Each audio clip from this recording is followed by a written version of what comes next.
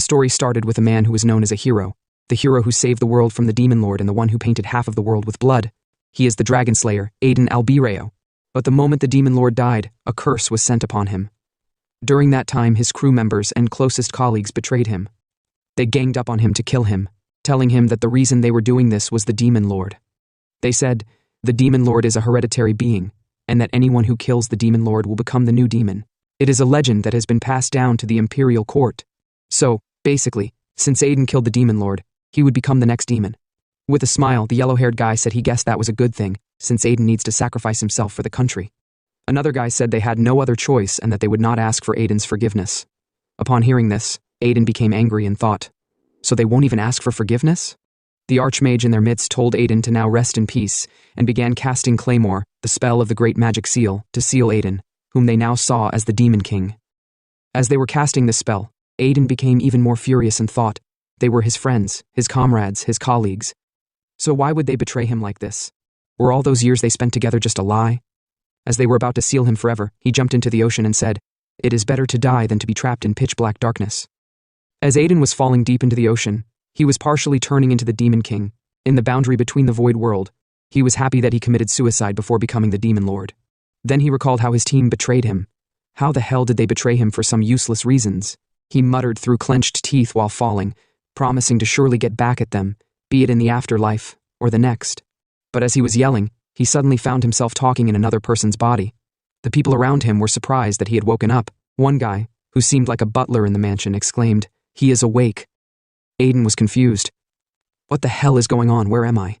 A lady beside him in tears was overjoyed that he was awake. She cried, "My son, you are awake, thank God." Her husband beside her rejoiced with glee as well.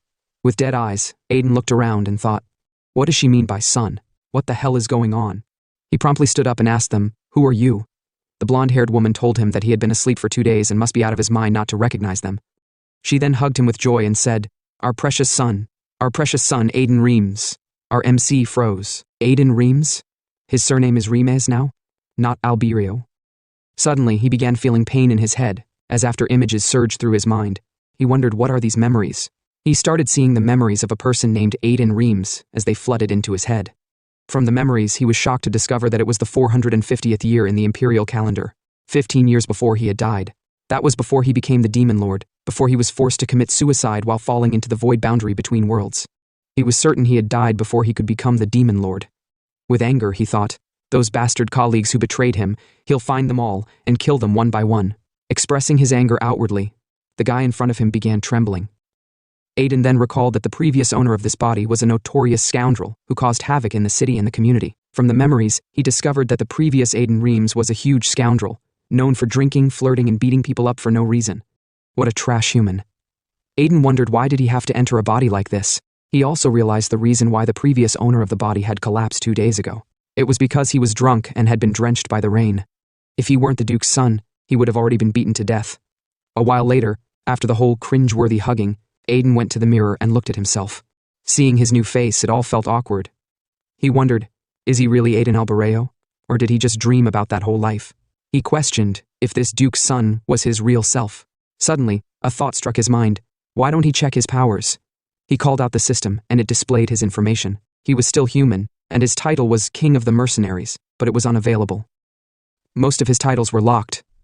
However, the system informed him that they would be unlocked sequentially as he gained qualifications. Aiden scoffed. Although his title should be Dragon Slayer, he was known for being the Dragon Slayer. But still, the system is here, so it's not a dream after all. However, it bothered him that his name was broken, and he was no longer known for his fearsome title. But does it even matter?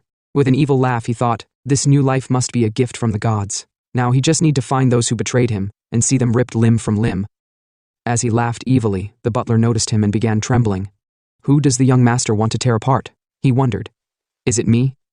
Aiden glanced at him and asked, what's up? Philip, the butler, replied, I brought you something to drink. With a smile, Aiden said, oh, he was just thirsty. Thank you. Philip was shocked. Upon hearing the words thank you, he stood frozen. The young master had never said anything like that before. He wondered, does he mean something else behind that evil smile? The thought alone kept him trembling. As Aiden sipped his coffee, he exclaimed, this is nice. Meanwhile, the butler was still lost in thought. Did this asshole of a young master really say, thank you just now? Aiden noticed his stunned expression and asked if he has anything else to say. Still trembling, Philip said, "No, sir," and quickly left. As he left, his co-worker asked, "How the hell did he get out of there alive?" Philip, still shaken, replied, "Young Master Aiden just told him thank you." His co-worker couldn't believe it. "What? The young master said thank you? It's a miracle." On the other hand, as Aiden sipped his coffee, he muttered to himself, "This is insane." Everything that was happening was beyond comprehension. He had basically come back 15 years into the past. So now the question is, what happened to his past self? Does he exist in this present time separately? He recalled that before he became the Dragon Slayer, he had gained independence from his master, Vulcan, the former mercenary king. He said he needs to find out if he still exists in this timeline. He called on the butler. "Philip." Philip, still fearful, replied, "Yes, master." As he responded, he thought, the young master has never called him by his name before. Aiden said that he wants to ask him a question. Philip was trembling. Although Aiden was smiling normally, the butler couldn't shake the feeling that it was an evil smile. Philip, crying internally, said to himself, "What the hell is wrong with the young master today?" His colleague tapped him on the shoulder and said, "Thank you for everything, Philip, you would be remembered." After that, he entered the room, and Aiden asked him about the mercenary king. Our MC was quite famous in his past life as the mercenary king's apprentice. So he asked Philip, what did he know about the mercenary king's apprentice? Philip said he had heard a rumor that the mercenary king went missing some time ago, but he told Aiden that he had never heard anything about the mercenary king having apprentices. Upon hearing this, Aiden was shocked. He said, "What does he mean by the mercenary king doesn't have disciples? In his past life, he was definitely the mercenary king's disciple. So where is he? Where is his past self in this life? Does he not exist?" Many years ago, when Aiden was still younger and still lived in the slums, his job was to pick pockets. One day, a man wearing a cloak was walking by, and Aiden said to himself that he should try this guy today to see if he could snatch his money. As he hit the man, he acted as if nothing had happened, but he snatched the man's money and was happy to see the huge amount that was inside. It was so much money. But his joy was short-lived when the man walked up to him. And with a smile, the man said, "You've got some guts, don't you?" And that man was the mercenary king, Vulcan. Vulcan told him that he had some guts. How dare he think of stealing his money? In fear, young Aiden said he was sorry as he trembled upon getting caught. Vulcan then said that he had a pretty sturdy body, and with a smile he said, Aiden is his disciple from now on. He began dragging Aiden with him, and said he would train him to be the best mercenary. Aiden told him to wait a minute, but he didn't listen, and that was how Aiden met Master Vulcan. From then on, he made a name for himself. And later, after slaying the crazy dragon that caused terror in the world, Aiden was called the Dragon Slayer King. But now, he's discovering the disciple of the mercenary king, Aiden Albireo, doesn't exist here. In another part of the mansion, two of the servants were talking. One asked the other, "Don't you think the young master has changed lately? The last time Philip spewed wine, Master Aiden didn't throw anything at him." In fear, the yellow-haired guy said, Aiden even thanked him, and he started calling his name in a friendly way. They wondered if Aiden was really all right, or if something had affected his brain after he got sick previously. On the other hand, our MC was seen chilling, enjoying nature's breeze with his eyes seeming so empty, doing nothing. He said to himself that he seriously had nothing to do. Everything was just so boring. His meals were prepared, and he didn't even have to clean. He searched for Aiden Albireo in his spare time, but as expected, another him didn't exist in this current life. Then he said to himself, what about the betrayal? What about his resentment? What about his revenge? Is he just going to leave all those things behind? As he was lost in thought, he heard a clanking sound, and when he looked, he realized it was the knight's training. He commented that there were many knights in the duchy. But suddenly, a figure walked up to him and asked him why he was there. It turned out to be Carl, Aiden Reams's younger brother. Unlike the former owner of the body, who was a scoundrel, Carl was diligent and had already become a knight despite being the second son. He even had the right to succession. The only issue was that Carl severely disrespected his elder brother.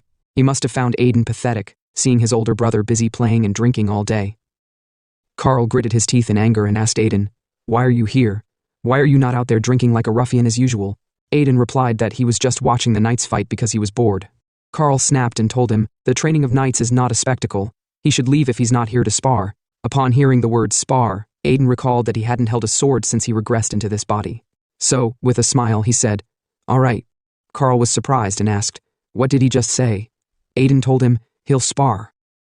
On the training ground, a guy named Bazan, an apprentice knight of the Reams Knights, knelt down and greeted, "I greet young Master Aiden before the sparring."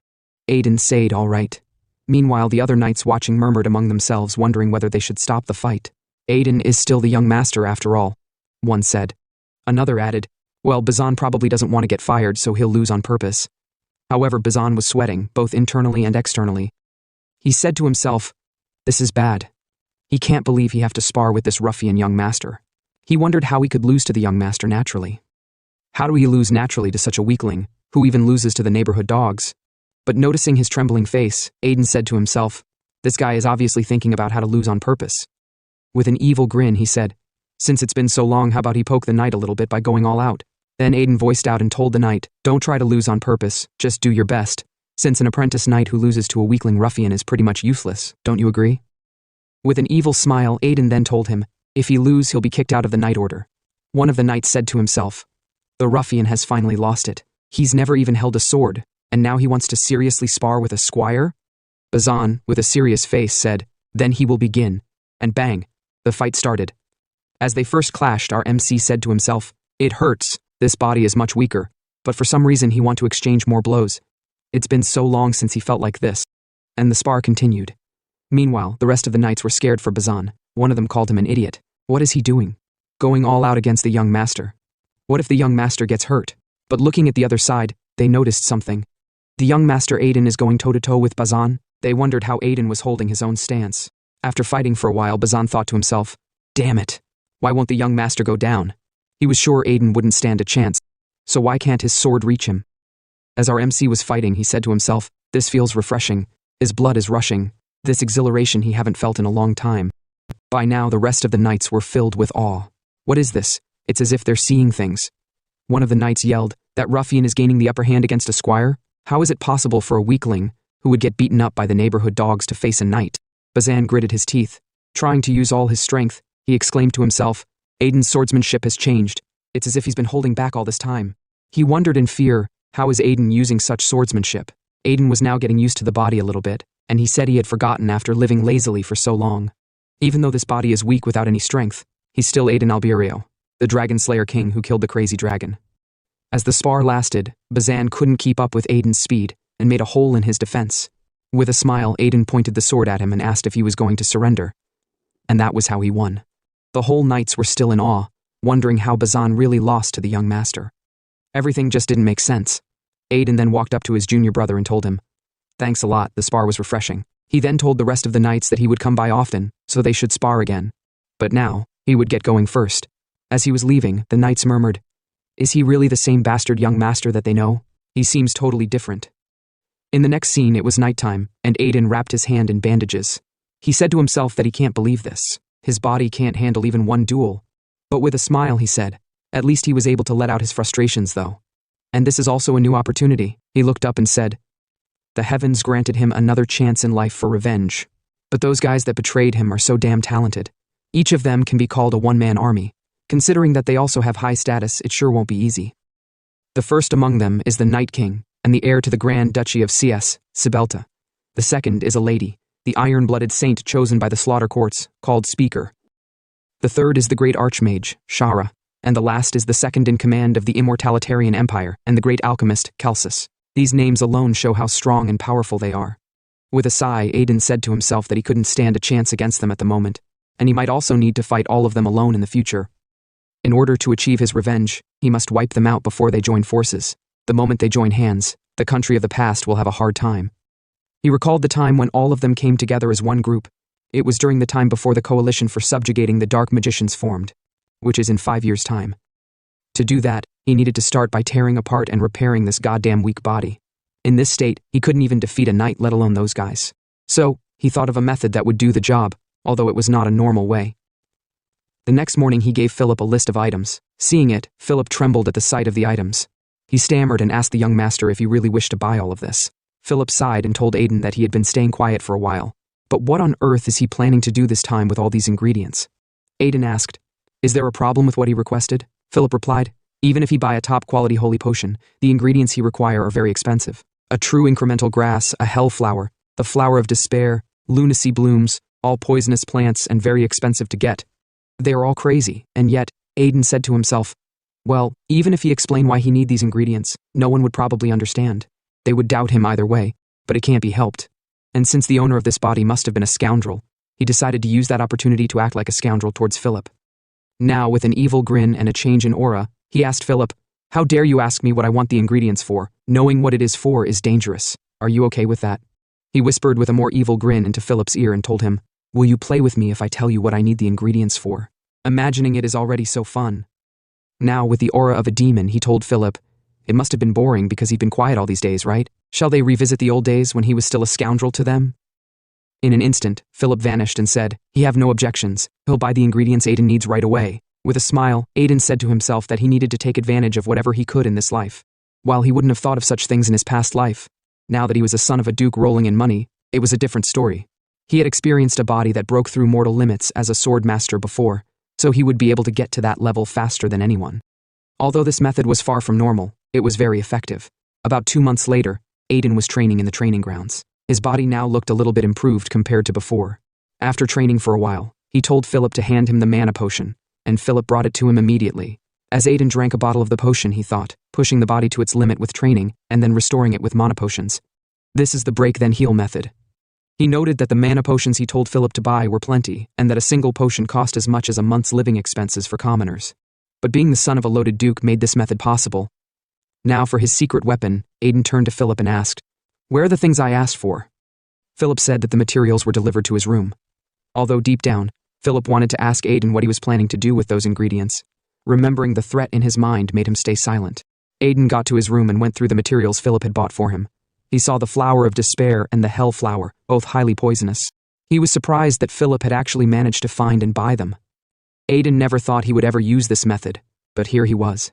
He gritted his teeth as he remembered that the theory behind this method was created by those bastards, Kalsis and Shara, who betrayed him. While the poison from the plants wreaked havoc, the body would use everything it could to desperately survive. Aiden knew he could easily die from just swallowing the plants. That was why he bought a top-quality holy potion for this. He hoped he would be fine. As he was about to take a bite, he said, well, he already overcame death once, so dying again wouldn't be a new thing. As he took a bite from the poisonous plant, he began feeling excruciating pain, as if his body was about to explode. He yelled, "Fuck it!" and immediately swallowed the holy potion. But the pain didn't end there. It hurt so bad. And this wouldn't be the last time. He would have to take these poisonous plants 100 times. But rather than just taking them, he noticed his mana flow had definitely become smoother. As expected from those betrayers from his past life, their method really works. Suddenly, a voice spoke to him, "Is it fun, O king of dragon slayers?" Upon hearing this, Aiden became shocked as he recognized the voice. He quickly stood up and yelled, "Where are you? Why the hell are you here?" He could never forget this voice, even if he wanted to. He knew this voice like the back of his hand. Suddenly, Philip rushed in and asked, "Young master, what is it? What happened?" He heard a loud noise. With a serious face, Aiden told him, "Get out." Philip was really confused and asked again, "What happened?" He heard a loud noise. Now, with an angry face, Aiden asked, "Must I repeat myself? Get out, Philip." In fear, Philip said, "Understood," and left. Now, with no smile on his face, Aiden said, he definitely heard it. That voice. It was no hallucination. He asked, "Is it you? The Underlord?" The Underlord laughed out loud that Aiden had caught him. Aiden then yelled and was like, "You scoundrel Underlord, why are you here?" He definitely killed him. Aiden recalled he killed the Underlord with his own hands and ended him with his own eyes. So how is he here? The Underlord said to him that it looks like Aiden had missed him a lot. Too bad he didn't have a physical body, so he couldn't look at him right now. With a sigh, Aiden said, "How are you talking to me if you have lost your body?" The Underlord asked him if he had forgotten. He reminded Aiden that, in the end, Aiden died while becoming the new Underlord. Aiden furrowed his brow and asked, "What does he mean by that? Is he trying to say Aiden is the new Demon Lord?" The Underlord said, "That's half right and half wrong. At the moment when Aiden killed him, he transferred his soul into Aiden's body. Originally, he planned to take over his flesh and resurrect himself, but Aiden's suicide ruined his plan. Now taking in everything the Underlord told him, Aiden concluded, "So you're saying that your soul exists within me?" The Underlord replied, "Yes, that's true," with an evil grin. Aiden then wondered how he could kill the soul residing in him. Should he pour holy power into his body? The Underlord began stammering and said he should wait a moment and listen to him. He told Aiden that he was different from how he was in the past. Aiden frowned. What the hell, how is he different? In the end, he's still the same demon who loves madness and chaos, isn't he? The Underlord said that the madness and chaos he witnessed were not originally his. The Underlord explained that when he was still the Demon King, the madness and chaos in him were due to the link between him and the demon god. But that link was severed when Aiden got trapped in the void. Aiden said to himself, "That explains why this current Underlord seems more composed than back then." He then voiced out, "Back then, the Underlord was an insane lunatic who couldn't even hold a normal conversation. The Underlord was like, 'I can still hear you. Hope you know, With a serious face, Aiden said, "This is the first time he've heard of the demon god. So there's actually a demon god above the demon king?" The Underlord said, "Yes. The demon god is also known as the original sin, and is a being of pure malice, whom even the righteous gods are wary of." He then told Aiden that, in the past, he was created to carry out the demon god's will as a puppet. Aiden said he understood. Then he asked, was his reincarnation also part of the Underlord's plan? Did the Underlord travel back 15 years just to possess his body? The Underlord said, yes, he could say that. When he entered Aiden's body, he tried to use the dragon's mana which Aiden possessed to turn back time. Our MC was shocked. Is that even possible? How can he turn back time using dragon's mana? The Underlord told him that dragons are beings created as agents of the divine. They can interfere with the laws of the world. Since Aiden once slayed a dragon, he possessed dragon mana in his body. Using that power, it wasn't impossible to turn back time. Aiden then asked, then why didn't he use it to escape from the void instead of turning back time? The Underlord suddenly didn't answer. Instead, he said, he feel tired all of a sudden. He shall rest now. Aiden yelled, don't you dare leave. Are you bailing on me now? But suddenly, the Underlord's voice vanished.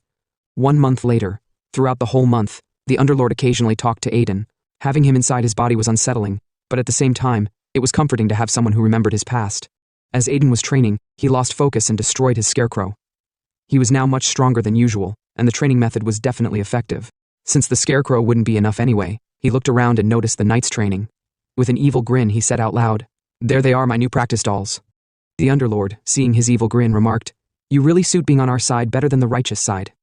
You're definitely one of us. Aiden told him to shut up. While training with poisonous herbs and using the holy potion, Aiden discovered that the holy power in the potion caused pain to the Underlord within him. Since the Underlord was a source of evil, it inflicted immense pain. Now, he threatened the Underlord, saying that if he talked too much, he would drink some holy potions. Looking ahead, Aiden noticed a knight who was training. He said to himself that the guy looked familiar.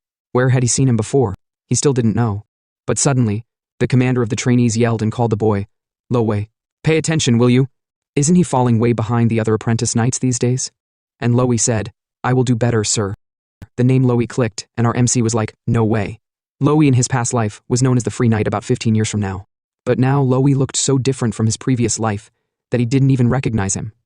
Lowe used to pretend to be a knight, despite being a mercenary, earning the nickname the Free Knight. He couldn't believe that Lowe was among the Reims Duchy. Although he remembered that Lowe certainly had a flawed personality, he owed Lowe his life, several times. During countless battles, Lowe had saved him from danger. In his past life, there were a few S-rank mercenaries, including Aiden Albareo, but this guy, Lowe, had died while fighting the crazy dragon with them. Aiden thought he would only see his face in hell. Now, he finally felt like he had returned to the past. So he walked up to them. The commander asked, young master, what is it? Aiden called out to Lowe, and Lowe replied, yes, are you talking to me? With anger, Aiden walked up to him and asked, what do you mean by am I talking to you? Isn't it proper to state your name and rank when a superior speaks to you?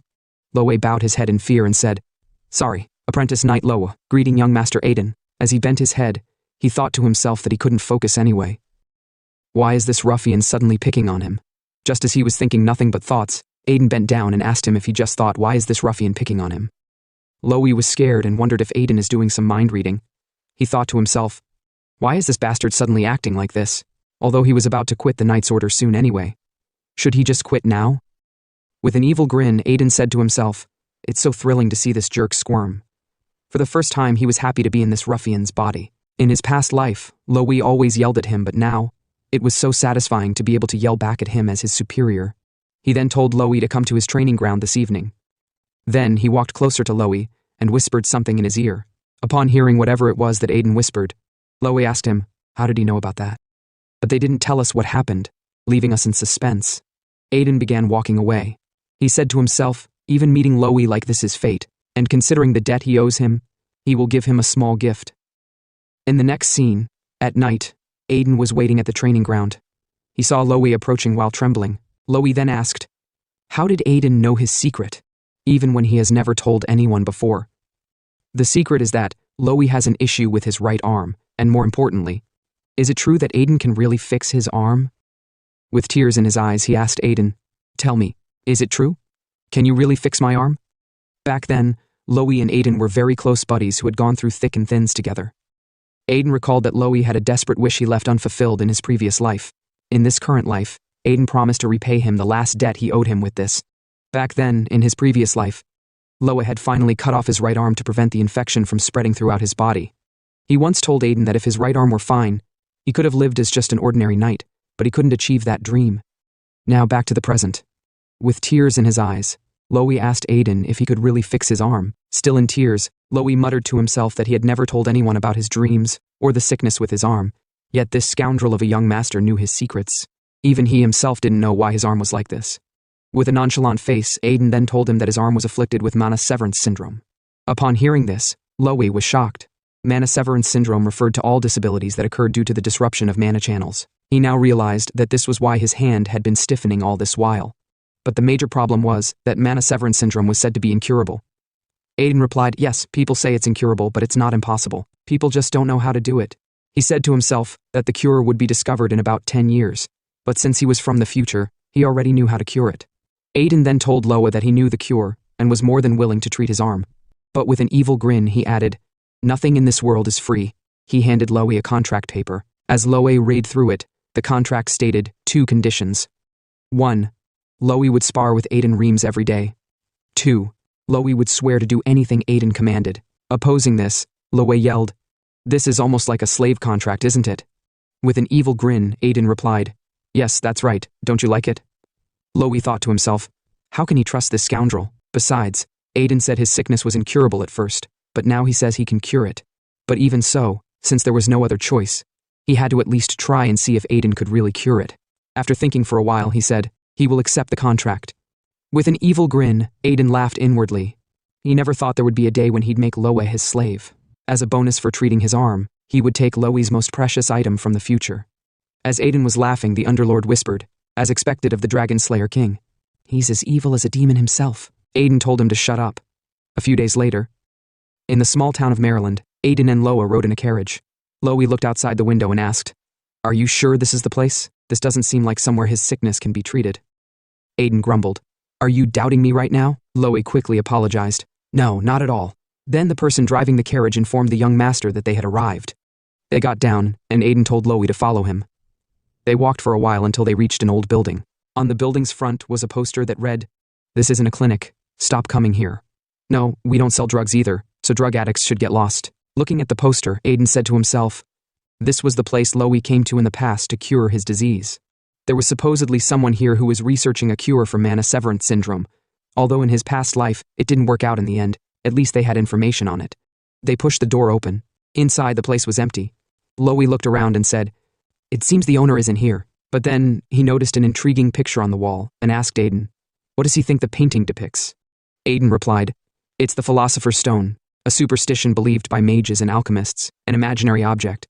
Suddenly, a voice from the shadows spoke. That's a story not many ordinary people would know. The voice said he's well informed. Aiden replied casually, he've heard things here and there. Although Calcis and Shura would occasionally talk about stuff like this in his past life. The figure stepped forward. It was a woman. She smiled slightly, then said that, it's been a while since you've had an interesting guest. But as the sign says outside, they don't do business with people like him. Suddenly, Aiden turned to Loe. Step outside for a moment. Loe hesitated but complied. After Loe left, Aiden turned to the woman and said, Cassie, let's get straight to the point. She was taken aback. So, you even know my name? Aiden continued. His knight Loa is suffering from mana severance syndrome, and he knows she's interested in this disease. Then, he called her full title, Cassie, the Beastkin Alchemist. Upon hearing this, she was shocked. Then, realizing that he knew so much about her, she removed the veil covering her head. She narrowed her eyes at him. How much do you know, you scoundrel young master? Aiden replied that just like her, Loe is also afflicted with mana severance syndrome. Cassie's eyes widened in shock. How? How did he know that she's also suffering from mana severance syndrome? She yelled. Aiden replied calmly. He also knows that her symptoms are more severe than normal. Without the herbs and leaves she take, her condition will only worsen. Aiden thought to himself, Loe's condition stops at his arm, but Cassie, her disease has affected all her organs, making her critically ill.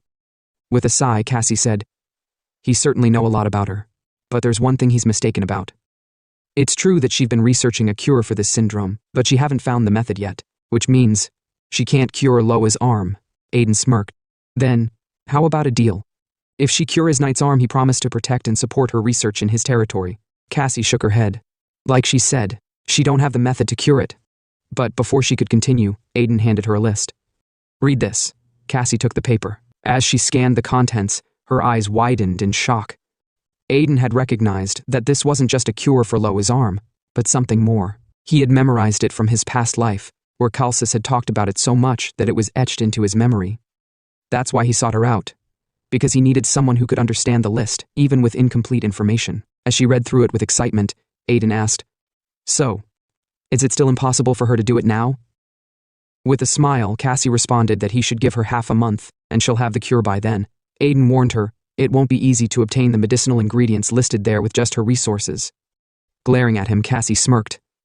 The fact that he brought it up must mean he wants something in return, right? Aiden nodded. "Give me that ring on your hand." Cassie frowned. "Oh, conning a woman out of her ring? How bold." With a serious face, Aiden said, "Enough with the jokes. You already know the true purpose of that ring. It is an artifact that triples one's physical speed for seconds, 3 times a day. And thanks to this artifact which Loe received in his past life, even with one arm, Loe was able to become an S rank. And for someone like Cassie, who has physical limitations, this artifact is the only means of her defense." Aiden then promised to protect her. If she comes to the Duke's house, she won't need such a thing anymore for protection. He asked her what she thought. Cassie said she didn't mind as long as she could continue her research. But was he sure about this decision? Rumors will spread that he had taken in a female beastkin as a guest at the Duke's house. With a proud grin, our MC said he was Aiden Reams, the notorious scoundrel noble. So people could talk all they wanted, he didn't care. With a smile, Cassie said, "All right," and commended him for being an interesting person. As she handed him the ring of swiftness, she said she hoped he would take care of their room and food. Aiden said it would be better than this place, but she had to earn her keep. Some while later at Duke Reams' mansion, Aiden returned along with Cassie so she could stay and work on the cure. As they walked, he thought to himself that it had felt awkward at first, but now the Duke's mansion truly felt like his home. Suddenly, Philip came running with something that seemed like bad news. He yelled for the young master. Aiden asked him what was the matter, and Philip yelled that it was an emergency. After catching his breath, Philip told Aiden that young Master Carl has gone missing in the Monster Mountain. He explained that 2 days ago, a report came in about a person going missing in Monster Mountain. So, young Master Carl formed an investigation team and set off. But he hasn't returned since that day. Aiden asked Philip, "Then what about the search team?" Philip said they were about to depart soon. In frustration and anger, our MC said if his junior brother disappeared, then he would have to take on the head position of the duchy. Then all his plans for revenge would be ruined. So, he had to save him. He then told Philip that he needed to join the search team as well, so he should show Cassie her room. Upon seeing her, Philip was surprised, his expression turning from shock to disbelief. He could see she's a beastkin, and was confronted by her unknown presence. He then muttered, "What is young master doing with a lady?" Then Aiden turned to Cassie and told her that he had a favor to ask. They didn't tell us what it was, but I guess it's for the future. Some while later, the knights of Duke Reams gathered after the Duke had summoned them all. He asked if Aiden really wanted to join them. Aiden replied, "Yes, father." But his father said, "No, he won't go." Aiden was taken aback. "Why? What is the reason?" The Duke then told him Carl, his younger brother, and dozens of knights have gone missing at the same time. This is not a simple missing persons case. He can't send Aiden, his firstborn son, to such a dangerous place. Faking tears, Aiden said, "Carl is his brother. If something happens to him, he won't like the outcome. He will feel so bad." He began crying, but deep down, the only reason he wanted to save Carl was because if something happened to him, all his plans would be ruined. The Underlord said that Aiden is as disgusting as ever, and Aiden told him to shut up. Suddenly, the Duke hugged Aiden and said, he can't believe Aiden cares so much for his younger brother. Then, he told him that he could join the search team, but he warned Aiden to be careful. The Duke then turned to Sir Speller, the vice captain, and told him, "I'm counting on you to take care of Aiden." The captain replied, "Yes, sir. He shall do his best to protect the young master." But guess who needs protection? The scene shifted to the Monster Mountain. The knights, led by Vice Captain Speller, searched for clues about the missing young master. They reached a spot where real weapons and armor lay scattered on the ground. Speller speculated, "It seems like Carl and his men were attacked by monsters." But here, the tracks disappear. They noticed some unusual blades on the ground. When they picked them up, they recognized them as weapons used by goblins. Speller muttered, "There are too many strange points here. How could Carl and the knights be overpowered by mere goblins? And it's rare for low-intelligence goblins to erase their tracks. If so, there's only one explanation. There must be a goblin king among them."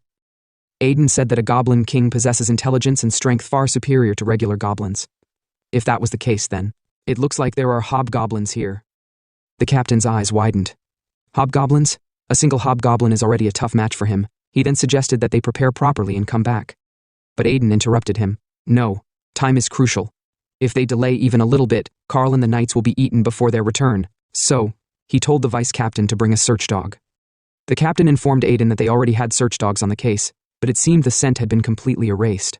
He suggested trying something else, but Aiden snapped, "Stop talking and just bring the dog quickly." A while later, they brought a cute puppy. Then Aiden brought out a substance and fed it to the search dog. After a moment, the dog's senses seemed to heighten dramatically. Sir Speller asked, "Aiden, what did you do to the dog?" Aiden replied, "It's a sense enhancement potion, although in his previous life, it was useful for missions like this." Now, the dog began leading the way. Aiden and the team followed. Sometime later, it was already nighttime. The search dog led them to a goblin village. Speller pointed at a particular place, telling Aiden to look over there. When they looked around, they noticed that young Master Carl and the other knights were all in a cage, but they were still alive. With a smile, Aiden said, "They're not too late, but something definitely seems off." There were 3 goblin leaders, which was highly unusual. How can there be 3 leaders in one village? Aiden thought. Speller turned to the knights. This is more serious than he thought. Everyone, be prepared to give it your all. He warned them. The opponents are hobgoblins that can match high-ranking knights. Then, Speller told Aiden that during the fight, his job is to rescue the hostages and escape with them. Aiden nodded. All right, he'll do that. Later, Aiden thought to himself, 3 goblin leaders in one village? That's unbelievable. But with this many knights, they can handle the goblins without him. The knights rallied and began engaging the goblins.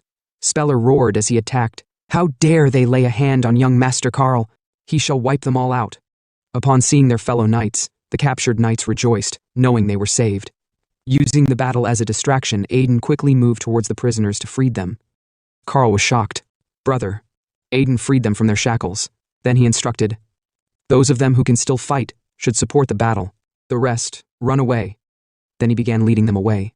Carl, still trembling, warned him to be careful. There's a monster, a troll. Suddenly, Carl's expression turned to terror. He yelled, Aiden, look behind you.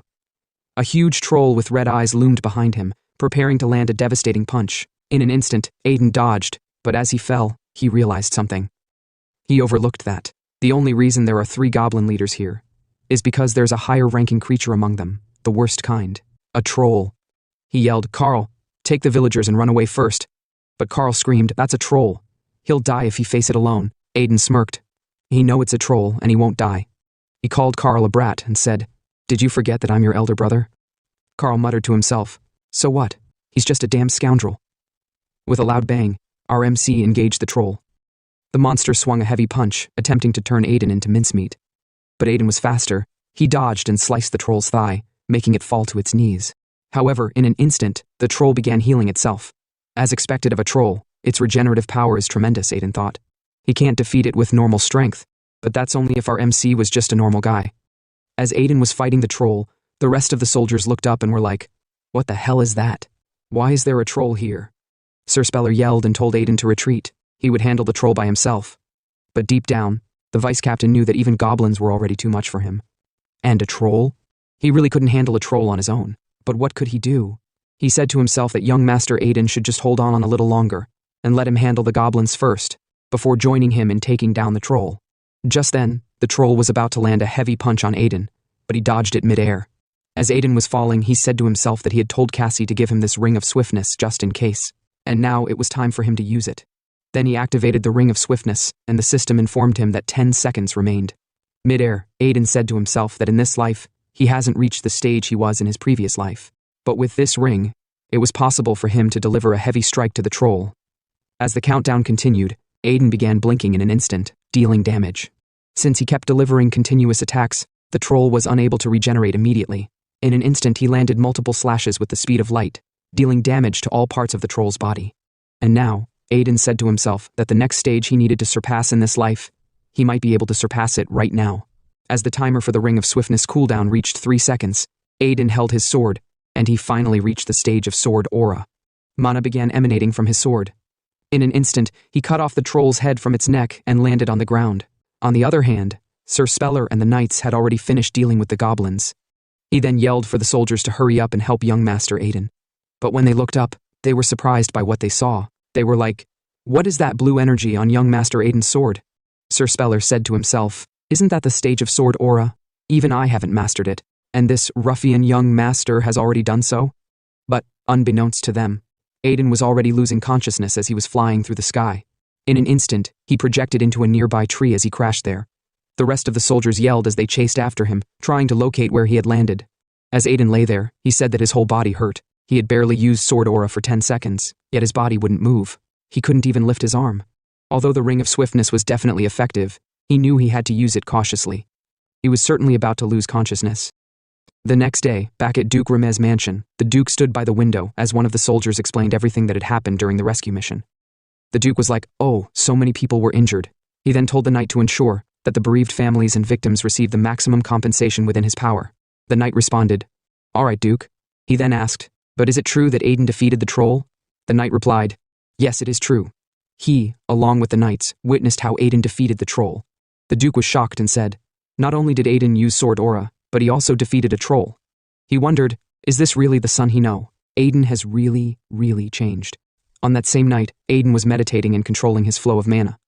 As he meditated, he said to himself that even though it was just for a moment, by using sword aura on his sword, he had felt his mana capacity increase. But this time he realized something clearly: he was still weak. He clenched his fists in anger. He needed to become stronger, so he can crush them, those people who betrayed him in his previous life. As he was saying this, the Underlord appeared and said, "I like that determination quite a bit," as he revealed his new form, which he had acquired. As the Underlord revealed his new form, Aiden laughed out loud. Even the author who wrote this manhwa laughed out loud. The Underlord became angry and told Aiden not to laugh. But Aiden couldn't hold his laughter. He was like, "What the hell? What is with that look? It looks so funny." The Underlord yelled and said, "This is all Aiden's fault. It is because he is so weak." Now, after calming down, Aiden asked the Underlord how he revealed himself. He thought he had no physical body before. But the Underlord said that only Aiden can see him. He and Aiden are both one. As Aiden grew stronger, it seemed the Underlord could manifest himself to this extent. And if Aiden grows even stronger as time goes by, the Underlord will definitely get bigger too. Aiden was like, "So, does he have to keep seeing the Underlord from now on?" He doesn't like that. The Underlord said, "Isn't that a rude thing for Aiden to say to his savior?"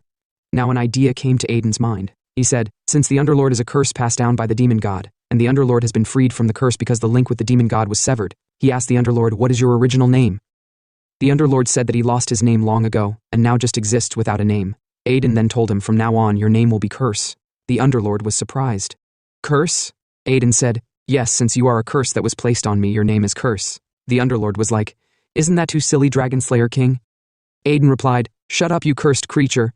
I mean curse," with a smile. The Underlord said that Aiden should call him whatever he wants, he doesn't mind. The next day, Aiden went to Cassie's room. He knocked, then entered. Cassie was surprised as she saw him. She was like, "Oh, the Troll Master has come to visit." Upon hearing this, Aiden became angry. He thought to himself that they now call him the Troll Master because he killed a troll, but it sounds like they are saying he actually looks like a troll. He doesn't like it. Why can't they just call him Troll Slayer instead?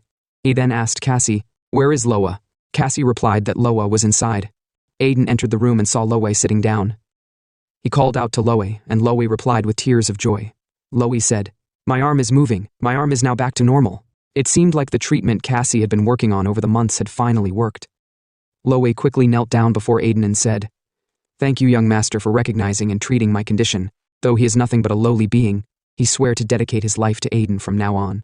Upon hearing this, Aiden let out an evil grin and said to himself, "That's right. From now on, he will work Loa like a slave." He didn't say that out loud, though. Instead, he gladly accepted Loa's pledge. Turning to Cassie, he then asked, "Since the Mana Syndrome treatment has been completed, have she undergone treatment as well?" But Cassie replied that her Mana Syndrome is a bit unusual. It needs a bit more research, maybe another month. Aiden said, "All right." He then commended her for doing a good job curing Loa, at least for now. Cassie replied, "Not at all. It's all thanks to the method he told her about." "Troll Master, yeah indeed," she added. When she called him Troll Master again, Aiden became angry and was blazing with fire. Then in anger, Aiden yelled at Loa, telling him that if he is completely healed, he should come out quickly. They have work to do. With glee, Loa replied, "Yes, understood." He told Aiden to give him any task. His hand was fully healed now, so he could do any job. A few minutes later, Loa was seen struggling in pain. He had thought Aiden would give him some easy task or something, but he couldn't believe his first task would be physical labor. And not just any physical labor. Aiden told him to drag the troll he had slain. Loa yelled, "Somebody save me from this cruel young master." Sometime later, Aiden got to the person whom he wanted to sell the troll to, and the merchants welcomed the young master. On the other hand, Loa was throwing up rainbows from carrying such a heavy troll all the way from the Duke's mansion to this place. But that didn't matter. He was a side character. Now the merchant with glee said, "So this is the troll that Aiden caught." While assessing its condition, the troll should fetch a good price since trolls are very rare and can fetch good money. Aiden handed the merchant a list and said he would like to use the money from selling the troll to purchase these herbs. Is that possible? The merchant said, "Of course. The merchant group has everything needed in this world." But as he looked at the list, he hesitated.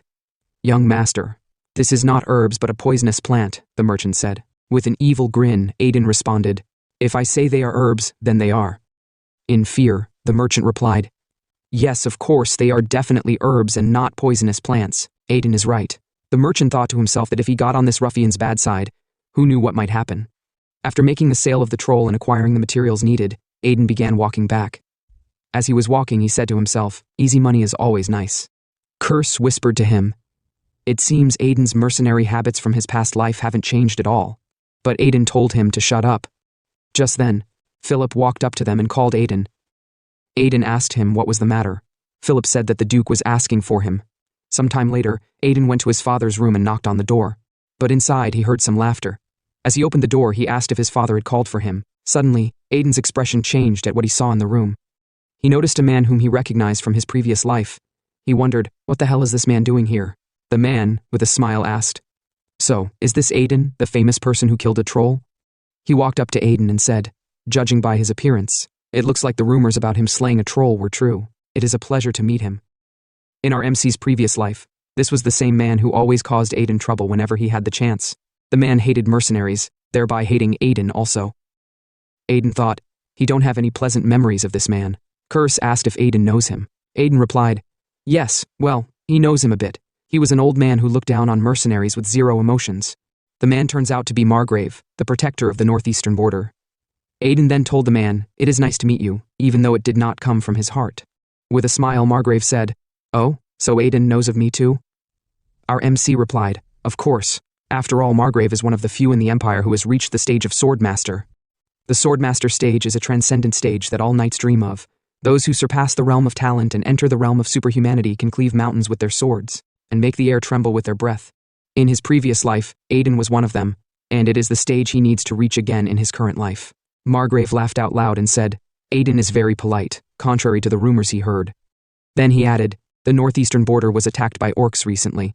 Margrave continued, "It's not just their territory. Suspicious movements have also been detected in the Sidhu's slaughter tower in the Wasteland of Death, which is managed by the slaughter cults." Upon hearing this, Aiden clenched his fists in anger. The slaughter cults, so they are already on the move. The head of the slaughter cults was among the group that betrayed him in his previous life. Aiden gritted his teeth in anger and muttered, "You have some business with her too. The traitor, the iron-blooded saintess. He said she should just wait a bit longer. He'll get stronger and finally get his revenge on them." Margrave then told the Duke, "The slaughter tower in Sidus, and also, in the territory of Reims, monster movements are occurring in 3 different places at the same time. Don't he think that's a coincidence?" The Duke replied, "Yes, that's true. Now that he mentioned it, it does seem odd." The Margrave said that they are forming an investigation team. He then asked if the Duke would help him. The Duke replied, "Of course, brother. He will definitely assist in defending against the monsters." Margrave then said, "But there's one more thing he would like to request from the Duke." He said he would like Aiden to join his Knight Order. Upon hearing this, the Duke yelled, "What? Why would he ask for that?" Margrave said he had heard a lot about Aiden, and Aiden had reached the stage of Sword Aura in less than half a year of wielding a sword. He thought it was nonsense, but seeing Aiden in person, he could tell that Aiden was no ordinary person. He then promised to make Aiden the greatest swordsman on the Western continent. He swore on his name that he would definitely keep his word, but the Duke said, "That is too much for Aiden to join his Knight Order just like that." With a smile, Margrave told the Duke not to worry. He would take good care of Aiden for him. He then asked Aiden about his thoughts on the idea. With a smile, Aiden said that he appreciated the offer but must decline. Upon hearing this, Margrave was like, "Huh?" He asked if Aiden understood what it meant to join the Cetus Knight Order. Aiden said, "Yeah, he understand. It is one of the most distinguished Knight Orders in the Empire, but he's confident that he can become a swordmaster on his own." As he smiled, he said to himself, he had already reached the swordmaster stage in his previous life, so reaching it again in this current life is just a matter of time. Now, with a serious expression, an idea came to Aiden's mind. Since in his previous life, he knew how to hit Margrave's buttons. He knew how to piss Margrave off since he had been with him for some time. He then said, "Right now, even if both of us were to fight, I would at least scratch you." Upon hearing this, Margrave became angry, but he let out a dry laugh. Margrave was like, Aiden must be joking, to think he can actually land even a scratch on me. How unbelievably rude. With a loud bang, he unleashed his Master of Fear, a skill known to instill terror. Aiden said to himself, that's the ability. Margrave is using the skill that makes even the air tremble with his murderous aura. This skill is known as Master of Fear. As expected of a sword master, this skill is definitely a powerful one. But seeing as Aiden was still standing on his 2 feet without falling, Margrave smiled to himself. He couldn't believe Aiden was holding out against Master Fear. He found Aiden interesting. Then he asked, are you sure you can stand by your words? Aiden said, of course. Should they make a bet? He will definitely land a scratch on him if they fight in a duel. Upon hearing this, Margrave was like, a bet? Does he really want to bet right now? Aiden said, yes. If I can't give you a single scratch, then I will join your knight order. But if I win, you must give me that sword behind you. With a dry laugh, Margrave was like, huh? That sword? Suddenly, Margrave began laughing out loud. How audacious to think Aiden wants to claim my family heirloom. He then told his brother, Aiden is completely different from him. But as he looked behind him, the Duke had already passed out. Turns out, the Duke fainted. He couldn't withstand Margrave's Master of Fear. With a smile, Margrave said, all right, he will accept Aiden's bet. Aiden must keep his word. If he cannot land a single scratch on Margrave, then he will join his knight order. But if he does land a scratch, then Margrave will give him the family heirloom, the sword. Curse spoke to Aiden and said, so, Aiden was aiming for that sword from the start? Aiden replied, yes. You gotta take a sword like that when the opportunity comes. It is one of the legendary swords, Beelzebub. Curse then said, Aiden is so mischievous, he really belongs to the evil side. A while later, it was time for the duel between Sir Margrave and Aiden. They stood with some knights gathering to watch the thrilling fight. Before the match could start, Aiden asked, is Margrave planning to use an ogre-slaying sword against a goblin? Margrave smiled and said, he don't know if Aiden is a goblin or an ogre. Regardless of who the opponent is, it is a knight's duty to give their best. Aiden became angry and said, that damn knightly courtesy, it never changes, be it in the past or in the present. The useless knight courtesy still remains the same. But in this fight, there were 2 conditions for the match. Sir Margrave must not use the sword aura on his blade, and he would not move his right foot from that spot until the duel ended.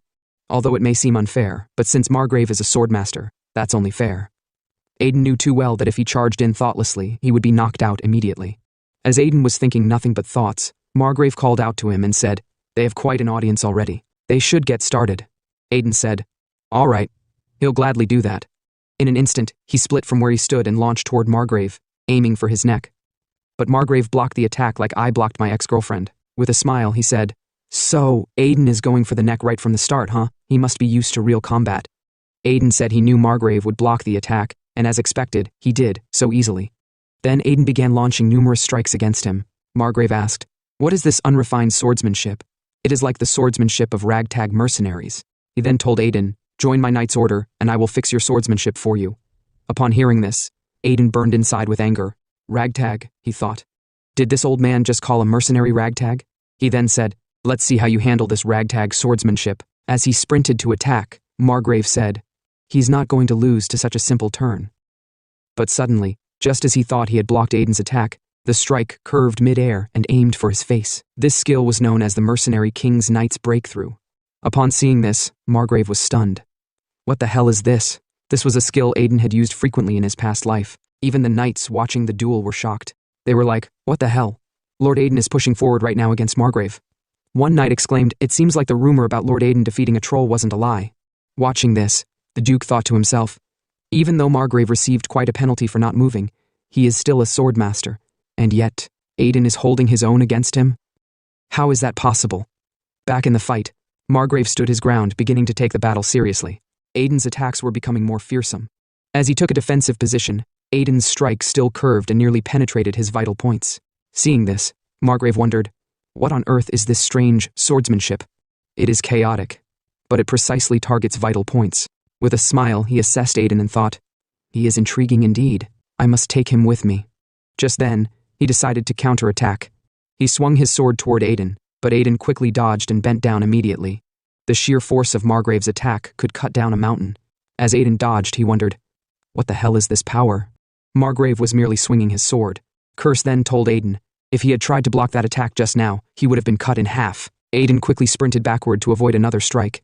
With a smile, Margrave said, you're using an interesting sword technique. But if that's all you have, you can't defeat me with this much. But Aiden smirked and replied, I'm still standing, right? Let's continue the fight. I'm not giving up until I win. Margrave laughed out loud. This little boy never disappoints him, he said. His sharp eyes reflected his growing interest in Aiden. He told Aiden, welcome in advance for joining my knight's order, because Aiden will definitely lose. But Aiden replied, thank you in advance as well. Then, before anyone could understand what was happening, Aiden vanished, or so it seemed. Margrave wondered, what the hell is going on? But then he realized Aiden hadn't vanished. He was moving at an incredibly fast speed, too quick for the eye to see. Margrave thought, so Aiden has been hiding his skills all along? And just then, before Margrave could react, Aiden split behind him and sliced his shoulders. With a smile, Aiden said, Lord Margrave, the weapon Beelzebub, I will use it well for you. Upon seeing this, the onlookers were shocked. What was that just now? Is it really over? They murmured. Since the bet was for Aiden to land a scratch on Sir Margrave, the knights concluded that Aiden had won. They all rejoiced. But Aiden's father was still in shock. He couldn't believe that his son had managed to stand toe-to-toe with a swordmaster, let alone land a scratch. The rest of the knights cheered, Hail the Trollmaster, we believed in him and he won. Just then, with a sigh, Aiden felt happy that he had finally won. The curse smirked and said, Aiden didn't play fair. He cheated during the duel. What happened was that Aiden had used the Ring of Swiftness, which was not part of the deal. Curse then asked Aiden if he isn't bothered that he cheated. Aiden replied, why should he be? Then, with a laugh, Curse said, Aiden seems more suited to the underworld than to being a hero or a dragon slayer. Aiden told Curse that if he talks again, he would hit him with a holy potion. Curse then apologized and said that he guessed Aiden was more of a hero, or maybe a cheat hero. Aiden was like, what does he mean by calling him a cheat hero? Just then, Margrave walked up to Aiden and said that, as expected, Aiden didn't disappoint him, luring his opponent into complacency by hiding his skills. He was not an average opponent, but Aiden replied that it was just luck, nothing more. Seeing this, Curse was like, Aiden is even pretending to be humble. He's quite a cheeky cheat hero. Now, looking at the wound he gave to Margrave, Aiden said to himself that it was quite a shock. He thought Margrave would lose an arm from the attack, but it was just a scratch. As expected of a sword master, he was really strong. Margrave then gave Aiden the Beelzebub's sword, telling him to take it as promised. It was his sword now. Aiden knelt down and said, thank you, I will handle it with care. With an evil grin, he muttered, jackpot. He had finally gotten the legendary sword he had been aiming for. Some while later, it was nighttime in Duke Remez's mansion. Aiden held the sword and was going through it. He said, indeed, it is a legendary sword. Curse then said, congratulations, Dragon Slayer. But Aiden was not buying that compliment. He frowned and asked Curse what had happened to the guy who had called him a cheater just a moment ago. Curse said that Aiden didn't know how to use the sword properly. He then added that he knew the secret of legendary swords that humans were unaware of. Aiden yelled, what? A secret? Or is it not a cursed sword? Curse, however, remained firm. He said that if Aiden wants to learn the secret of the sword, Aiden must promise to serve him, call him master, and not feed him holy potion for 2 years. Without hesitation, Aiden used the sword to cut his hand and spilled his blood on the blade. With a loud bang, the sword activated and was unlocked. Then the system informed Aiden that he had made a pact, a blood pact with the sword. Upon seeing this, Curse yelled and asked Aiden how he knew the secret of the sword, how he knew how to unlock the powers of Beelzebub. Aiden smiled and asked Curse, don't your subordinates wield dark swords, and you think I wouldn't know about it? Beelzebub was one of the legendary 72 swords. The 72 swords appeared to be simple, sturdy blades on the surface, but in reality, they were created from the bodies of corrupt lords who once ruled the ancient underworld. It was only revealed much later that they were cursed swords. Each sword harbored the power of a different corrupt lord, and one of the 3 conditions to awaken their hidden power was to feed them blood and form a blood contract. Curse snapped and said, this is frustrating. He could have gained the upper hand for the first time. But Aiden smiled smugly. Serve you as master? You're already dead. He told Curse to prepare to drink holy potion every day, and Curse immediately said, I apologize, Dragon Slayer. No, I apologize, my lord. Now, for the second condition to awaken Beelzebub, Aiden had a plan, and it was for the next day. The next day, in Duke Remez's chamber, Aiden told the Duke everything, and said he was going to join Lord Margrave for the search party. The Duke sighed and said, he know Aiden is strong, but this search is dangerous. It is a place incomparable to the Demon Mountain. It is difficult for him to grant Aiden permission. But Aiden replied, if he goes with Lord Margrave, there wouldn't be much harm on the way. Margrave laughed and said he agreed with Aiden. He told the Duke not to worry. He would ensure his son's safety no matter what it took. The Duke sighed. This isn't a picnic. It is a really dangerous mission. Aiden responded, he understand, but isn't this investigation for the safety of their territory too? If it's for their territory, he want to go. Margrave walked up to them and told the Duke to allow Aiden to accompany him. Isn't it courageous for your son to step up for his father? With an evil grin, Aiden laughed inwardly and thought, well said. In his previous life he was useless, but this time he had proven himself. But our MC was as mischievous as ever, he never did anything for free. There was definitely a reason why he wanted to follow Margrave. To defend the territory? Sure, but more than that, it was probably for Beelzebub's awakening. The second condition to awaken Beelzebub was to absorb an enormous amount of life force. Defeating monsters would grant him life force. Aiden smiled inwardly. How delightful. He told the monsters to wait, he would definitely make them beg for forgiveness. Curse said, "This is the first time I have felt sorry for monsters, because Aiden will definitely make them suffer." The next day, in the Piran Mountains, a horde of monsters and wolves were traveling at full speed ahead, like some men in bed. But where are they heading to? We shall see very soon. Later, after traveling for a while, Aiden and Margrave, along with a few knights, arrived at the fortress. Upon seeing it, Aiden thought to himself, so this is the fortress of Attila, built to ward off the demonic beasts of the Piran Mountains. Is it really? Looking around at the facilities and soldiers, he wondered, was this really the famous fortress? Everything was a mess. At this rate, they would struggle against even a single goblin horde. How are they keeping out the monsters here? Look at how weak the soldiers are. Suddenly, a man walked up to them. "Welcome," he said. "I am Viscount Timon, the chief officer of Attila Fortress." He then greeted them. "Welcome, our distinguished guests, Swordmaster Margrave and the Trollmaster." He quickly corrected himself. "I mean, young Master Aiden Remez." Hearing this, the soldiers around started whispering, "Is that the notorious ruffian young master?" Another replied, "No, not a ruffian scoundrel. He is the Trollmaster." Someone else scoffed, "Nonsense. Aiden is probably called Trollmaster because he looks like a troll." Upon hearing this, Loey yelled, "Those bastards, do they have a death wish?" But Aiden told him to calm down. Curse then asked Aiden, "It's unusual for him to stay calm after hearing such insulting words." Aiden simply replied, "Fighting won't do any good. He've heard this nickname so many times that it doesn't bother him anymore." Trying to make Aiden feel better, Margrave said, "Is it because the air here is so fresh that there are a lot of bugs?" He was referring to the gossiping soldiers. "Isn't that right, Viscount Timon?" Margrave asked as he released his aura, his master of fear. Timon trembled and forced a laugh. Yes, the air is fresh."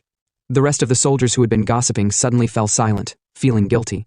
Seeing this, Aiden smiled. Margrave definitely knows how to be an ass. Some while later, Sir Timon walked with Margrave and Aiden. They talked along, and he then told Margrave that he had heard the news that there had been monster attacks in each territory. Aiden asked him, "Did anything happen here?" But Timon didn't reply. Aiden felt snubbed, as if Timon treated him like some trash. He then continued talking with Margrave and said that there was no need for the Attila fortress to worry about monsters. Margrave was confused. Why are they not worried about monsters? Is there no danger with monsters living right in front of the fortress? Sir Timon said, "Yes, there is no danger because the orcs have settled in the middle of the mountain range. Maybe it is because of the orcs that the monsters don't come down to the territory." Hearing this, Aiden was like, what a nice idea. Monsters keeping other monsters at bay. He wondered what on earth is going on. Suddenly, Curse told Aiden that something massive was coming. Aiden looked through the cliff and said, "What massive thing?" Aiden looked around and said he didn't see anything coming, but suddenly his gaze was set upon it, a horde of monsters approaching the fortress. He quickly yelled and told Sir Timon that monsters were approaching and that they needed to close the gates. But Timon, as ignorant as ever, said, "That is not possible. Monsters can't attack their fortress." He laughed and said, "Aiden is taking the jokes too far. How will monsters come out of nowhere?" But with a serious tone and aura, Margrave told Sir Timon to close the gates. Hearing this from Margrave, Timon was shocked. He thought, then this must be serious for Margrave to say that. Suddenly, a loud, trembling noise filled the air as the whole area began vibrating. Margrave told Sir Timon that it was a monster wave, and they were approaching very fast, pushing with the aim to kill, attack, and eradicate everything in their path. The soldiers hearing this yelled in fear and asked Sir Timon what they should do, but Sir Timon was trembling and couldn't even utter a word. He didn't know what to say. But Margrave took charge and asked the soldiers, "What are you waiting for? Close the gates." The soldiers replied, "Yes." They all yelled for their comrades to close the gate immediately. But before the gates could close, one of the monsters, a beast, entered the fortress and was about to kill one of the soldiers. The soldier, as lazy as hell, couldn't fight back and could only cry there like a weakling. Suddenly, Aiden came to his rescue, using his sword aura to slay the beast in an instant. After the beast was slain, the gates finally closed. Afterward, Aiden said to himself, "Just killing one monster with Beelzebub is not enough to make a difference. But still, Beelzebub is pretty good at draining life energy." Just then, the soldiers around murmured, "Did that ruffian young master just use sword aura? Maybe the rumors of Aiden slaying a troll and being a troll master are true." During this, Curse laughed out loud and mocked Aiden because they called him a troll master. But Aiden told him to shut up. Curse then said, Aiden is always especially harsh on me. Aiden replied that whatever Curse said felt so disgusting. Now, the soldier whom Aiden saved bowed and thanked him, but Aiden was like, "Huh? Is this guy really thanking me?" He yelled, "Instead of thanking me, grab a weapon and defend the wall." Just then, Loey rushed towards Aiden and asked if he was okay. Aiden told Loey to look outside the gates, and just as they looked, the number of monsters was massively high, forcing their way to break through the gates. Aiden then said out loud, "From now on, these monsters will be my daily snacks." With an evil grin, he added, "Beelzebub, you want to devour them too, don't you?" But just then, Aiden snapped back to his senses and thought, what the hell am I even saying? Why did he laugh so evilly just now? He hoped he's not turning evil. Curse laughed out loud and said, "Even the Dragon Slayer King can't help it, huh? He said that Beelzebub is the sword of gluttony. It draws out the gluttonous instinct of its wielder." Curse said he enjoyed listening to Aiden's true feelings. Aiden thought, damn it, he really need to be careful so he won't fully turn to the evil side. But since he's here to awaken Beelzebub, he will thankfully devour all the monsters' life energy.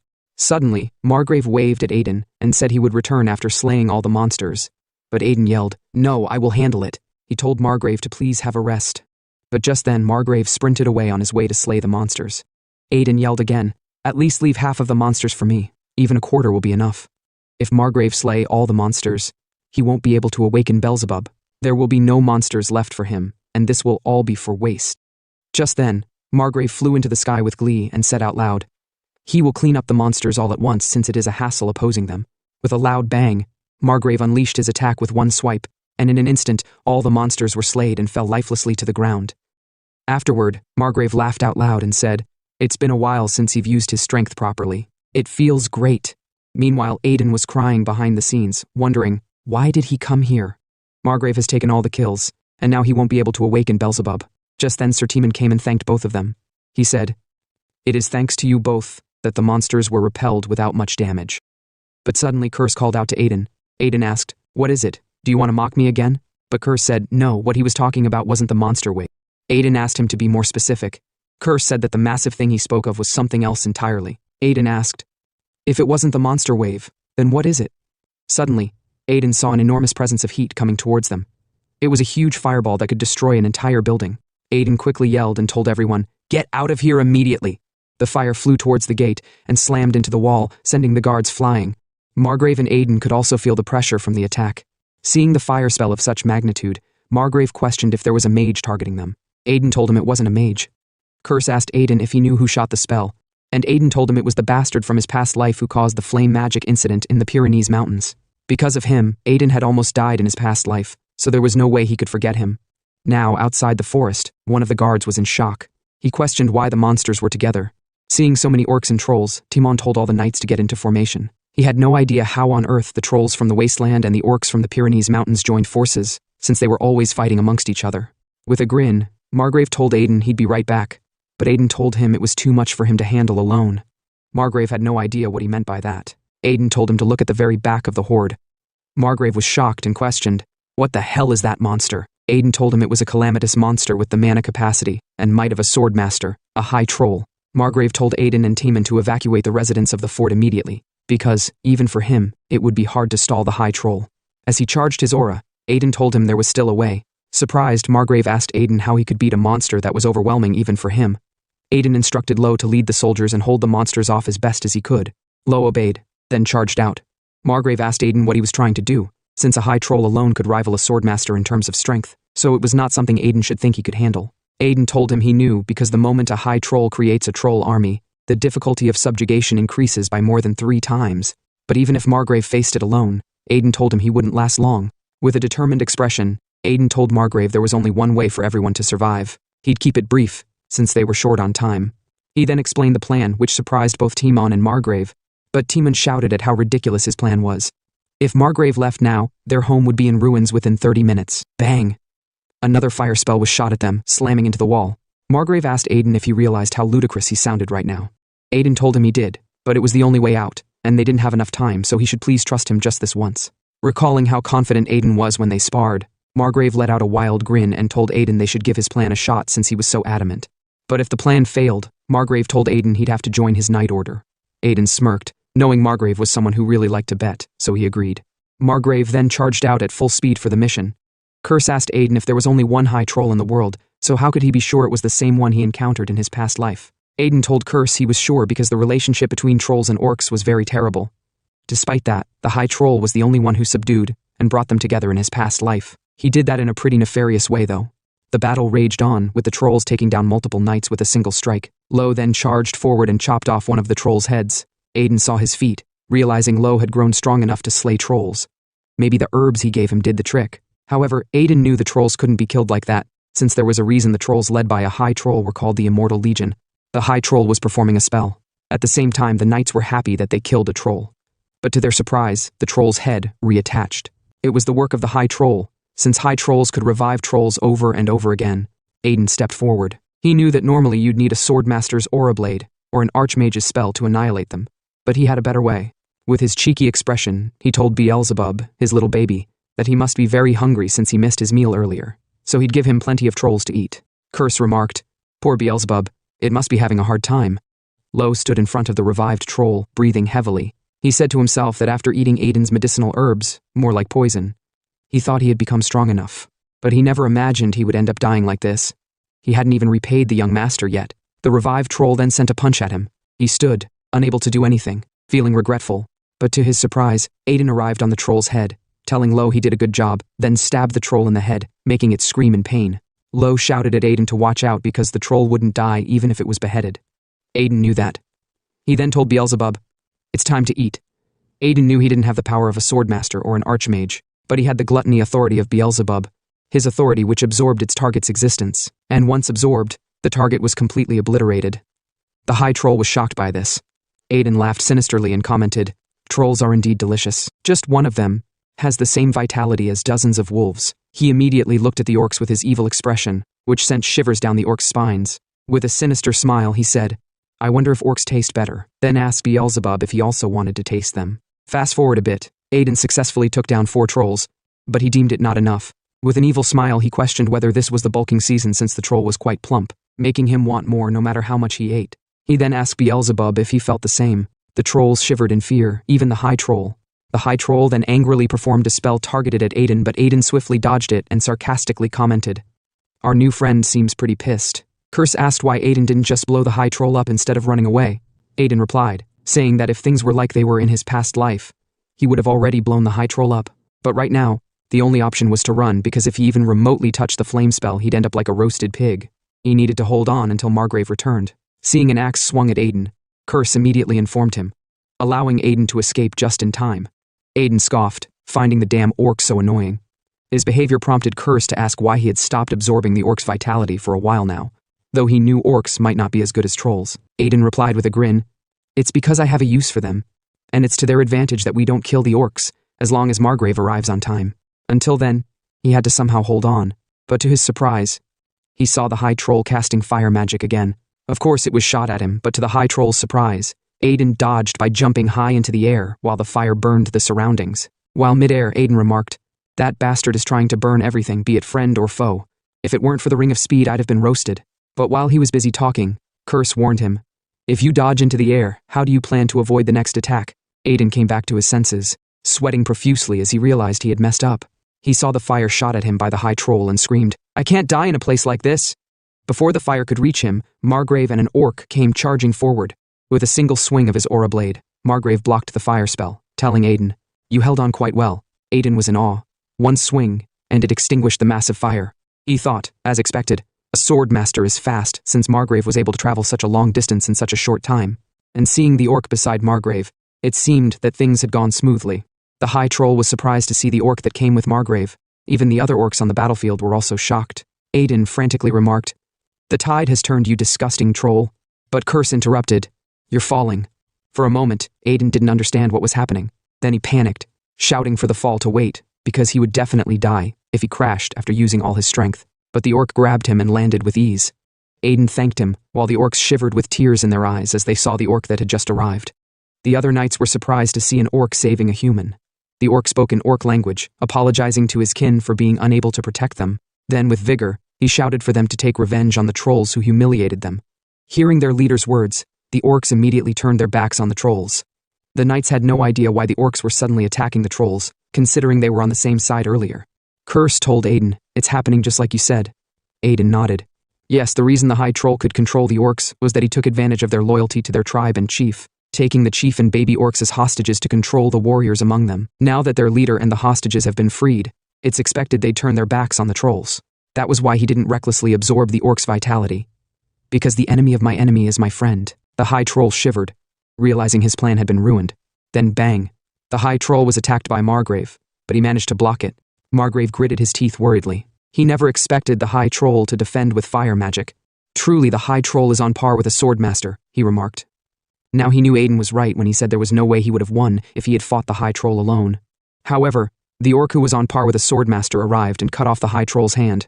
Now, with the two of them, the situation is different, Margrave remarked. The High Troll screamed in pain, but Aiden coldly told him, if you've had enough of your screeching, just die quietly. The High Troll shivered. In troll language, he muttered that he couldn't die meaninglessly. He would never forgive the humans who killed his parents. Suddenly, his energy changed. Margrave, looking surprised, questioned, what's going on? The High Troll's mana movement seemed strange. The orc chief was also shocked. The High Troll's voice echoed throughout the battlefield. I'll explode all the mana in my body and take you all down with me. Margrave worriedly thought, I don't know how to deal with such an explosion. Even the knights won't be able to withstand it, they'll get burned. Seeing the High Troll about to explode, he shouted worriedly, telling everyone to run. It's going to explode, but to their surprise they saw Aiden charging forward. Margrave shouted at him to come back or else he'd die. But Aiden wasn't listening. His face was filled with greed as he charged forward, wanting to be the one to land the final blow, a feat befitting a hero like him. Beelzebub pierced into the High Troll's stomach.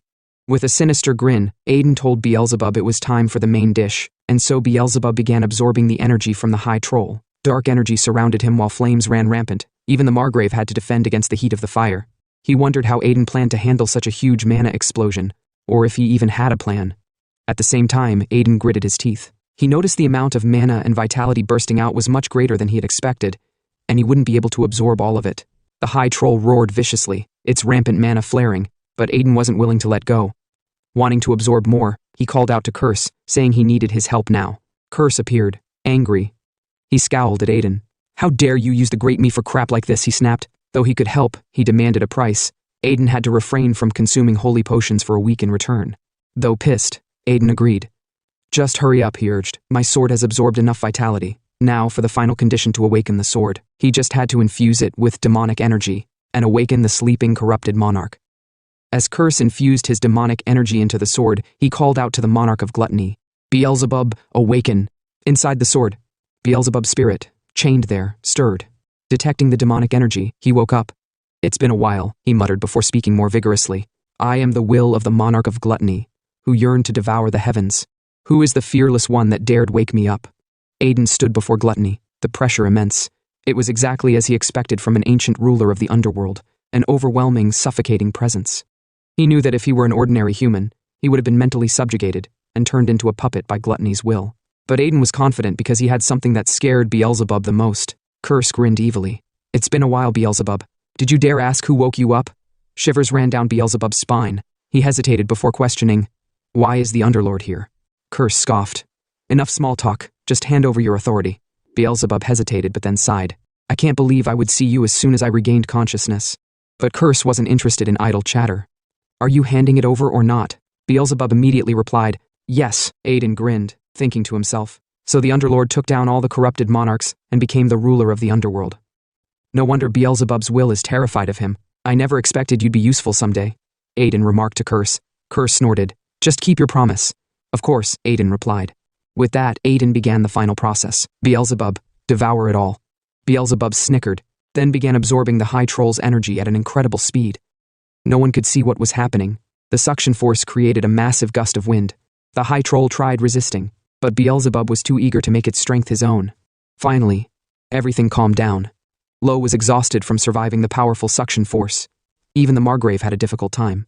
But what was more surprising was the High Troll's disappearance. Aiden stood, sweating all over as he marveled at the true power of the monarch of gluttony's authority. But he clenched his mouth shut, struggling against the urge to vomit from overeating. Curse smirked. Serves you right, you knew this would happen. He added, no matter how strong a power is, if it's overused, it becomes a poison. So, as unfortunate as it is, you'll have to puke a little in front of everyone. Aiden refused. No way, I'm going to absorb it no matter what. He held his mouth tightly, fighting the nausea, but then something caught his attention, a phoenix egg. Now he understood why the high troll had been able to cast fire magic. He bent down, wondering if the troll had eaten it, causing it to fall into a comatose state. But the real question was, how did the egg end up here? Phoenixes were as rare as dragons. Wait a minute. Aiden's lips curled into a sinister smile. If he ate it, would he be able to use fire magic? Curse, however, reminded him, "You're about to vomit from eating too much, remember?" Aiden knew that was true, but the thought of gaining fire magic was tempting. Beelzebub sighed. "Watching you makes me realize how reckless human greed can be." Just as Aiden was about to eat the egg, the Margrave suddenly appeared and tapped him on the back, happily complimenting him on his impressive feat. The force from the tap made Aiden vomit right onto the egg. Curse laughed. "Serves you right for being too greedy." The Margrave's eyes widened as he recognized the egg. A phoenix egg? Why would such a creature be here? Aiden's face darkened as he realized he had just thrown up all of the troll's mana and vitality. But before he could wallow in despair, the egg cracked.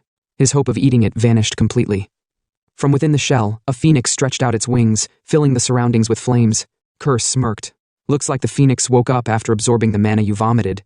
Everyone was shocked to see the legendary phoenix. Aiden, however, gritted his teeth in frustration.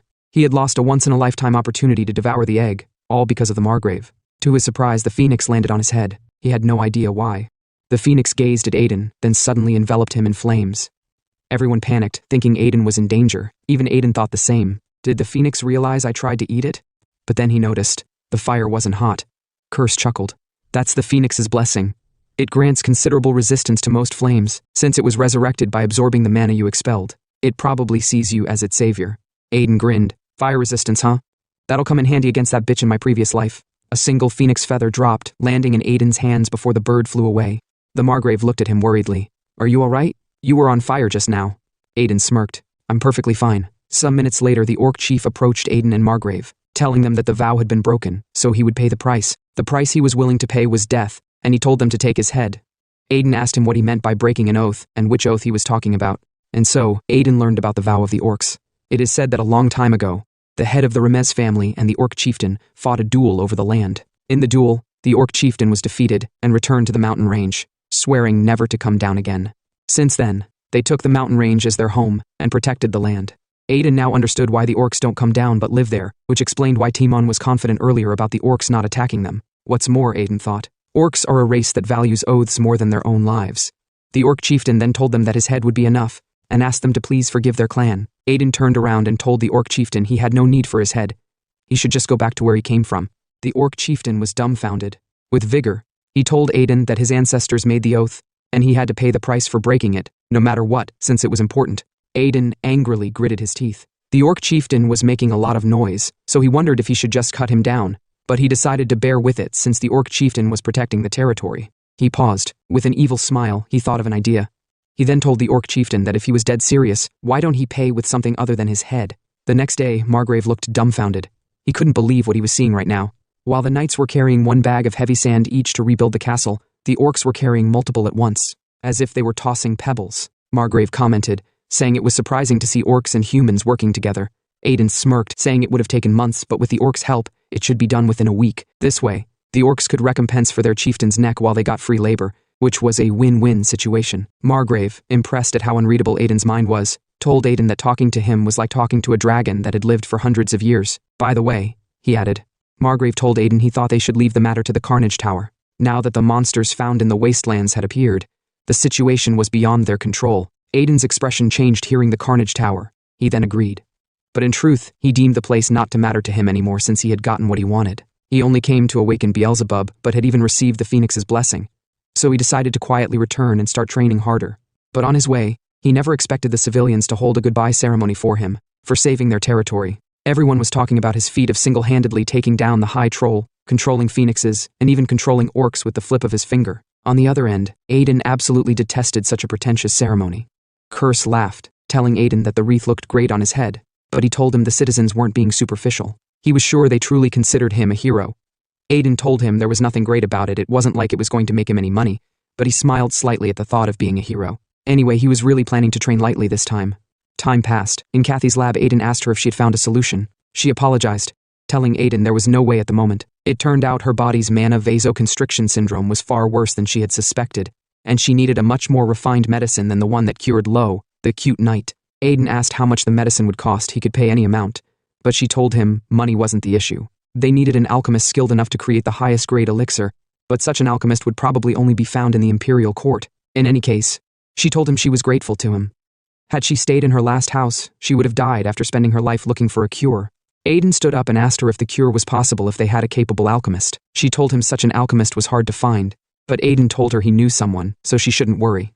She should just wait, and he'd bring him to her soon. At that moment, Cassie thought to herself that the first thing she felt was suspicion when Aiden suddenly came to her and told her about the treatment for mana vasoconstriction syndrome, and even provided research funds. The second thing she felt was acceptance, knowing her body wouldn't last long.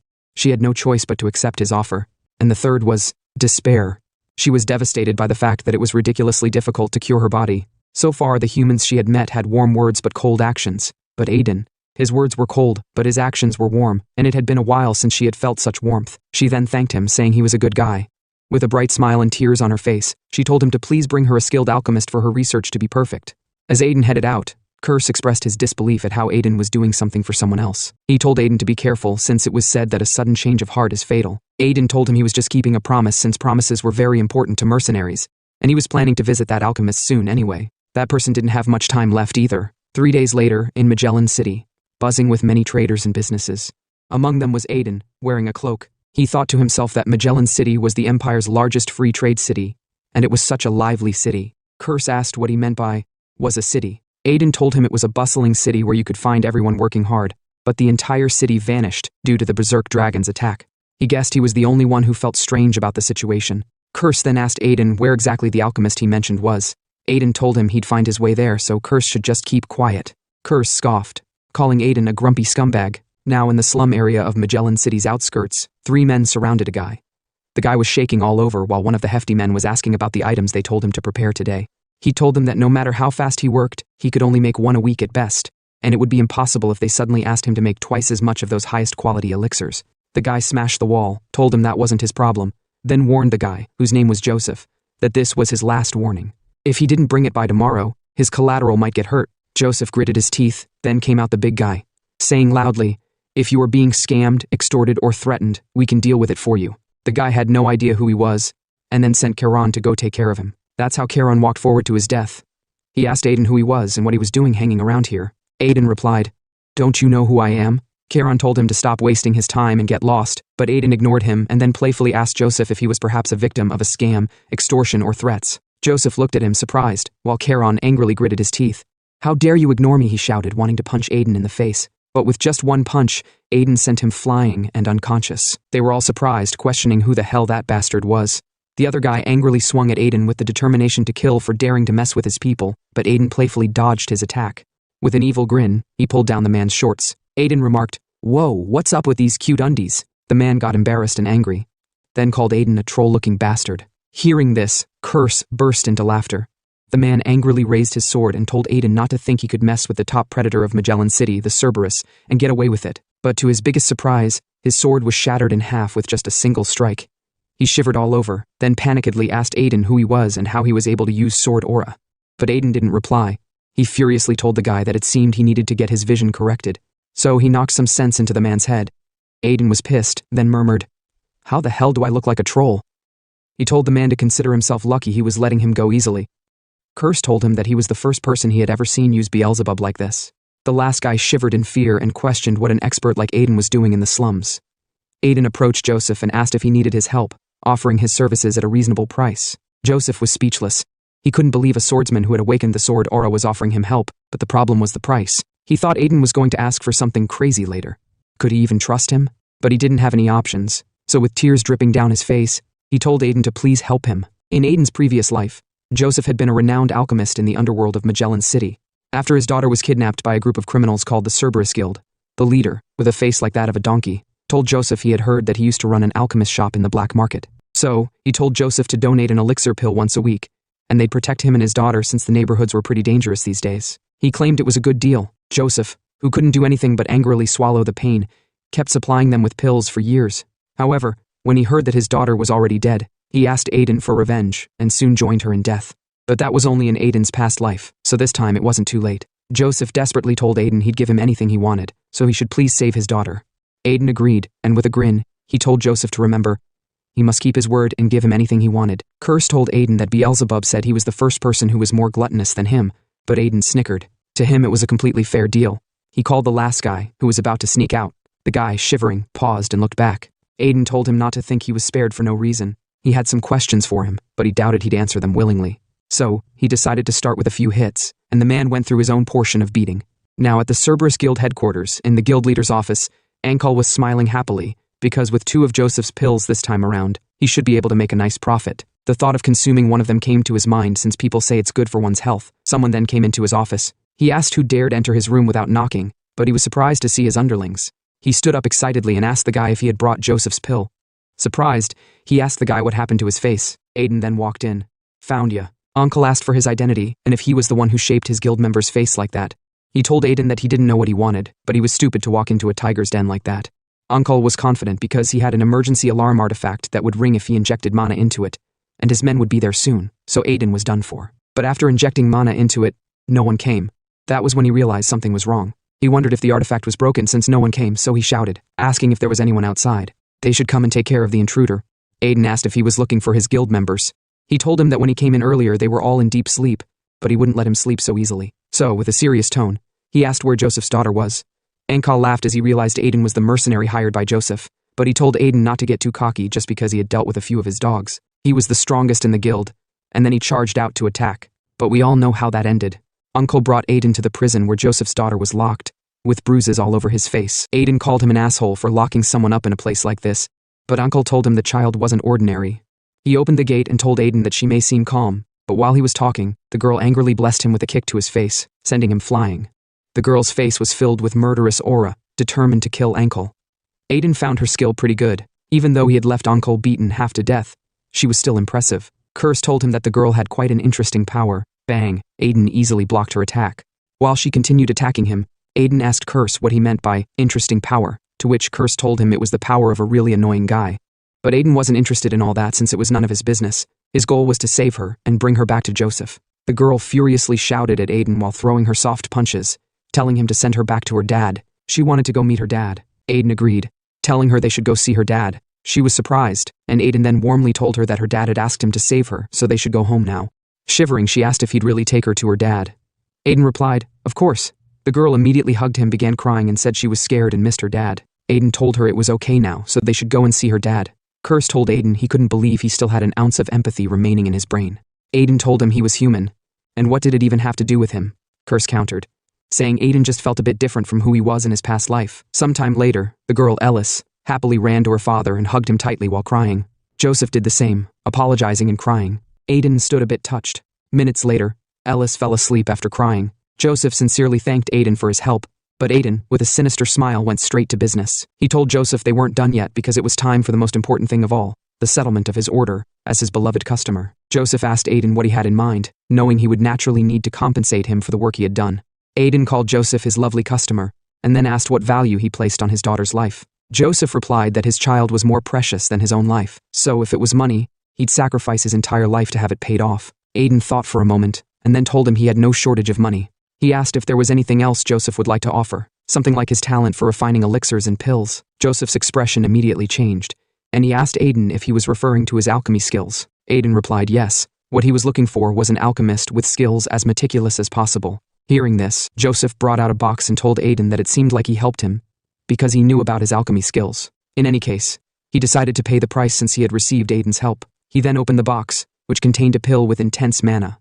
The pill was exactly what Aiden was looking for, as he had seen it in his past life. Joseph told him it was the highest quality pill he had ever made, so Aiden should give it a try, as it was the ultimate showcase of his skills. Aiden was salivating, and asked if he could really consume it, while his hand had already taken the pill.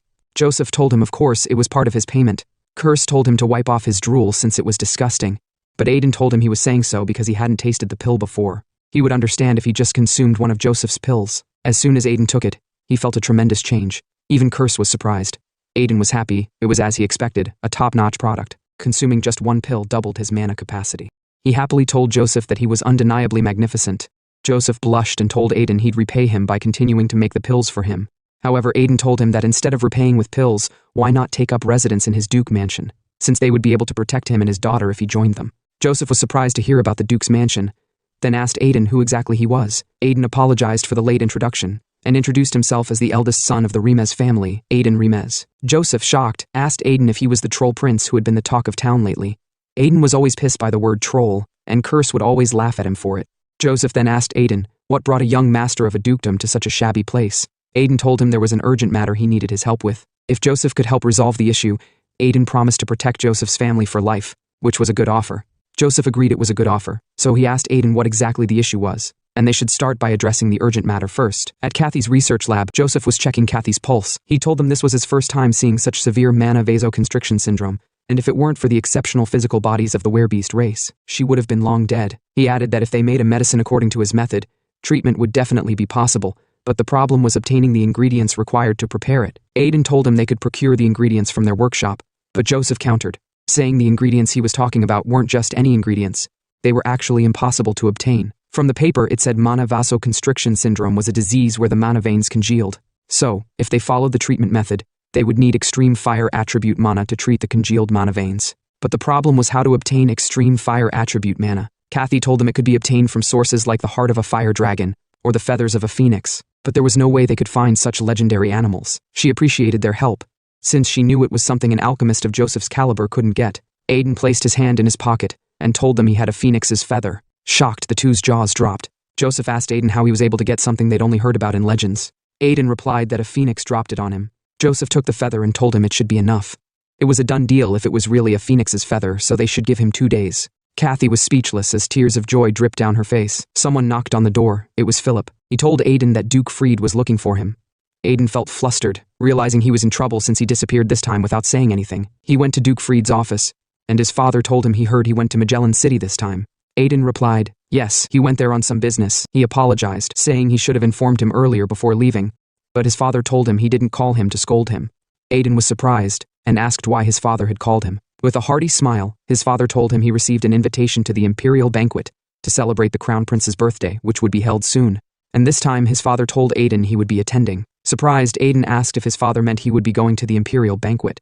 He asked if Carl wasn't supposed to represent the family at such events. His father told him that was true, but Carl declined, saying he had to attend to the knights. Besides, he told Aiden there were many people who wanted to see him. At first, Aiden didn't want to go since he still had so much to do, but he remembered something and then asked his father if this year was the 450th imperial year. His father replied yes, and told Aiden that no matter how much he hated such gatherings, he had to attend this one.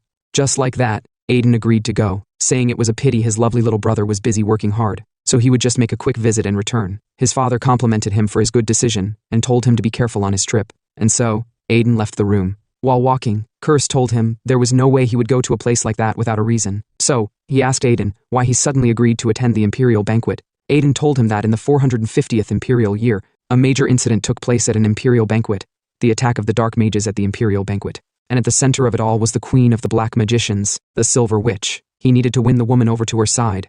Curse knew Aiden hated dark mages, so he asked why Aiden would want to take someone he hated into his circle. Aiden replied that, unlike the fanatical heretical group of dark mages called Chaos, the Silver Witch was the leader of the moderate faction called Fire of Florence. Although he was the one who killed her in his past life, this time he wanted it to end differently. At that time, she told Aiden that had they met under different circumstances, they might have become close friends. Her regret was that she couldn't reorient the tainted dark magic art and re-establish the will of Florence. The next day, after all the preparations were done, Aiden drove in a carriage protected by knights. He asked Lo if they really needed such a large entourage just to go to the imperial palace for a birthday banquet. Lo told him the size of the escort represented the family's power, so it was unavoidable for the sake of the Duke's reputation. By the way, Lo asked Aiden why they had to take a detour. Was there a specific reason they must stop by this village, leaving the shortcuts behind?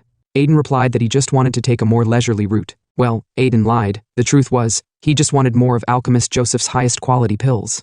But there was one problem. Before Aiden left, Joseph told him that if they wanted the highest quality pills right away, he couldn't provide them. He needed a tear of an ENT and wood from a nymph for the highest quality pills, but these creatures were now almost extinct, and it was hard to find even their remnants, let alone a tear. Aiden thought to himself that he had never seen an ENT either, so he didn't know much about them. But if it was that thing, he was sure it would know. He smirked, saying he should just pick up a gift while he was at it. He then told his escorts they should all go ahead. He had somewhere to stop by briefly. Lo decided to escort him, but Aiden told him he was weaker than him, so he was going alone. Lo had no choice but to accept. Some unknown time later, Aiden walked through a forest. Curse asked if he was sure there was someone to meet in these mountains. Aiden told him he never said it was a person. He smiled as they arrived at the place. Even to this day, he had no idea what his master was thinking. Curse remarked that, somehow, the heart-shaped stone seemed very superficial. Aiden cringed, remembering his master telling him it was a gift he had personally prepared for his disciple, who would someday come into his life, or so he said. His tastes were really quite unique. Curse asked if he was saying this weird stone was the gift, since it felt like nothing but an ordinary rock to him. Aiden stepped forward, unsheathing his sword. He told Curse that his master really liked to overpackage things. He then activated his sword aura and split the stone in half, wanting to take the gift this time as well. As he split the fancy-looking stone, behind it was a hidden entrance. A dungeon, to be exact. He told Curse that his master was always an eccentric person. He often spouted nonsense like, as the disciple of the king of mercenaries, you must learn to endure pain. Or, you only get stronger by overcoming near-death experiences. He told Curse that the dungeon wasn't just any dungeon. Curse asked if, by any chance, he and his master hadn't gotten along in his past life. Aiden told him his master was an eccentric person. When he entered the dungeon without knowing any better in his past life, he really thought his master was trying to kill him. But in this life, he couldn't be more grateful. Now in front of him was a horde of monsters controlled by a lich. Seeing the lich, Curse commented that it was a foolhardy creature brought to life when a black magician turned himself into an undead. Aiden agreed, saying they were one of the trickiest opponents if you didn't know how to deal with them. It made him lose his mind when he thought about it. The lich called Aiden a foolish human for daring to step into this place without fear, saying it would turn him into an undead like the others. But Aiden wasn't in the mood for chit-chat, so he swiftly charged toward the lich. If you took down the lich, the rest of the undead it had summoned would disappear. Besides, he was confident he could take down this lich, considering how many high-level liches he had taken down in his past life. This half-baked lich was nothing. He then swung his sword at the lich. The lich never expected to meet its end without seeing the rebirth of the Empire of the Dark Mages. And so the other undead were unsummoned as soon as it died. Aiden noticed a shiny object on its clothes after it turned to dust. Curse asked if the pendant was the gift from his master he mentioned. Aiden told him no, he hadn't seen it in his past life, but the pattern on it felt strangely familiar. So, he decided to keep it for now.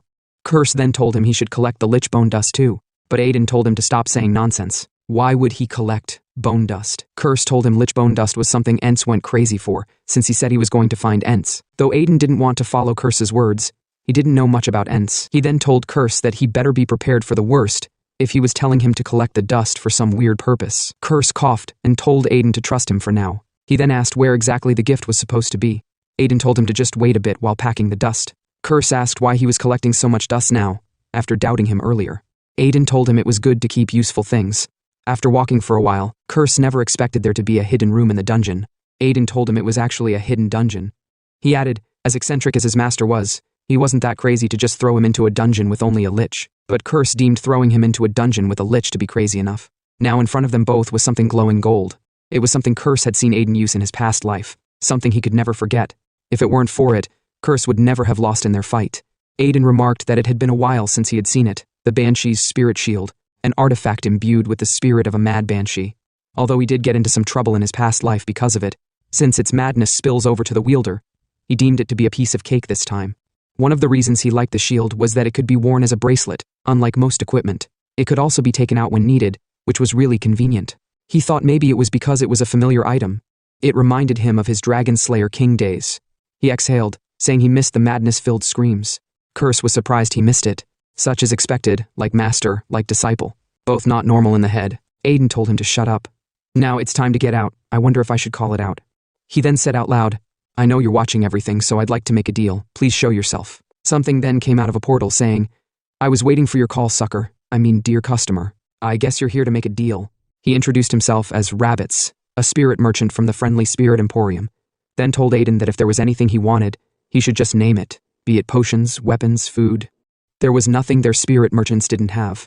The spirit merchants were spirits who practiced the art of exchange and had strong monetary desire. The Spirit Emporium was created when all spirit merchants gathered, with the Bat Merchant as the central figure. Normally, when someone cleared a dungeon, the Emporium sent a spirit to trade for the byproducts of the dungeon. But there was something else. Rabbits asked if he was going to trade the Banshee shield on his arm. He let out an evil smile internally, saying today was his lucky day. But he was shocked when Aiden told him he could buy from him at a good price. He was surprised Aiden didn't want to sell it, and then asked Aiden what kind of deal he was looking for. Aiden told him he wanted some information about the location of ENT dwellings on the western continent. Rabbits' expression immediately changed upon hearing that Aiden wanted to buy information. He then told Aiden that information about ENT dwellings was very expensive. Even at a discount, information about the location of a small village would cost 2,000 gold. But Aiden immediately told him to make it 4,000 gold. He should take it or leave it. Rabbits was surprised Aiden was willing to pay 4,000 gold instead of 2,000. Even Curse asked Aiden if he was crazy. Why was he suddenly doubling the price? Did he owe the spirits something from his past life? Aiden replied, I don't owe him shit. I'm just doing what I was taught. Now, he was about to use the skill of milking spirit merchants that his master taught him. He also used the skill to milk rabbits in his past life, so he decided to milk rabbits again in this life. He then confidently told rabbits, give me 4,000 gold as well as the location of ENT dwellings. Rabbits asked Aiden what nonsense he was talking about. He wasn't buying the information with 4,000 gold, but asking for 4,000 gold and the information. Have you lost your mind because of the monsters? With a sinister grin, Aiden pointed backwards and told Rabbits he was proposing a trade with the thing behind him. Immediately, Rabbits had a shocked expression. He had no idea how a human like him had found out. Aiden was ready to draw his sword and told Rabbits that if he didn't want it, he should just say so, since he could always destroy it. In the past, his master sold the dungeon core to the spirit merchants. It was his secret money-making scheme that no one knew about, and it was the real reason they came to dungeons. At that time, Aiden asked why they wanted to get their hands on the dungeon core, something so useless that no one would take it, even if it were given for free. His master didn't know either. Anyway, he told Aiden that when one conquers a dungeon, everything in it becomes theirs, so now the core belonged to him, which meant he could sell it. Aiden asked what would happen if they didn't buy it, and his master told him he could just destroy it if that happened. Now he told Rabbits that if he didn't want to bid for it, he was going to destroy it. He should hurry up and not think too much. Rabbits, speechless and angry, heard Aiden tell him he didn't have the final say, so he should be fast. Rabbits had no idea how a human even knew about dungeon cores. Everyone else just left them behind. To make things worse, if he informed his seniors that he had to buy a dungeon core with money, he wondered what kind of insult they would throw at him. On the other hand, if he didn't retrieve it, the hat merchant would kick him out. Aiden told him time was up, wanting to smash it, but Rabbits panicked and told him to wait a minute, then shouted with tears, saying he would buy it. Aiden laughed evilly. He should have said so earlier. The curse was wondering who else Aiden was going to scam for money. Rabbits gave him the money, and Aiden smiled since the platinum coins were definitely worth 4,000 gold. He then told Rabbits it was a good deal, and they should meet again sometime. But Rabbits told him he hoped they never met again. Now Rabbits calmed down. In his mind he called Aiden an insolent bastard. How audacious of him to think he could get away with swindling a spirit merchant. With an evil grin, he dared Aiden to visit the Enti's tribe because no human had ever gone there and returned. Outside the dungeon, Aiden smiled heartily as he held the bag of coins, while Lo was waiting outside the carriage. He worriedly looked around since Aiden had been gone for half a day, so he decided to go look for him. But his gloomy expression changed when he saw Aiden. He worriedly told Aiden he had been worried because Aiden was gone for so long, but Aiden told him to stop being such a creepy worrywart. Aiden found it cringe now that Lo was so gentle. Sometimes he wished Lo would treat him like he used to, but now it was so unsettling that he couldn't get used to it. He then shouted, asking them all if they'd rested enough, as they'd be leaving for the imperial capital right away. Later that night, at the entrance of the Banshee Spirit dungeon, a girl in a cloak walked inside. She was surprised when she saw no one there. She worriedly knelt down, seeing that what she was after had been taken, certain it should have been right there. The next day, in the imperial capital, Aiden drove in his carriage, then came down from it, looking all majestic and handsome. An attendant politely welcomed him to the imperial capital, and then told Aiden to please allow him to escort him to the VIP suite within the imperial palace, where he would be accommodated during his stay. But in truth, the attendant's politeness was just superficial. He thought to himself that he had expected young Master Carl to arrive, but instead, it was Aiden, the scumbag, who appeared in his place. Shivering in fear, he thought that a scumbag whose popularity reached the imperial capital couldn't just be an ordinary scumbag, so he absolutely must not offend him. They arrived at their residence. Aiden immediately jumped into his bed and happily commented that even the beds in the imperial palace were different. Now he got serious, thinking that tonight, dark mages would wreak havoc. Last time, numerous people were injured and killed. Curse asked him why he didn't go and give them a heads up. Aiden smirked, telling him it was a good opportunity, so he couldn't just let it slip away like that. Curse asked if he was trying to say he didn't care if people died or got hurt. "Do you think I am like you?" Aiden commented. "I was the hero who saved the world in my past life," he said, telling Curse to be patient as he had all his plans already in place. Night came. The banquet hall was richly decorated, filled with people drinking and chatting. As someone walked in, everyone's attention shifted to that person, their expressions immediately turning gloomy. It was Aiden. He was quite popular everywhere. Someone commented about him subduing a troll, but another person laughed, saying he must have stolen someone else's achievement. Aiden wasn't bothered by all of this. Though it had been a while since he had been treated like this, it wasn't like he cared because people were the same, whether mercenaries or nobles. He walked confidently since he had no business with the others. There were only 3 people he needed to see. At the corner of the hall, there was a guy busy drinking. He remarked how the alcohol of the Imperial Palace truly tasted the best. It would be even better if only he could import this kind of alcohol to their magic tower. Aiden then approached him and told the guy it was an honor to meet him. The guy's name was Gustav Dora, Chief Mage of Anguis, the city-state of mages. He asked Aiden if he knew him. Aiden replied, "Of course. Aren't you a mage from the Anguis Magic Tower country? You're one of the top ones when it comes to Anguis." Gustav told him he had come to the wrong person if he was trying to get on the good side of the Magic Tower, since he wasn't on good terms with the higher-ups. Aiden told him he had read the book Gustav wrote about the possibilities of magic engineering and found it interesting. His words immediately caught Gustav's attention. "You read that book? And you found it interesting?" Gustav asked excitedly. Aiden chuckled and said, "I couldn't help but be intrigued by a radically new approach to everyday challenges." Gustav placed his hand on Aiden's shoulder, then excitedly told Aiden it was surprising he recognized the greatness of magical engineering. "Unlike those old fogies of the Magic Tower," he added, "you have great insight." Aiden added, "I've never come across such a useful and intriguing piece of writing," but Aiden was totally bluffing since he fell asleep every time he read it. He couldn't even get past the first page. And so, Gustav began yapping, which almost burst Aiden's eardrums. Curse told Aiden to please shut the guy up, but Aiden told him to just pretend he didn't have ears. Curse asked, "Why do you need someone obsessed with magical engineering, which isn't even magic?" Aiden replied, "Magic engineering might be dismissed and considered useless right now, but in the near future, it will become an indispensable technology for everyone." Curse now understood, saying, "It seems Gustav is quite famous."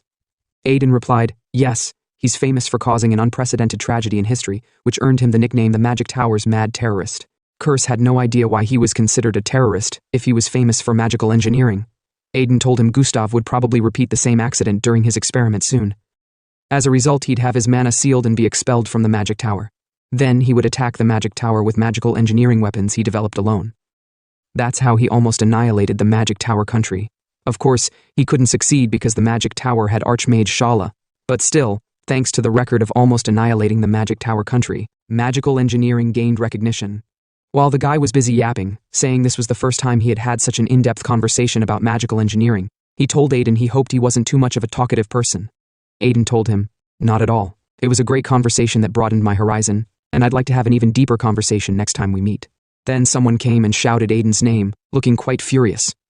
Though Aiden didn't know him, his face looked kind of familiar. The guy pointed at Aiden, calling him a thief for daring to steal his Cetus family heirloom, and said he wouldn't forgive him. But Aiden still didn't know who the hell the guy was. While Aiden looked surprised, Gustav asked Aiden if something happened between him and young Master Tyon. Aiden replied, "No, this is the first time I have seen him." Aiden paused, hearing the surname Cetus, and realized the guy was the Margrave's son. No wonder they looked familiar. The guy's name is Tyon Cetus, eldest son of Margrave Thierry Ed Cetus. Aiden, with a fake smile, told Tyon it was a pleasure to meet him. He mentioned he had been wondering where he had seen him before, and now realized he looked just like his father. "Shut up, you swindler." Tyon angrily asked how dare Aiden scam his father and steal their family heirloom. Aiden's inner monologue was like, "What scam?" That was a bet. People had no idea what Tyon meant by Aiden stealing an heirloom, but they understood as soon as they saw the sword in Aiden's hand. Someone commented, "It seems like Aiden didn't actually defeat the troll on his own." Aiden laughed shyly and told them there seemed to be a misunderstanding. He won the bet fair and square. "Fair bet, you say?" Tyon angrily remarked. "I have heard a lot about you acting up lately, so there's no way I'd believe that someone like you could withstand my father's swordplay and win a bet." Hearing the words acting up, Aiden was already getting pissed and told Tyon he was going too far. Curse found it surprising that Aiden knew how to be patient. Aiden told him he couldn't just smash Tyon into the ground in front of everyone. Tyon stepped forward, stared Aiden in the eye, and told him to prove it wasn't a scam. They proposed a duel. If Aiden won, Tyon promised to kneel and apologize, but if Aiden lost, he would have to return the heirloom and kneel to apologize. Aiden thought, why does it seem like he's getting more rude? In any case, he's pig-headed just like his father. He told Tyon that it was the Crown Prince's birthday, so a duel would be very disrespectful. But to their surprise, the Crown Prince walked in. How amusing, a duel at my birthday feast. His entrance was announced loudly, informing everyone that His Royal Highness, Crown Prince Mars Immortalia, the rising star who would succeed His Majesty, the venerable Emperor of the Immortalia Empire, had arrived. Everyone bowed and greeted him, including Tyon, who had no idea why the prince had to show up now of all times. The prince remarked about hearing their interesting conversation. Tyon apologized, ready to accept any punishment for causing a disturbance. Aiden gritted his teeth in anger. Tyon should thank the Crown Prince for saving a fool like him, he thought. The Crown Prince told them to raise their heads, saying there was no need to apologize. With a hearty smile, he told them both that he would like to see their spar right here. The two were surprised by his words. The prince commented, "Young Master Taiyan is known for his exceptional martial skills, and young Master Aiden has also been in the spotlight a lot recently because of his recent exploits. If the two of you were to showcase your skills for me, it could be the best birthday present I could ever ask for." Aiden remembered that the crown prince was also famous in his past life. He was considered the best candidate to become emperor, but he had one flaw: he was a battle maniac. Aiden knew he couldn't refuse the crown prince's suggestion, so he wondered what to do. But Taiyan accepted immediately with an obvious grin. He never expected his father, who had never acknowledged him, to acknowledge Aiden. Though he didn't know what trick Aiden used on his father, he promised to expose Aiden, reclaim their heirloom, and earn his recognition. Taiyan laughed sneakily as he saw Aiden shaking, calling him a pathetic fool for trembling like a coward with no confidence. Curse worriedly asked Aiden if he was okay, but in truth, Aiden was shaking out of excitement, not fear. He told the crown prince that he didn't like fighting, but since he had commanded it, he couldn't refuse. Aiden felt sorry for the Margrave but had no choice but to accept the duel. He promised to use the opportunity to teach Taiyan some manners. Curse told Aiden he didn't seem all right, and asked him if he was even human for agreeing to fight against a kid. Now, the two stood with wooden swords. While seated with his legs crossed, the crown prince told them that for safety, sword aura and artifacts were prohibited. He looked forward to seeing what kind of duel they would showcase. Taiyan promised the crown prince to have an honorable duel, and he would prove right here that all the rumors about young Master Aiden were nonsense. But he was pissed as Aiden nonchalantly yawned and asked if they could start now. Taiyan charged out, telling Aiden not to think he'd fall for his provocation. He thought to himself, "There's no way an amateur like Aiden defeated my father." He then decided to end the spar quickly and unremarkably, in a less entertaining way. But before his sword could reach Aiden, Aiden hit Taiyan's head with his sword. Everyone was surprised to see Taiyan lose so easily. But Aiden meekly apologized, saying Taiyan's sudden attack shocked him, causing his hand to slip, and it wasn't intentional. He then said with a hearty smile that it was hard to judge someone's skill from a coincidence caused by the mistakes of both parties, so they should call this round invalid. The crown prince also agreed and told them both to focus a bit more. Taiyan agreed, thinking he let his guard down. Even if Aiden was an infamous scumbag, in the end a knight is a knight, so he must know how to wield a sword. But he had no idea what that disgusting look on Aiden's face earlier was. He then told Aiden he'd go all out this time. Aiden, bored, replied, "Sure, just get it over with." Taiyan was furious at Aiden for daring to mock him. He then struck at Aiden, but Aiden dodged the strike. While in it, Aiden thought to himself, as expected of the Margrave's son, his sword is honest and upright just like his father's. However, he told Taiyan, "Compared to your father, your sword feels too light." Taiyan was heavily pissed at Aiden for saying his sword was light. Aiden continued, "Your father's sword was heavy and precise, but as for you, your sword right now seems like it's merely imitating his." He then told Taiyan he'd show him the sword that fought his father, the one Taiyan was curious about. Taiyan panicked at how fast Aiden was, but he smirked, thinking he could block it. He never expected his father to have been defeated by such ridiculous swordplay, but to his surprise, Aiden's sword bent and slammed into his head, making him bleed from his nose. Curse told Aiden he thought he'd go easy because of his ties with the Margrave, but he was taking it more seriously than expected. Aiden remarked that a stubborn knight like Taiyan would only stop if he was knocked out, so if I don't make him faint, he'll keep coming at me until he's dead. Taiyan couldn't believe he was losing to such unheard-of swordsmanship. He stopped himself from falling, refusing to accept such an insult. He then struck furiously at Aiden, saying, "I'm Taiyan Cetus, the eldest son destined to lead the Cetus family." But Aiden activated his mercenary king sword technique, Night Slasher, and defeated Taiyan in one strike. Taiyan fainted, but someone caught him before he could fall. The person then apologized for the trouble his friend had caused in his absence. Aiden told him it was fine. He was just feeling stiff anyway. Aiden wondered if the man was an acquaintance of Taiyan, but now that he had seen the man in person, he didn't have to work as hard to search for him. The man introduced himself as Dayer Sires from the Grand Duchy of Sires. Aiden recognized him as the younger brother of the betrayer Night King, Sylvetta Sires. The Grand Duchy of Sires is the sword that guards the northern continent. It is said that no one who has inherited the Sires bloodline has ever failed to become a swordmaster. They are renowned as the strongest knight family, and are famous for selecting their lord based solely on martial skills. Aiden, drinking and watching from above, said to himself that if he had been reborn into the Sires bloodline, he'd have already become a swordmaster. He looked down at Dayer, a genius born once in 100 years. Curse thought about it, then said he had heard the name Sires a few times, but this was the first time hearing about Dayer. "Well, I need to meet Dayer, and now seems to be the best time to approach him," he told Aiden. Aiden replied, "No, we'll have an even better opportunity." He paused and looked back slightly, sensing an intense gaze from behind. To his surprise, people were bootlicking him, both men and women, each wanting to form a connection with him. Somehow, he escaped their encirclement and went outside to the veranda, steadily catching his breath. Curse asked if he didn't find those nobles disgusting, considering they were looking down on him just a moment ago. Aiden replied, "There's nothing to hate. Humans are all the same. They cling to you when they need you and discard you once you've outlived your usefulness. He told Curse not to trust him too much either since he's also human. But Curse insisted he trusted him. Aiden found his words to be both cringe-worthy and unexpectedly touching. Curse told Aiden he trusted him 100% because he was more like a troll than a human. As he called him a troll, Aiden furiously told Curse he was dead once they returned.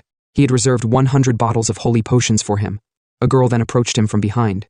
With a gentle smile, she asked if the swordsmanship he used earlier was from the King of Mercenaries. Aiden was shocked by the question. He wondered if she recognized his master's sword technique. More importantly, the aura felt familiar. It was from someone he knew. He grinned. As expected, the last person he needed to meet had come on her own. Aiden asked, "Have you seen such swordplay before?" She replied, "No, I haven't seen it, but I've heard about it. The King of Mercenaries' sword techniques can make any defense useless. If he had been a knight, he would have surely gained great honor." Aiden knew there was no way his master would have chosen to become a knight.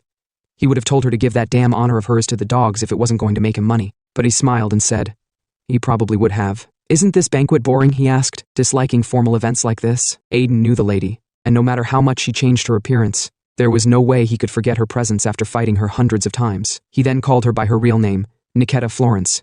The atmosphere around her changed immediately as he said her name. She transformed back to her normal self, not expecting Aiden to know her real identity. She then asked Aiden a question. "How did you awaken Beelzebub?" Aiden grinned and told her he had a little help from a friend. He already figured she'd come if she saw Beelzebub on him. Angry, she engulfed herself with dark aura, feeling that Aiden was trying to deceive her. She then decided to ask him again, "Where did the demonic energy leaking from your body come from?" The pressure from her was quite heavy on Aiden's body. As expected, he said to himself, "She has got that bone-chilling killing intent. I wonder if the demonic energy she's referring to is Curse, but I don't know if she can sense Curse or not, so I'll talk to her about it later." Though they were enemies in their past lives, he decided to try something different this time. He then told her, "I'm on your side." She didn't believe him, saying he knew nothing about her. But she was surprised when Aiden told her she was the leader of the moderate faction of dark mages, called the Fire of Florence. Her nickname was the Silver Witch, the last lineage of the Kingdom of Dark Mages, the Florence Kingdom, and also the leader of the intelligence organization, White Moon. He then asked, "Is that enough proof?" Surprised, she released her killing intent and asked, "How did you know that much?" Aiden told her, "We don't have much time. Something will start soon." She told him to stop evading her questions and that he should answer her. But suddenly, a big magic circle appeared in front of them. She was surprised to see a large magic circle used to summon the undead. She didn't expect them to escalate the matter to this extent. Aiden remarked, "As always, these black mages follow the same obvious pattern." With a grin, he told her, "The black magic won't end until the caster is dead. I know you have a lot of questions, but we should handle the ongoing situation first. I know you're here to capture the heretical group of dark mages, known as Chaos." She wondered, who the hell is this guy to even know that I'm here to capture Chaos? But she decided to focus on the mission. She told him they would continue their conversation later, then vanished. Aiden decided to let Niketa handle the other side while he took care of this side. Multiple undead appeared from the magic circle and began rushing into the banquet. The knights stood their ground in formation to defend against the undead. Tyon charged forward with his sword, knocking out the undead in his path. He told the knights with vigor not to be scared, since the undead there were the weakest ones. Curse was surprised that Tyon had reached the stage of advanced sword aura. Aiden also found Tyon's talent to be amazing. Achieving the advanced sword aura stage at such a young age clearly demonstrated Tyon's strength. He just picked the wrong opponents earlier, and he must always feel like he's losing because of his friend. Now, an undead troll appeared, causing panic on the front line. Even Tyon wasn't confident in facing it, so he decided to wait for reinforcements. But to his surprise, Dayer charged forward and pierced a hole through the troll's chest in one strike. Curse commented, "Dayer seems to be just a step away from becoming a swordmaster." Aiden agreed and said, "Dayer is at the stage right before the wall of swordmaster, a semi-master. Though Tyon is strong, having his closest friend and rival be Dayer is nothing but terrible luck." Curse asked Aiden why he wasn't helping them and was just loafing around. Aiden told him it was because they could handle it on their own, and besides, there was something he needed to confirm. A more powerful undead appeared. Tyon told Dayer, "I can sense an incredibly dense demonic energy from somewhere." The powerful undead then came inside, saying the word Dayer. It charged forward to attack Dayer with its sword, but Aiden blocked it with his banshee shield before the attack could touch Dayer. Aiden had finally met the one who ruined the banquet, the strongest of the undead, the Death Knight. But Aiden realized there were more of them. He felt something was off, and it turned out to be as he expected. He gritted his teeth and thought, even though it's the strongest undead, Dayer, a semi-master, should be able to handle it. I always wondered why Dayer got defeated in his past life, but the undead knight in front of him explains why. It has been buffed with dark magic, giving it power beyond that of a semi-master. Aiden knew he wouldn't have been able to block the attack if it weren't for the Banshee's spirit shield. The undead said the word Dayer, and forcefully swung at Aiden. saying he didn't need any of the other bugs. Aiden was finding it difficult to withstand the attack, and thought to himself, I should have realized something was wrong from the start. The undead weren't moving to attack but rather to separate Dayer from the other soldiers. Everything here was planned to kill Dayer. Aiden blocked the Dead Knight's multiple strikes with his shield, the force intense. He never expected to be facing a Death Knight who's also a semi-master. Aiden was so overwhelmed that he couldn't do anything but block its attack. However, there were two of them. He then told Dayer to attack now. Dayer, with his spear imbued with aura, struck at the Death Knight, but it blocked it with its big sword, completely unarmed. Dayer commented that it was surprising the Death Knight blocked his spear so easily. Aiden told him such was expected because by the sheer amount of mana he sensed, he was sure the Death Knight was at least a semi-master. Aiden had no idea why Dayer was the one being specifically targeted out of all the people in the banquet. He thought, the person who would benefit the most from Dayer's disappearance must be the one who sees Dayer's existence as a thorn in his flesh. Suddenly, he immediately thought of that one person who would benefit from Dayer's death, Sylvetta. Aiden was really pissed at the bastard Sylvetta. Thinking about it, if things continued as they were, Sylvetta would be overshadowed by his younger brother, Dayer, the greatest genius his family had ever produced. And despite being the eldest son of the family, he would end up as nothing but a knight in the Grand Duchy of Sires, where leaders were chosen based on merit alone. Earlier, Aiden used to think that Sylvetta had become the Night King by luck because of this incident in his past life, but now he realized how Sylvetta claimed the position of Night King. He was really angry at the bastard. He never knew Sylvetta was secretly in cahoots with the Dark Mages without his knowledge. The more he dug in, the more rotten it turned out. Dayer worriedly asked how on earth they should deal with such a monster. Aiden told him he knew a way to get them out of the situation. Dayer, surprised, asked Aiden if he was suggesting that he could deal with such a strong monster. Aiden replied, it's a tactic that can easily defeat even stronger opponents, a tactic I devised on my own, called the provocation tactics. Dayer's expectations went to zero at the mention of such tactics, but he decided to try the provocation tactics, or whatever. Aiden smirked evilly. Curse then asked Aiden to tell him, when was the last time you didn't provoke your opponent? Aiden replied, because it has always worked for me. Besides, giving such tactics a name makes it sound even more legitimate. The Death Knight angrily muttered, I must kill Dayer, then charged out to attack, its sight locked on Dayer. But before it could strike, Aiden blocked it with his Banshee shield. He grinned because once again Sylvetta's treacherous nature had been revealed, but this time, Aiden decided to make sure things didn't go his way. The Death Knight angrily shouted at the annoying pest Aiden to step out of the way, but Dayer used his spear and launched a powerful attack, which the Death Knight dodged in time. Aiden found it amazing to see how seriously Dayer was attacking. Had his stab connected properly, even a Death Knight would have shattered. Dayer looked around since he didn't feel his spear touching the Death Knight, but to his surprise, he was attacked from above by the Death Knight. Bang! The Death Knight shivered all over, angry at that damn bastard Aiden. Aiden taunted the Death Knight. The Death Knight became extremely furious. I'll kill you before Dayer. And so the next round began. Aiden was acting as the tank, while Dayer was the damage dealer. Aiden was taunting at every opportunity he got. After a series of exchanged blows, the Death Knight was breathing heavily, angry at Aiden. Dayer was also breathing heavily. He told Aiden that even though they managed to block all the attacks, none of their attacks had landed successfully, and he couldn't figure out why the Death Knight didn't even have a single scratch. While he was talking, Aiden burst into uncontrollable laughter. Dayer had no idea what was going on. Even Curse worriedly asked, what's wrong with him? Curse then asked Beelzebub if he was possessing Aiden again. Beelzebub replied, no. Aiden told Curse not to worry since he was still in his right mind. Curse told Aiden there's no way he'd be worried about him. He's just worried about himself because if he dies, he'd die as well. And he's even barely managing to block and can't even attack. Aiden told Curse to stop being a puss, and it's not that he can't attack, he's choosing not to since he can't deal the Death Knight any damage with his current abilities. That's why he needs the power of the shield. Curse asked if that means he's planning to launch an attack with the spirit shield. Aiden laughed, replied, yes, it's pretty simple. The shield is imbued with the spirit of a mad banshee.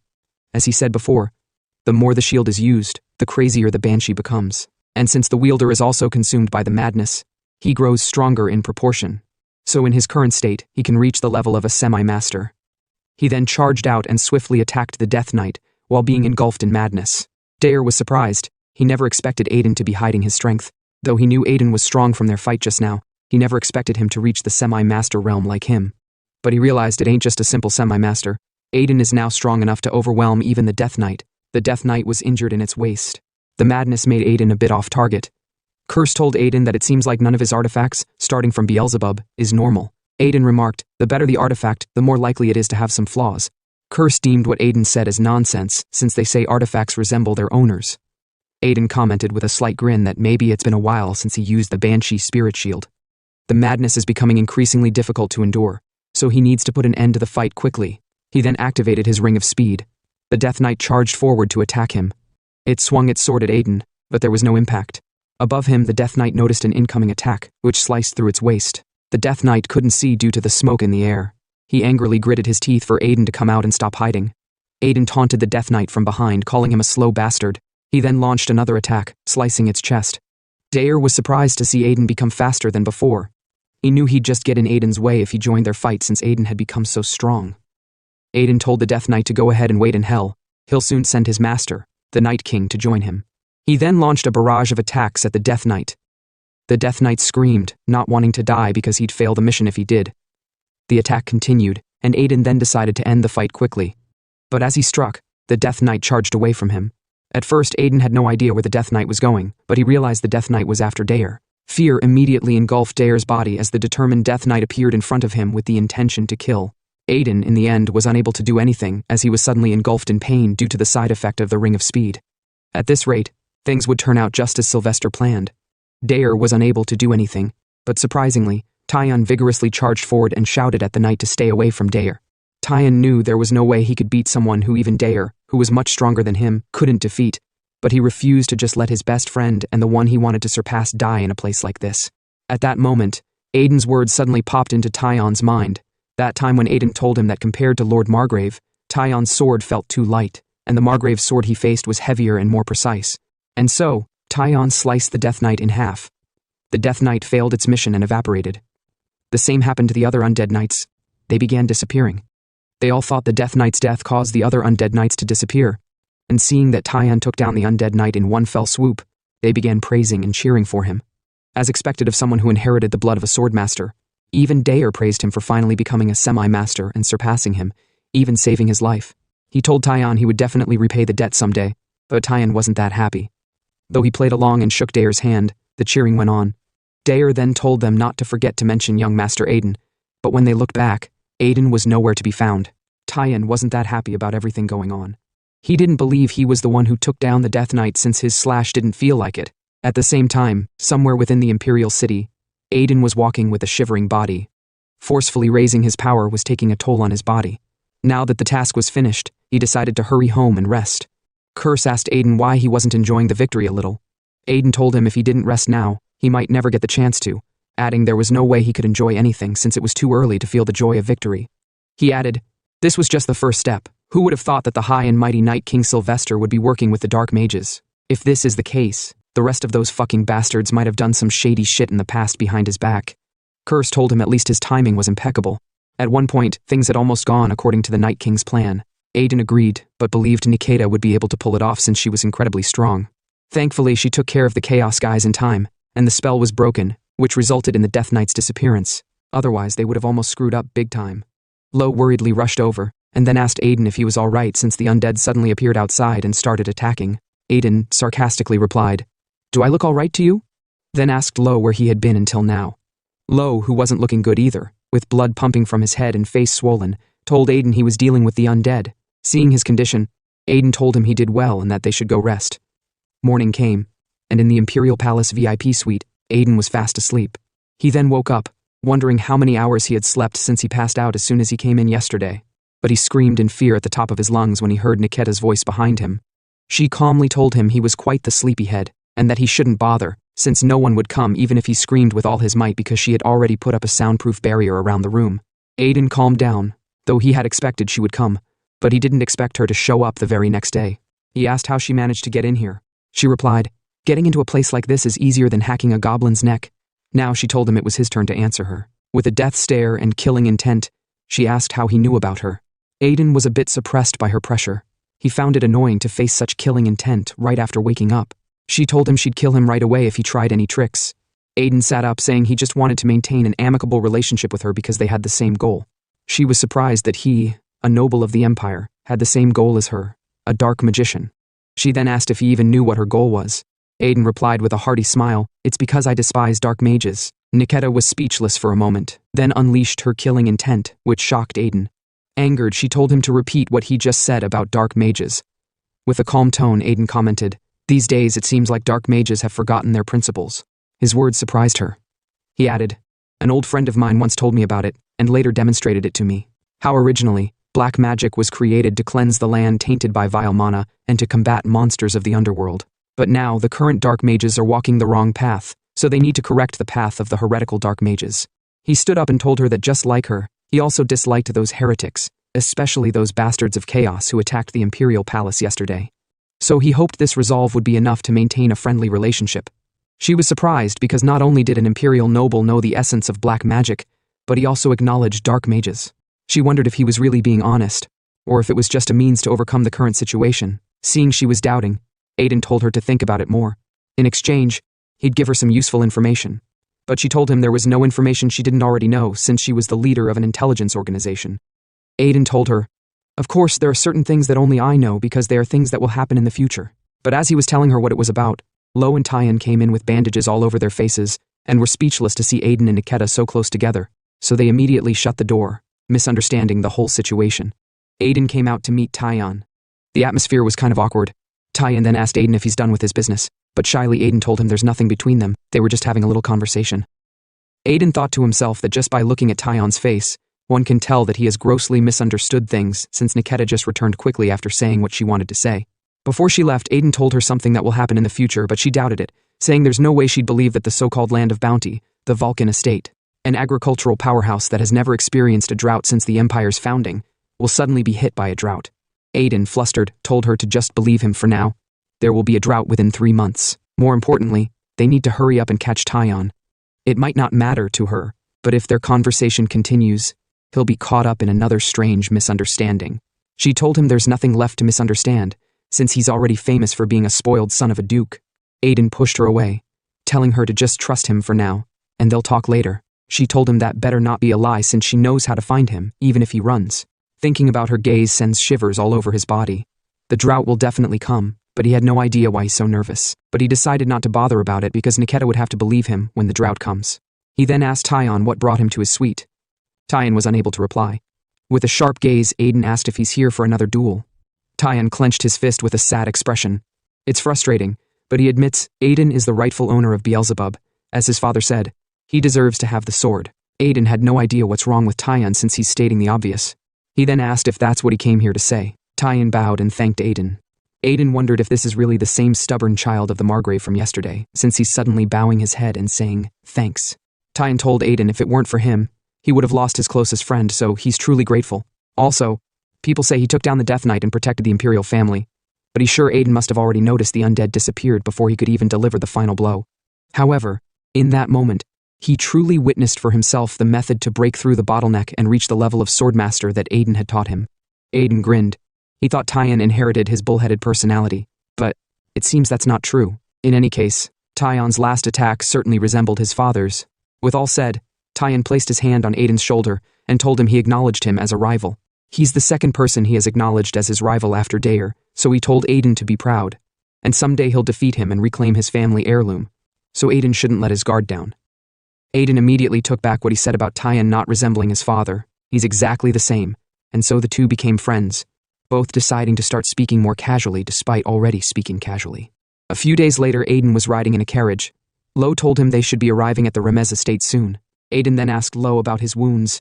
Lo immediately cried out while telling Aiden that thanks to the holy portion he gave him, all his wounds have healed, and he's truly grateful for all the expensive items Aiden has given him. Aiden boastfully told him that's why he should be nice to him. Lo replied, yes sir. Aiden thought with a greedy, wild grin that the Imperial family sure is generous. They gave him enough money to purchase several mansions as a gesture of gratitude. Thanks to that, he managed to buy a couple of things he needed, and some gifts for his parents and underlings. He had brought everything for everyone else, but even though it's something for the kids, he's not sure if Ellis would like it. Seeing the gifts, he guessed she will.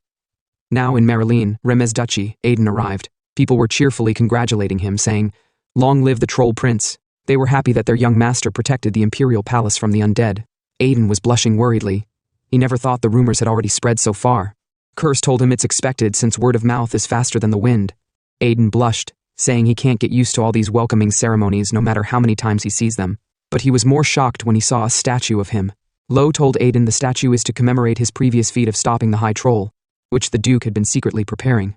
Lo remarked how beautiful the statue was, the pumped pecs, the bulging biceps, and well-defined external obliques. Curse almost threw up at how ugly it was, Aiden shouted at him not to throw up on him, and so they got to the Remez family mansion. Lo was carrying all the gifts. Aiden told him he's going to stop by the Duke's chamber, so he should go ahead and distribute the gifts. While walking, he was determined to have a word with his father for building such a disgusting statue without even consulting him.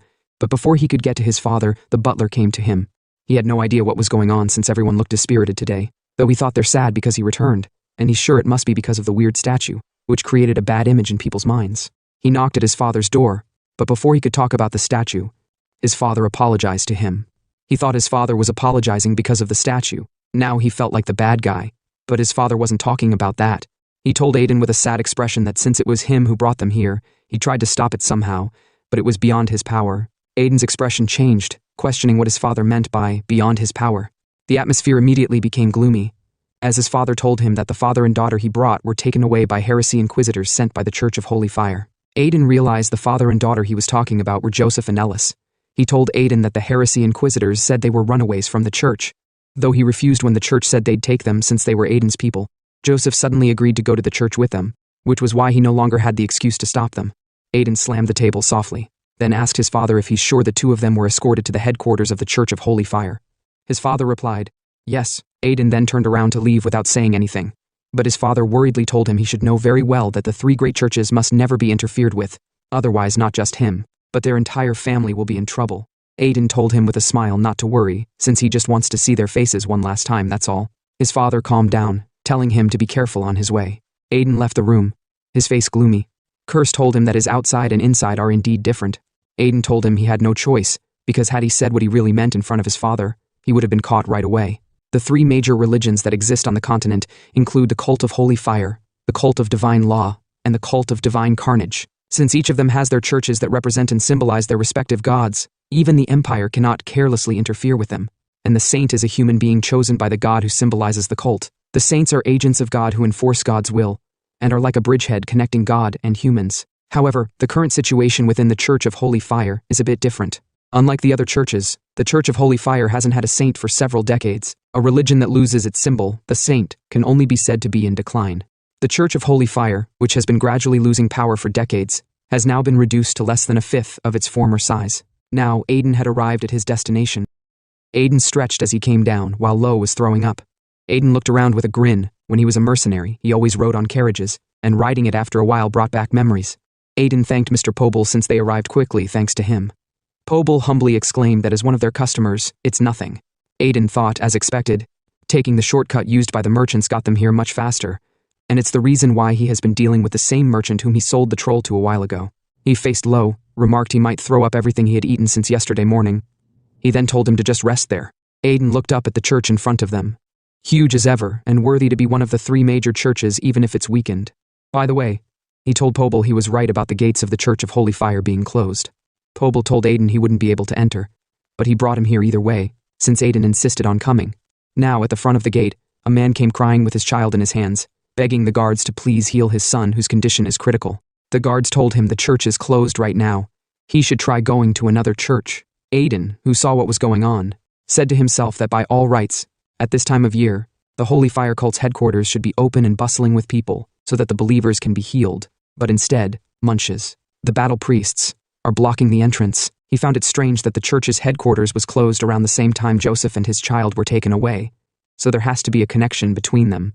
Poble asked Aiden how he planned to get in there. Aiden replied with a grin that he had his ways, but the slight grin turned into an evil grin with subtle laughter, which made Poble wonder what kind of trouble Aiden was planning. At the entrance gate of the Church of Holy Fire headquarters, the guards saw someone approaching them. That someone was Aiden.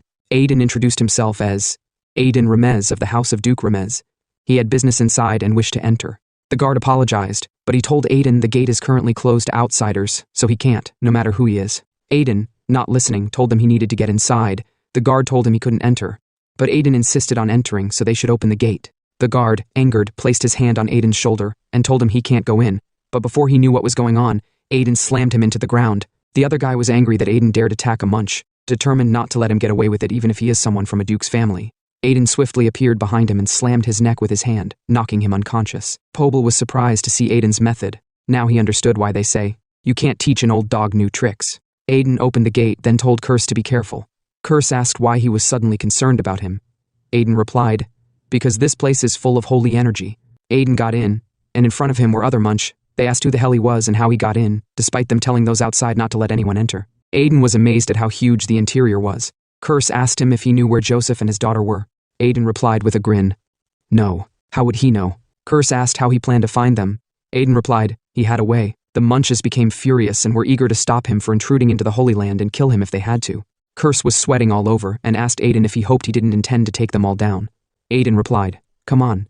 He's not that crazy enough to turn an entire religion against him. He just needs to ring the wailing bell. He then activated Ring of Speed and swiftly zoomed out, passing all the Munch. On his way, Curse asked what the wailing bell was. Aiden replied, it's one of the Church of Holy Fire's laws. When someone suffers a grievous injustice or has a critical illness with no remedy, they can ring the wailing bell to meet the high priest without any interference. But later people started ringing it for trivial reasons, so they moved it to the top of the building to prevent anyone from ringing it. Curious, Curse asked why they didn't just get rid of the bell. Aiden didn't know either, but as he said, he guessed they couldn't get rid of it, because it's part of their canon law. The Munches were eager to stop him at all costs, seeing he was aiming for the wailing bell. Aiden was already having a hard time since the bell was farther than he thought, and he had no choice but to activate the Ring of Speed for the third time. He was almost closer to the bell. He smiled, thinking he could finally talk to the priest if he rang the bell. But out of the blue he was attacked, the force intense. Aiden dodged, though it was a close call. He never expected the guy to accurately target him even though he was using the Ring of Speed. With his big mace on the ground, the man commended Aiden for getting through the other Munches, but told him he wouldn't be able to ring the wailing bell since he, Bali, the highest-ranking Munch of the Church of the Holy Fire, guarded the bell. Curse asked if Bali was really human. Aiden didn't know either since this was his first time seeing a human who looked like an ogre. Aiden prepared to unsheath his sword, though he was worried since he had used up the daily limit of the Ring of Swiftness, so he had no choice but to fight Bali head-on. He held his aura-filled blade forward and told Bali that he'd have to cut him down if he blocked his way, so he should please step aside. Bali smiled at how absurd it was for an intruder to be making threats, then remarked that Aiden must be at the stage of advanced sword aura. He grabbed his mace, then struck at Aiden. He told Aiden that thanks to him, he was having so much fun that he hadn't had in a long time. Aiden took the strike head-on. He worriedly gritted his teeth, not knowing what kind of monstrous raw strength the guy had since he was able to deliver such fierce blows without mana. Aiden knew that in terms of physical strength, Bali was even stronger than Margrave Thierried, and he had never seen anyone this strong even in his past life. Bali let out a loud laugh, and happily told Aiden he was getting fired up because Aiden was strong, as no one in the headquarters had ever withstood his attack. Curse asked Aiden if it was normal for humans to become more insane as they got stronger. Aiden replied no, Curse had only met weird people so far. You know that includes you, Curse remarked. Bali came charging with another strike. Aiden decided to fight Bali with all his might since he had no choice. He then summoned Banshee Shield. His aim was to block with Banshee Spirit Shield and counterattack, but the shield shattered upon impact, which Aiden never expected. He was sent flying, slamming into the wall. Blood was dripping from Aiden's face as he lay unconscious. Bali asked Aiden if he's done already. He found it disappointing since he thought he'd get a good workout after so long. He then walked towards Aiden, saying it was fun while it lasted, and now he'd send him for good. But within the dust, an attack was shot through, but he dodged, with the weapon only grazing his face. He was surprised Aiden was still able to move after receiving his blow. He knew he would have been in serious danger if he had moved even slightly wrong since the sword was imbued with aura. Bali told Aiden nice try, but it's unfortunate his last desperate attempt missed its mark. He then raised his mace to attack Aiden, saying death is the only ending for a knight who loses his sword. But Aiden grinned instead of being scared. Bali had no idea why he's laughing, wondering if Aiden has gone mad before his death, but he realized what was going on. The sword was in the direction of the bell, and now it has successfully hit the bell. Bali smiled as he realized Aiden's target was the wailing bell from the beginning. Aiden told him to bring forth his esteemed archpriest now that the bell has been rung. He then fainted after that speech. A while later, at the headquarters of the Church of Holy Fire, Aiden was stretching in a room. He was impressed at how amazing the healing techniques of the Church of Holy Fire were. All the fatigue that had built up in his body was completely gone. Curse, who felt like crying, told Aiden they should get out of here since the humans here are too stupid. Aiden questioned what he meant by stupid. Curse explained, saying the humans simply pour on nothing but holy energy for treatment, and since Aiden was unconscious, he wouldn't know, but it was like torture for him. Aiden smirked evilly, telling Curse that's what he gets for sneaking into his body. Curse became pissed, told Aiden he would pay him back. Someone then knocked on the door. The person came together with Bali. He told Aiden that he came to check on how he's feeling. Nice to meet you, he said, introducing himself as Hakal Korton, the deputy archpriest of the Church of Holy Fire. Aiden also introduced himself. Aiden said to himself that he had heard a lot about the deputy archpriest Hakal, and he seems kinder than he expected. Curse asked if he knew the deputy archpriest as well. Of course, Aiden replied. He's the next successor to the current archpriest, and the last and worthy deputy archpriest in history, the one who brought down the Church of Holy Fire through corruption. He's an extraordinary man. Someone who brought an entire religion with hundreds of years of tradition to ruin in a few days. Aiden was curious what he looked like, but he looked more decent than he expected. He then humbly apologized for barging into the church. Corton laughed, told Aiden not to worry since he rang the wailing bell, so he's now their guest. And the reason Priest Bali came was because he wanted to see Aiden again. Bali then greeted Aiden with a smile. Aiden was surprised to see the ogre with immense strength, then greeted Priest Bali. Bali told him what happened to his shield is unfortunate, and since their church has many shields, he should feel free to take one. Aiden told him it's alright. His shield is a bit special since it regenerates on its own. Curse expected it to regenerate since the Banshee shield spans the spirit realm and can restore itself. Aiden agreed, saying it's not a shield that would break from a single blow. He guessed it shattered because it hadn't fully recovered from the impact of the Death Knight's attack, and it'll probably take about 4 days to fully recover, so he'll have to be careful until then.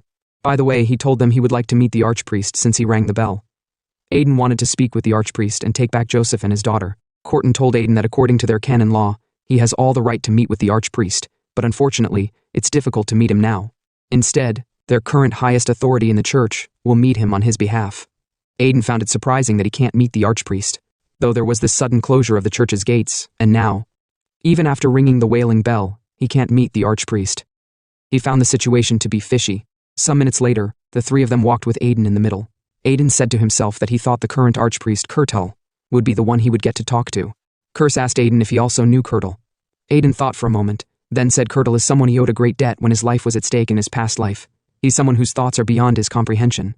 Kurtul would always say, why would they need something in return for saving a life? They help those who need the touch of the holy fire. But Aiden knew if it were him, he would have mooched off of them as much as he could, before saving them. Curse commented, the more he sees Aiden, the more he resembles Talos, a monster of the underworld. Quite pissed, Aiden told him to wait. Soon, he'll shower him with holy potions. Flustered, Curse told Aiden not to threaten him in a holy church. They arrived in front of a door guided by 2 monks. Corton told Aiden that the place is the highest authority of their church. Aiden wondered who could the Archpriest's proxy be. Who's that someone higher than the Deputy Archpriest? But whoever it is, he was determined to bring Joseph and his daughter with him, regardless. As they got into the room, Corton politely told the person that they have brought the one who rang the wailing bell. But to Aiden's biggest surprise, that someone is Ellis and Joseph who were busy eating. Ellis immediately waved at Aiden with cookies in her hand. Aiden, still surprised, asked them both why they are here.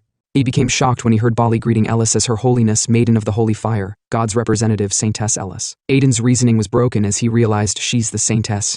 Minutes later, Aiden and Joseph were in a room, sitting at the opposite ends of a table, speechless. With a scary expression, Aiden told Joseph to please explain what's going on. Joseph told him he'd explain, but first, he'd like to introduce himself. He introduced himself as Joseph, a former member of the 7 Stars Brotherhood that serves the Master of the Holy Fire. Aiden stood in shock as he heard he's a member of the 7 Stars Brotherhood. He said to himself that the 7 Stars Brotherhood is an exclusive union where only 7 of the finest alchemists within the Church of Holy Fire are allowed to join. No wonder he didn't see an alchemist like Joseph in his past life. Curious, Curse asked Aiden if Joseph is really that impressive. Isn't it just about being slightly better at alchemy than others? Aiden said the Church of Holy Fire monopolizes all the alchemists on the continent. Those with the most skill who are in the 7 Stars Brotherhood naturally hold power, second only to the Archpriest and Deputy Archpriest. Aiden then asked Joseph how someone of his rank ended up in such a place with his daughter. Joseph's face went gloomy, then told Aiden that every 40 years, a saint or saintess is born and ascends to the position of Archpriest in their church. The chosen saint or saintess fulfills their duties for 40 years. After 40 years, the status of the saint is returned, and at the same time, new candidates for sainthood are born with the stigma on their hands. But 10 years ago, candidates with the stigma started getting murdered one by one. Whether it was a soon-to-be adult or a 1-year-old baby, all were targeted. And his daughter Ellis was also a saint candidate with the stigma. No sensible parent could watch their daughter die, so they fled to the farthest place where even the church couldn't find them. But recently, something as significant as the murder of the sainthood candidates has happened within the church. Aiden had no idea what Joseph is talking about. He recalled there not being such incidents in the Church of Holy Fire in his past life around this time, so what on earth is happening in the Church of Holy Fire? Let's go back a few days ago at the Remez mansion. The monks of the Church of Holy Fire came to Remez, but the knights there told them that no one is allowed to take the Duke's guests without his orders. One of the monks told the knight, how dare he interfere with the operations of the Church of Holy Fire's heresy inquisitors, even if it's the Duke's family. If he obstructs the enforcement of the Holy Church, he'll face terrible consequences, so he should hand over the fugitive of the order. They battled with arguments, but Joseph came. Knight Spele told him he shouldn't have come outside, but Joseph asked for a moment to speak with the monk. He doesn't want to trouble young Master Aiden anymore. The man told Joseph it's been a while. Joseph asked how did he know he was here. And if he knew he was here, why didn't he come sooner? Why is he doing all of this now? He lashed out. The guy told him with a guilty tone that, to be honest, he thought Joseph died after he ran away, but he realized his assumptions were wrong after seeing that no stigma bearer was born after so much time. He found out his location through the Cerberus Guild annihilation incident, and that's why he came all the way here to take him and his daughter. Joseph told him he doesn't have to be forceful since there might still be people in the church targeting those with the stigma, so he can't send Ellis to such a dangerous place. The guy told him they had no other choice. There's a reason why they must take him to the church at all costs. It's because the archpriest collapsed due to an illness. Now back to the present. Aiden was shocked to hear the archpriest collapse due to an illness. Joseph, with a worried expression, commented that apparently even the church's sacred rites and advanced medical techniques couldn't cure him. With the church's reputation on the wane and the archpriest falling ill, there must have been a tremendous sense of crisis. It was a situation that could easily extinguish the flame of the holy fire and cause their religion to be lost to history. That is why, 4 days from now, they plan to make Ellis a saint through the Saint Awakening ceremony and use her extraordinary divine powers to heal the archpriest. Once the vacant position is filled, the holy fire will burn even brighter, and the church can regain its former status. So he told Aiden he could do nothing but apologize to him. He regrets that he did not explain anything and caused him such trouble. Seeing Aiden speechless, Joseph wondered if Aiden is mad. At the same time, Aiden angrily gritted his teeth. He had no idea what the hell was going on, and was certain something felt off because the old man should be running around healing people. He's sure Archpriest Kurtel's illness was supposed to occur about 3 years from now, so he questioned why an event from the future had been moved forward.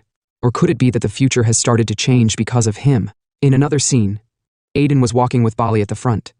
Aiden was lost in thought, thinking that now that he has permission from Joseph to stay at the church, he needs to find out where the future started to go astray. Curse was scared and questioned if he's going to stay in this dreadful place.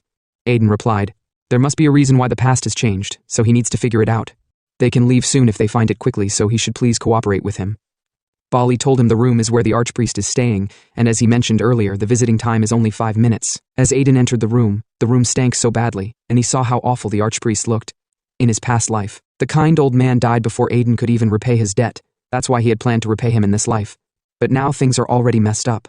He paused, surprised as he noticed an ominous energy that seemed familiar, but it's his first time seeing something like it. Curse told him he should have seen a lot in his past life, but Aiden had no idea what he's talking about. Curse told him the ominous energy is a curse. Normally it's impossible for a human to see a curse, but since the soul of the great underlord is with him, he can now see it. And the curse on the archpriest is cleverly and delicately crafted. It's a rarefied curse that has been accumulating over a long time, causing the priest's body to disintegrate from within.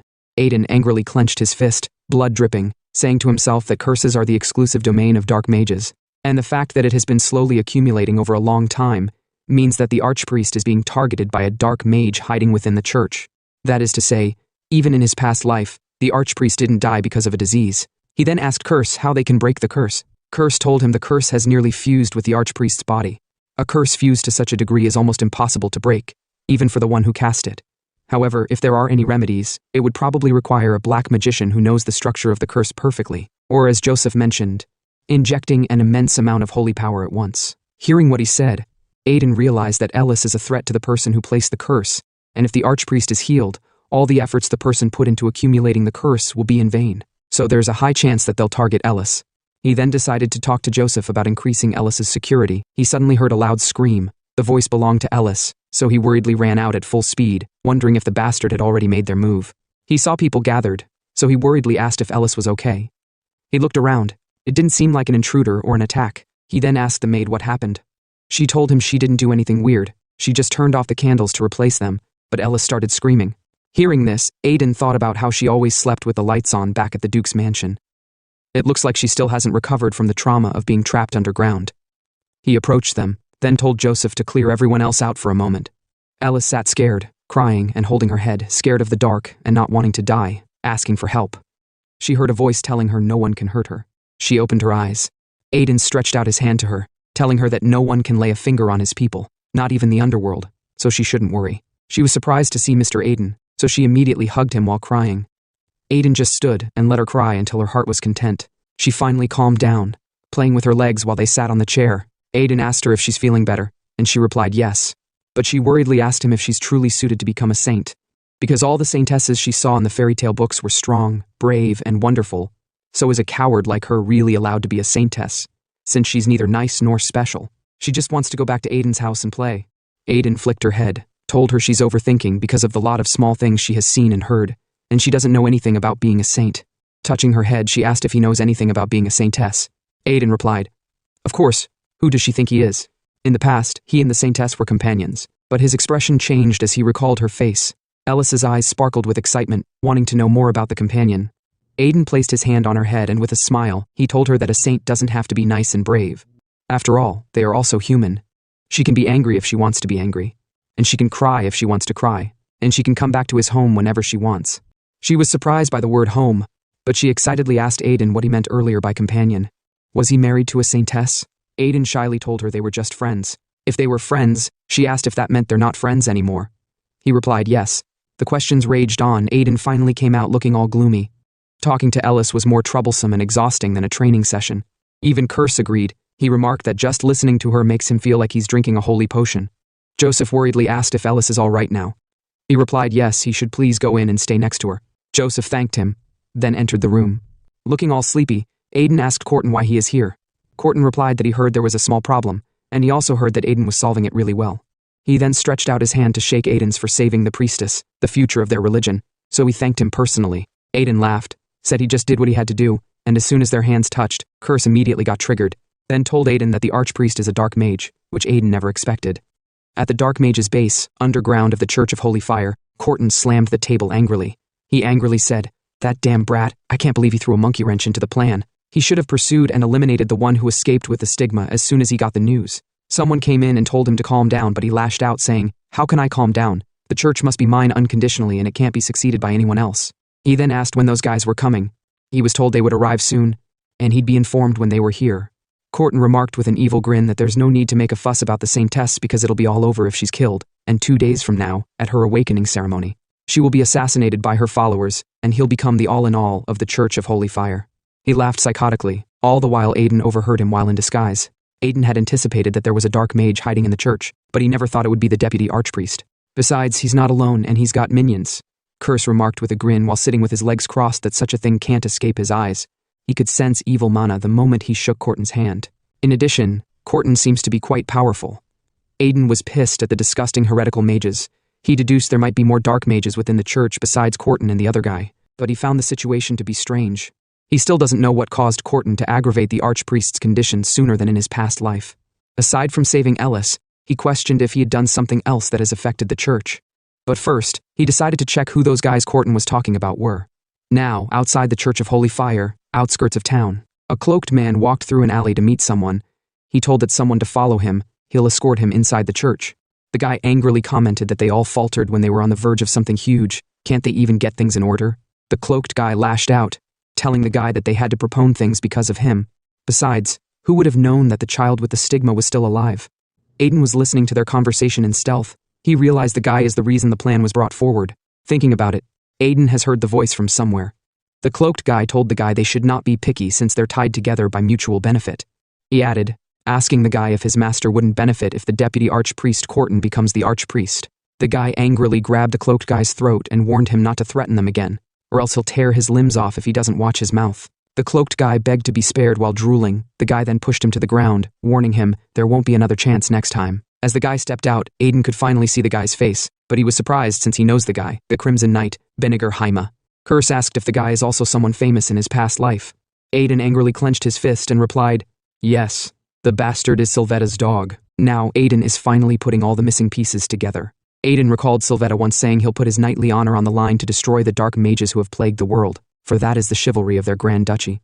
Now Aiden was pissed, because the chivalry was rotten from the beginning. Today, he has seen a lot of disgusting faces concealed behind false masks of pretense. Curse asked why Sylvetta was helping Hakal become the archpriest. Still angry, Aiden replied, "Perhaps it's aimed to gain an edge in the family's succession battle.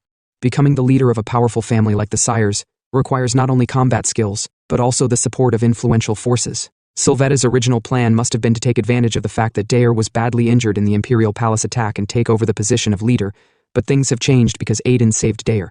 Aiden was really angry at the traitorous bastard Sylvetta. How rotten could he be?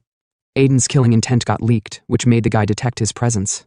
The guy came with his sword imbued with aura. He commented with a grin. So, the worm was followed by a rat.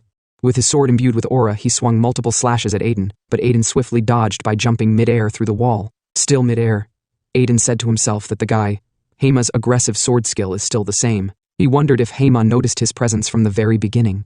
The cloaked guy told Heima that he won't be able to handle the consequences if he makes such a loud attack in the middle of the night. Heima, with his eyes filled with killing intent, told the guy that he doesn't think worrying is something he wants to hear from a guy who didn't even notice a rat following him. So he told him to fuck off since he's not being helpful. The guy, angered, then left the scene. Heima, disappointed, commented that if it weren't for the mission his master assigned him, he would have killed the guy too. He then faced Aiden with his eyes and body filled with killing intent. He told Aiden it's surprising he managed to dodge his sword. It seems like his skills are certainly not average. He then asked Aiden what someone like him was doing here. Aiden replied, "What if I don't want to tell you?" The guy smiled wildly and told Aiden he's funny. Aiden decided to run since it's hard to deal with Heima right now. But Heima swiftly charged and appeared in front of Aiden with an extremely evil grin. He told Aiden it's no fun playing with people who open their mouths easily, so he's excited to see how long it'll take for Aiden to talk. He then swung his blade forcefully at Aiden. Aiden blocked all the strikes in return. The guy laughed psychotically, enjoying seeing Aiden struggle. Curse commented, "It's surprising that there is a human more similar to Talos than Aiden." Even Aiden agreed, since Heima is one of the craziest people Aiden has ever seen. Aiden is having a difficult time. He realized Heima must be at least at the stage of Supreme Sword Aura, and since Banshee's shield is still recovering, he can't even use it right now. But Aiden smiled since there's always a way, and he's sure Heima must have noticed by now. As Heima swung his sword, he noticed something. He thought he was seeing things, but he noticed the sword technique Aiden was using. Aiden called out his name, Crimson Knight, Beniger Heima. Hearing his name, Heima stopped and asked Aiden how he knew his name. Thinking for a moment, he let out a sinister grin as he finally understood what was going on. He commented, saying he should have known when he saw Aiden using the same sword technique as his own. He then told Aiden that it seems like he's from that damn Dayers faction. Aiden grinned evilly, since he now has Heima in the palm of his hands. Aiden asked Heima if he thinks he'll get away with his actions after involving dark mages in his affairs. Heima angrily swung his sword at him to shut him up. "You damn dog of that fucking spear knight." Aiden said to himself that the guy is going even crazier after mistaking him as one of Dayer's henchmen. What a messed up family, they're all at each other's throats. He added, "The guy must have way more problems because of his personality. The more agitated people become, the less rational they become and the slower they grasp the situation, without even knowing what's going on around them." The clash continued. Heima grinned widely while asking Aiden if he's going to counterattack. If that's the case, Aiden can't beat him like that. But Heima started bleeding through his nose. He took a pause, cleaned the blood, not knowing what was going on. But Aiden counterattacked immediately with his sword. Heima blocked the sword strikes but realized his balance was off. He wondered what Aiden did to him. Aiden smirked. It's too late for Heima to notice. What he used on Heima is his original skill, resonance. Every time his sword collides with the opponent's, a mana wave is created that shocks the opponent's internal flow of mana. It's so weak and unnoticeable at first that it can be dismissed as an illusion, but if it keeps stacking, it becomes a very fatal poison. If Heima were a normal knight, he wouldn't have been able to stand by now, but he is still holding on. Heima told Aiden with vigor not to think he can beat him with his dirty tricks, then told Aiden to bring it on. Aiden picked his ear and told Heima he doesn't want to. Heima can come get him if he's so angry. He shouted angrily, "You Dayer's dog." Aiden told him to shut up, Sylvetta's dog. Dogs shouldn't bark at nights. Angered, he told Aiden, "How dare you call my lord's name with your filthy mouth?" He then charged out to attack with the determination to kill. Aiden commented, "How scary." Then he guessed he had no other choice. Aiden brought out a bottle and threw it at Heima. Heima blocked it with his sword and asked Aiden if dirty tricks are all he can do, but to his surprise, the bottle created a fog that blocked his vision. He angrily shouted, telling Aiden to stop messing around and come face him so he could tear him apart. But as the dust faded, he looked around and couldn't find Aiden. He became furious and shouted, calling Aiden a coward. Aiden was running under the moonlight. Curse asked why he's running instead of finishing him. Aiden told him it's because at his current level, it's impossible to win against a knight at the stage of Supreme Sword Aura without Banshee's shield. So, the best course of action was to stop him from following by using resonance. Luckily, he asked Kathy to make a special smoke bomb. At that time, Kathy looked at him weirdly. Besides, he thought, I can't let those dark mages escape. The guy was still running while breathing heavily, in a hurry to go back and inform Deputy Archpriest Corton that there's someone who knows their identities. But Aiden was already above him, then struck the guy. The next morning, underground in the Church of Holy Fire, Corton angrily lashed out, wondering, what the fuck is going on? He said to himself that the guy who went to bring Sire's knight has gone missing, and the knight also didn't come. He wondered if the guy had betrayed him, or if he was trapped by someone. Whatever it is, the Saintess awakening ceremony taking place today has to be stopped. But now, he doesn't have time for that. He paused, then smiled evilly since he had someone perfect for the task. He could use Aiden. Now, at the entrance to the altar of Holy Fire Church on the day of the Saintess's awakening ceremony, Joseph was happily hugging with tears in his eyes. He was happy since his daughter was going to be the Saintess. She told her dad to stop crying. He was embarrassing her. Aiden asked Ellis if she remembers what he said. She replied, "Of course. She will demand every penny of interest for the trouble God has put her through. Every penny of interest." Joseph turned around and asked Aiden what he is teaching his daughter. Aiden replied with a smile that it's about how to live without suffering losses, then told him they should be going. Someone then told the saintess to proceed inside. Joseph wanted to follow his daughter, but Aiden stopped him. "You know no one else can enter with her, she'll be safe, so calm down." Joseph became more dramatic, with tears flowing down his face, telling Ellis to stay safe and healthy. Corton then asked Aiden to come with him for a second. They went into a corner, and Aiden asked what is so important that they have to talk in the corner like this. Corton told him he just wanted to give him a small gift, as a token of appreciation for what he has done for them. He then opened a box, and with a grin, he told Aiden it's one of the remaining few highest quality pills in their church. It is a rare and precious item that is very difficult to produce now. He added that had he presented it to Aiden officially, the church members would have gone crazy. That's why he asked him to meet in private so that he could hand it over to him. Aiden, with a smile on his face, asked Corton if he's sure he can have it. Corton replied, "Of course. After all, he's the one who saved the future of their Church of Holy Fire." Aiden took the pill and swallowed it. At the same time, Corton's face was filled with a sinister smile. Aiden took the pill. His eyes then changed color. Corton grinned wildly. He said to himself that Aiden is stupid for falling for his tricks since the pill carries a mental curse of obedience and brainwashing. Even a swordmaster would have no choice but to obey him. He touched Aiden on the shoulder, then gave him an order: use the back entrance he prepared and kill the child who is undergoing the saintess's awakening ceremony. Ellis walked forward. In front of her was a room emitting divine energy. She was amazed. In front of her was a big fire emitting divine energy. She said to herself that the priest said she has to walk into the flame to see God. He said the flame won't be hot, but she wondered what if she goes in and it is hot. She's scared, but she recalled what Aiden told her, so she walked up the stairs, not wanting to be scared. She then entered the fire saying, "Mr. God, it's time to pay." Behind her was Aiden with his sword in his hand. At the entrance to the altar of Holy Fire Church, Joseph was still crying. Corton grinned, saying to himself that the perfect story for his plan is that an intruder recklessly enters the church and kills the saintess. Now, finally, he can become the archpriest of the church. But suddenly, people came charging forward. Bali shouted and told everyone to stop wherever they are. Bali came together with other monks. People wondered what the monks were doing here, and they were even wearing their combat suits as well. Corton angrily asked Bali if he did not know there was an awakening going on. How dare he show up in such an outfit? Bali replied that he knew there was an awakening going on, but he had come because there was something more important than that. With vigor, he said out loud that among all the people here, there is a heretic who has made contact with darkness. That is why he, Heretic Inquisitor Bali, has come here, despite knowing the consequences. Corton was surprised. He had no idea how Bali knew. People began murmuring, questioning if what he meant was that there is a dark mage among them. What a blasphemous statement, Corton lashed out. He told Bali, how can he say that one of their brothers and sisters in the Holy Church has turned to darkness? He's clearly spreading false rumors that he doesn't have the authority to. Suddenly, a voice from behind told Corton that he was the one who called Bali. Corton was shocked as he heard the voice. Everyone was also surprised to hear the voice since it belonged to Archpriest Kirtle. Corton was shocked.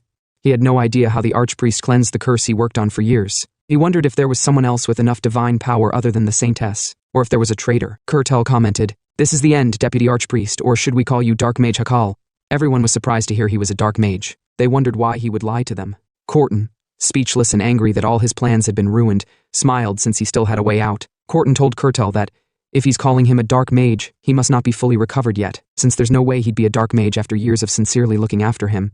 He voiced out and said vigorously that there seems to be a misunderstanding. In reality, the true dark mage is young Master Remez since he overheard him plotting to kill the Saintess, so they have to find and stop him. Aiden then came out with his sword in his hand. Seeing him, Corton immediately called Aiden a scoundrel, and then asked what he had done to the priestess. Aiden told him with a sad tone, then with a smirk, replied that the Saintess is safely undergoing her awakening. Shocked, Corton wondered if Aiden broke the curse, and how did he break it by himself. Let's go back to the night after the battle against the Crimson Knight. Aiden stood at the window, and in front of him was an owl. He told Niketa that he knew she was watching him, so he requested to talk. The owl looked at him, then flew to the window. She asked Aiden what he was planning to do. Aiden told her he knew she saw it all, but Chaos was trying something in the church. With a jovial smile, he asked her for a favor since he'd be taking care of Chaos, their common enemy. Niketa asked what favor, and Aiden requested to borrow a curse-suppressing tool. Niketa thought about it, then asked Aiden why he was suddenly asking for a curse-suppressing magic tool, and if he's planning to fight against Chaos. Aiden replied no. He will use the tool to suppress the curse that has afflicted Archpriest Kirtle. He told her that the Archpriest's curse has paralyzed his body, but his consciousness is unaffected. He guessed the Archpriest must have noticed by now that Corton has betrayed the church, so as long as the priest wakes up, They can get all the traitors. Niketa thought about it, then told Aiden it makes sense. She then gave him an artifact. She told him it is an artifact called an anti-magic ring that she made herself, and if Aiden makes the archpriest wear it, it will suppress the curse. But she warned Aiden to be careful since it seems like Chaos has placed a brainwashing curse on the majority of the church, and they might try to do the same to him. Aiden told her not to worry about them brainwashing him since he already has a terrible curse, so other curses can't do anything to him. Curse asked Aiden if he's mocking him. Aiden replied yes, so what? Curse, pissed, told Aiden he also feels terrible being with him, but he went speechless when Aiden asked if he wanted some holy potion. Now, back to the present.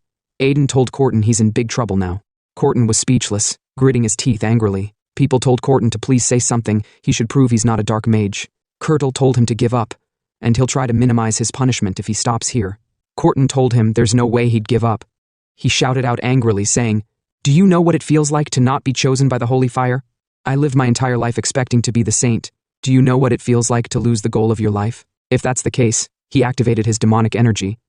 He told Kurtel he'd turn everyone there into the undead, then all of them will kneel and beg to become his followers. Bali told the archpriest, they can't let Corton be anymore. They must take down the traitor Corton right now. Corton said with vigor, he called them fools. They should not think they can stop him. He then told all the comrades of Dark Blood to come out and help him. Immediately within the crowd, the people of Chaos started showing themselves. Others were surprised. They couldn't believe they had so many heretics among them. Other monks told them not to panic since they have the holy fire with them, so they should take down the dark mages, but they were controlled before they could carry out their duty, with the intention to follow Master Corton. And so they began fighting with the other monks. The conscious monks had no idea what happened since their brothers suddenly started attacking them. Bali raised his mace to take down the heretics. He told them they shall all be judged in the name of the holy fire. But before he could strike, the archpriest shouted out for him to stop. The archpriest asked Corton how low will he go. Corton told the archpriest with a wild, sinister grin that he's quite quick-witted. He really wanted to see them kill each other. As he can see, he has placed a curse of domination on most of them, so if Kurtle tries to lay a hand on him, he'll make them kill themselves. Kurtle couldn't do anything but angrily grit his teeth. Corton told Kurtle with a wide grin that there's nothing he can do now, so he should give up. Aiden, who was at the scene, commented with his hand on his beard, there are around 15 of them. He then swiftly took 2 down. Corton furiously told Aiden he'd kill them all if he does anything stupid, but Aiden told him with a sinister grin, he doesn't care, he can kill them all he wants. Corton voiced out angrily, do you think I won't? Everyone here will die. But Aiden countered, and I just said it's not my problem whether you kill them or not, I'm not even part of the church. He doesn't want anything else, all he wants is to beat the shit out of those Chaos bastards. Corton, panicked, said to himself, how did Aiden know he was part of Chaos? Did he come here to get him in the first place? Not wanting to waste time, he commanded the controlled dark mages to kill Aiden. Curse asked Aiden if he's actually going to kill those innocent people. Aiden replied of course not, he's not cold-hearted. He brought out 2 sealed bottles, said to himself that Chaos guys are individually weak right now, so they're barely maintaining the curse of domination, which means the curse will be gone with fewer of them. He then jumped forward and threw the 2 bottles into their midst, creating smoke in the area. Corton had no idea what kind of smoke that was. He then told his men to kill him. Aiden landed at the center, and within seconds something happened within the smoke. Corton had no idea what's happening, but he could sense the number of dark mages going down at a fast rate. He was really angry, because his 10 years of hard work had been brought to ruin in an instant. Now, he decided to use the only option he had left. Aiden then took down the last of the dark mages that weren't controlled. Aiden grinned, said to himself that no matter how hard they try to hide in the smoke, if they are full of dark mana, finding them is a piece of cake. Now, there were only 6 of them left, including Corton, but he realized something was wrong. The number of dark mages was diminishing at a fast pace. He had no idea what's going on. He thought Priest Bali was helping him. Curse told Aiden they're not disappearing. All the dark mana is being gathered in one place. Panic-driven, the uncontrolled dark mage begged Corton to please spare his life, but Corton ended up draining the dark mana from his body.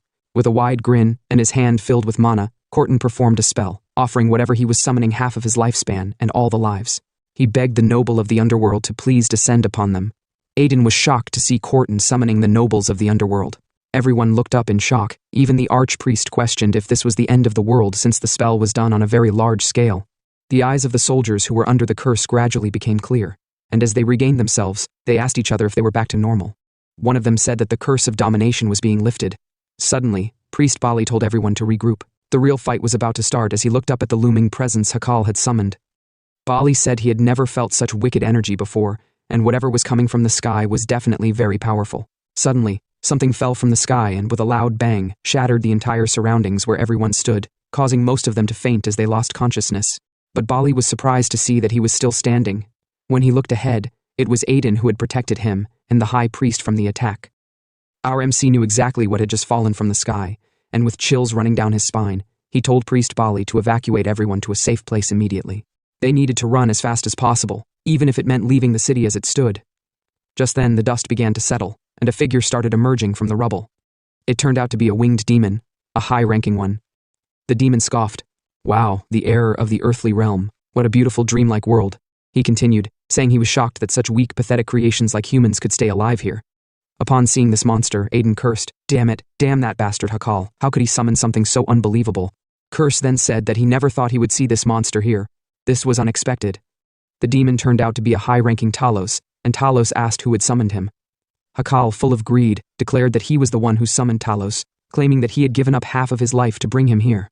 He then commanded Talos to obey him and kill those who opposed him. But before Hakal could finish his sentence, his head was severed from his neck, blood spilling out as it fell to the ground. Talos pointed at him and sneered, saying he had expected his summoner to have a delicious soul. But Hakal was filthy. He didn't want to start his first meal with such a disgusting soul. Seeing this, Aiden had a terrible memory of Talos and muttered to himself, "This is the underworld demon that brought destruction upon the world in his past life." This Talos was intelligent, meaning he had to be a high-ranking one. Even most sword masters would struggle to fight him. However, in Aiden's past life, he was able to take Talos down in one strike. But now he had yet to regain the power he once had. Suddenly, Aiden noticed a purple mana surrounding the environment. "What the hell?" he muttered. Even the high priest and everyone behind him had fallen unconscious. What's going on? Then, Curse told Aiden that the purple mana was a special skill called Elusive Fog. It was Talos' ability. It sucked the life force of anyone who inhaled it and trapped them in a nightmare. But of course, it wouldn't work on Aiden because Curse is with him. At first, Aiden thought he knew who this Talos was, but it turned out he didn't. "Oh, the hell is he?" Curse then revealed. "This Talos is called Mephisto, the Talos of deceit and cunning. He was even bold enough to scam the Underlord himself. In the end, however, the Underlord had enslaved Mephisto's soul." Hearing this, Aiden smirked. So Mephisto tried to scam the Underlord? He must be out of his mind to do that. Suddenly, Curse alerted Aiden to look up. Just then, Mephisto sprinted toward Aiden, and he was shocked. He couldn't even detect the demon's movements. Talos smirked. Fascinating, a human who can still move in his elusive fog. He wondered what Aiden's soul tastes like. But Aiden was trembling. As expected, this monster is a high-ranking Talos. Just standing in front of him is putting Aiden under extreme pressure. Curse reassured him, "Don't be too scared. Mephisto isn't complete right now. Akal's summoning was unstable, so he doesn't even have half of his original power." Aiden took a deep breath. "Alright, if that's true, then he actually have a chance." With an evil grin, Talos taunted, "My poor weak prey. Are you ready to be devoured?" But Aiden smirked and replied, "Mephisto, why do you talk so much? He have been yapping since he came to Earth." Upon hearing this, Mephisto froze. "What the hell?" He was shocked. "How does this human know his name?" Aiden chuckled. "Your name is famous even on Earth. You're the pet Talos the Underlord dragged around like a dog." Aiden offered to give him tips, if he don't know how to properly trick the Underlord. Hearing this, Mephisto was enraged. "What, did you just call me a pet Talos?" he roared. "How dare you? I am a noble among Talos. You ignorant human. How dare you say that in front of me?" With anger, he clenched his fist, preparing to attack Aiden with a thunderous force. Aiden quickly dodged and leaped away. Still enraged, Mephisto growled, "I'll show you what it feels like to have your soul ripped apart." Hearing this, Aiden was stunned. What does that mean? Is Mephisto saying that his soul was ripped apart throughout his life? He turned to Curse. "Are you hiding something from me?" Curse sighed. It's not exactly that he hid something. But back when he was the Underlord, he used Mephisto as an experiment on Talos' souls. Curse wanted to see if Mephisto could remain conscious while having his soul ripped apart and put back together over and over. Curse also tested ways to inflict pain on souls. Hearing this, Aiden shuddered. What the hell? When Curse was the Underlord, he must have been a complete lunatic, but Curse smirked. "I guarantee I'm not as crazy as you, Aiden." Aiden then said that there are too many people here. They need to fight somewhere else, so the impact won't affect the priests who are asleep. Just as Aiden was about to move, Mephisto sprinted toward him. "Where do you think you're running, pathetic human?" With a swing of his claw, the sheer force of it tore apart the surrounding buildings, and Aiden barely dodged it. As he leaped away, he muttered, "What the hell? Didn't Curse say Mephisto doesn't even have half of his power? And yet he's still this strong? If he were at full power, I'd be dead already." Just as he thought that, another attack came toward him. Aiden quickly blocked it with his sword, but the impact sent him flying backward, slamming into a pillar. Seeing this, Mephisto smirked. "This little human is still standing after that? Interesting.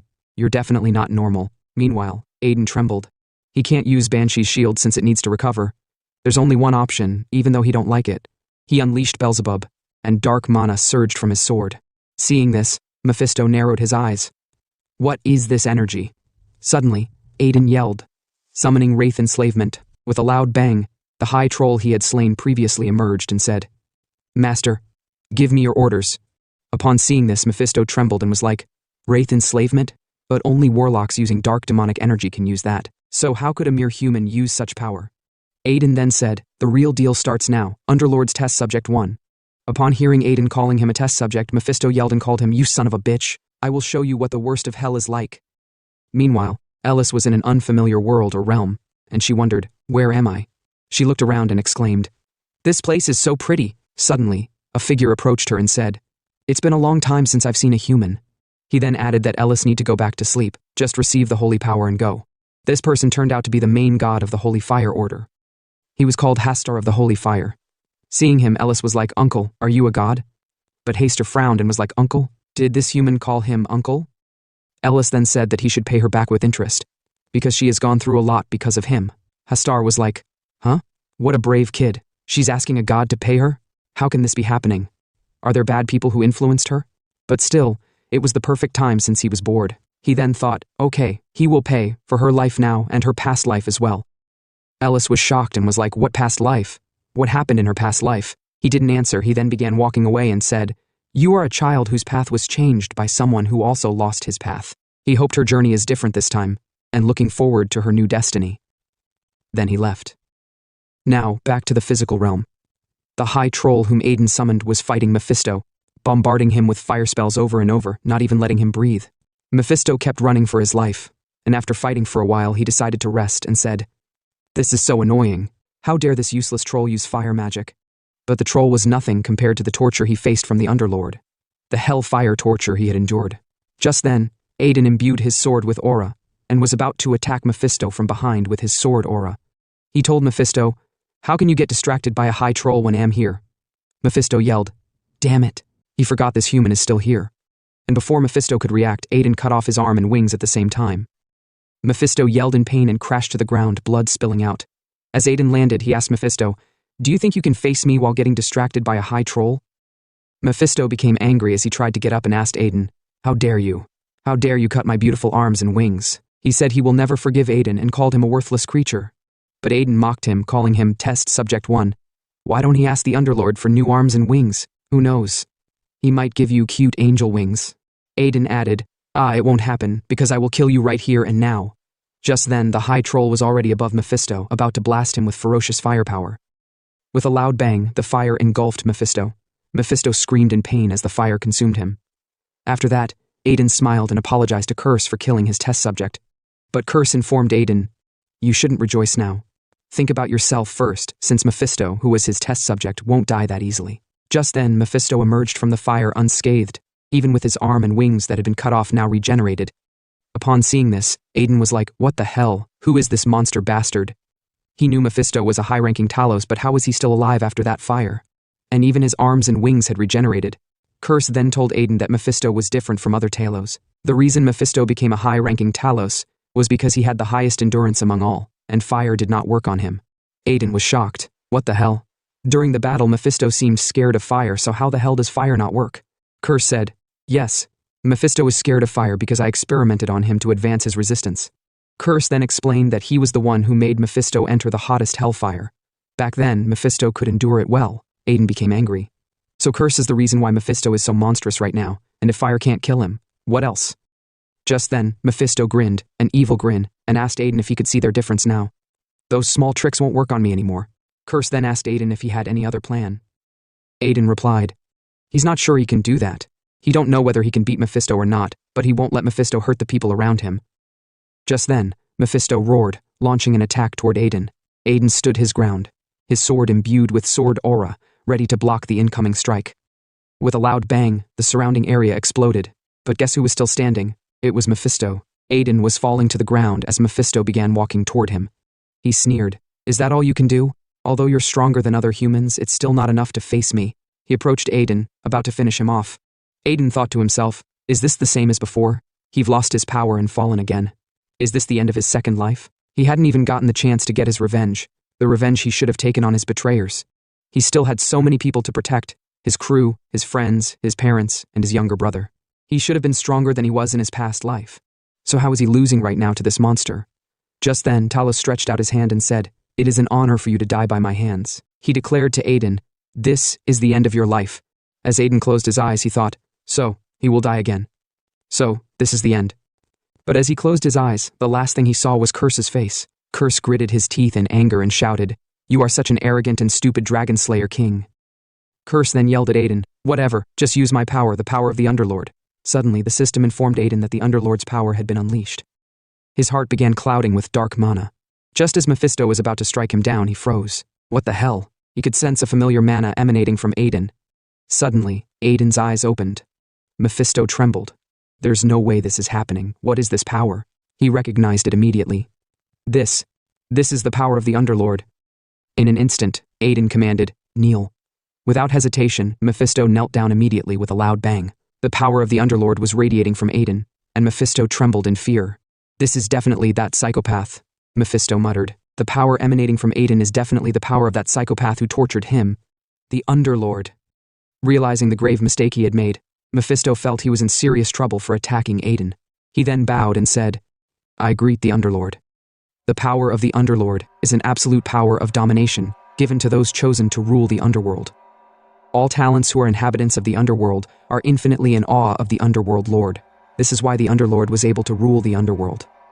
Now Mephisto bowed to him as he trembled in fear for not recognizing the Underlord. This is why. But Aiden told himself that this power is stronger than he thought. Curse replied, "Do you finally recognize the great power of mine, Dragonslayer King?" When Curse was still the Underlord, his body was something that everyone in the underworld admired. But now he didn't know how he ended up like this. For the first time, Aiden was in agreement with Curse and he said, "Who cares about that?" He commended Curse for taking care of his body all the time that they had been together, and he said, "As expected, the Underlord's power is really good." Curse laughed out loud and said, Okay, he will accept Aiden's praises." And he told Aiden they should make Mephisto tremble to death. Now, as Aiden was laughing evilly, Mephisto looked up at him and asked, Is he really the Underlord?" Aiden gritted his teeth and said, "Of course, he is the Underlord. Don't you feel the energy that can devour you?" Hearing this, Mephisto began crying and said, "He is cruel. The Underlord will definitely torture me to death." Sometime later, Ellis was done with the ritual and began running as she came out of the building. Then, she heard Aiden telling someone to roll forward, roll backward. She wondered what was going on outside, and she knew this voice was definitely Aiden's. She ran outside with joy to see Aiden, but when she got there, she was shocked by what she saw. She asked Aiden, "What are you doing?" But Aiden couldn't tell her what he was doing because he was actually torturing Mephisto, and the little child wasn't meant to know about that.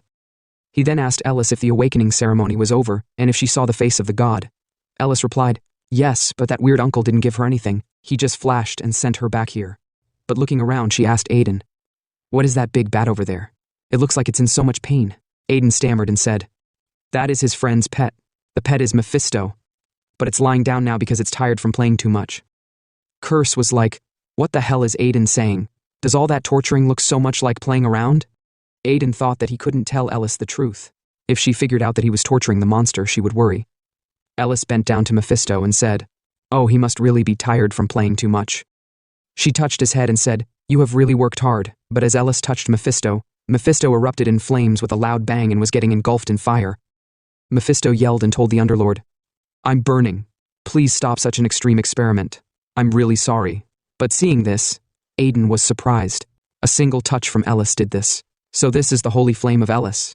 Aiden realized that if a holy flame touches a demon, it consumes them with fire. He was shocked and said, "So Ellis has finally awakened a holy power. That must have been the gift the god gave her." Just then, Curse told Aiden to quickly finish things up. Aiden replied, "Yes, dude, I know."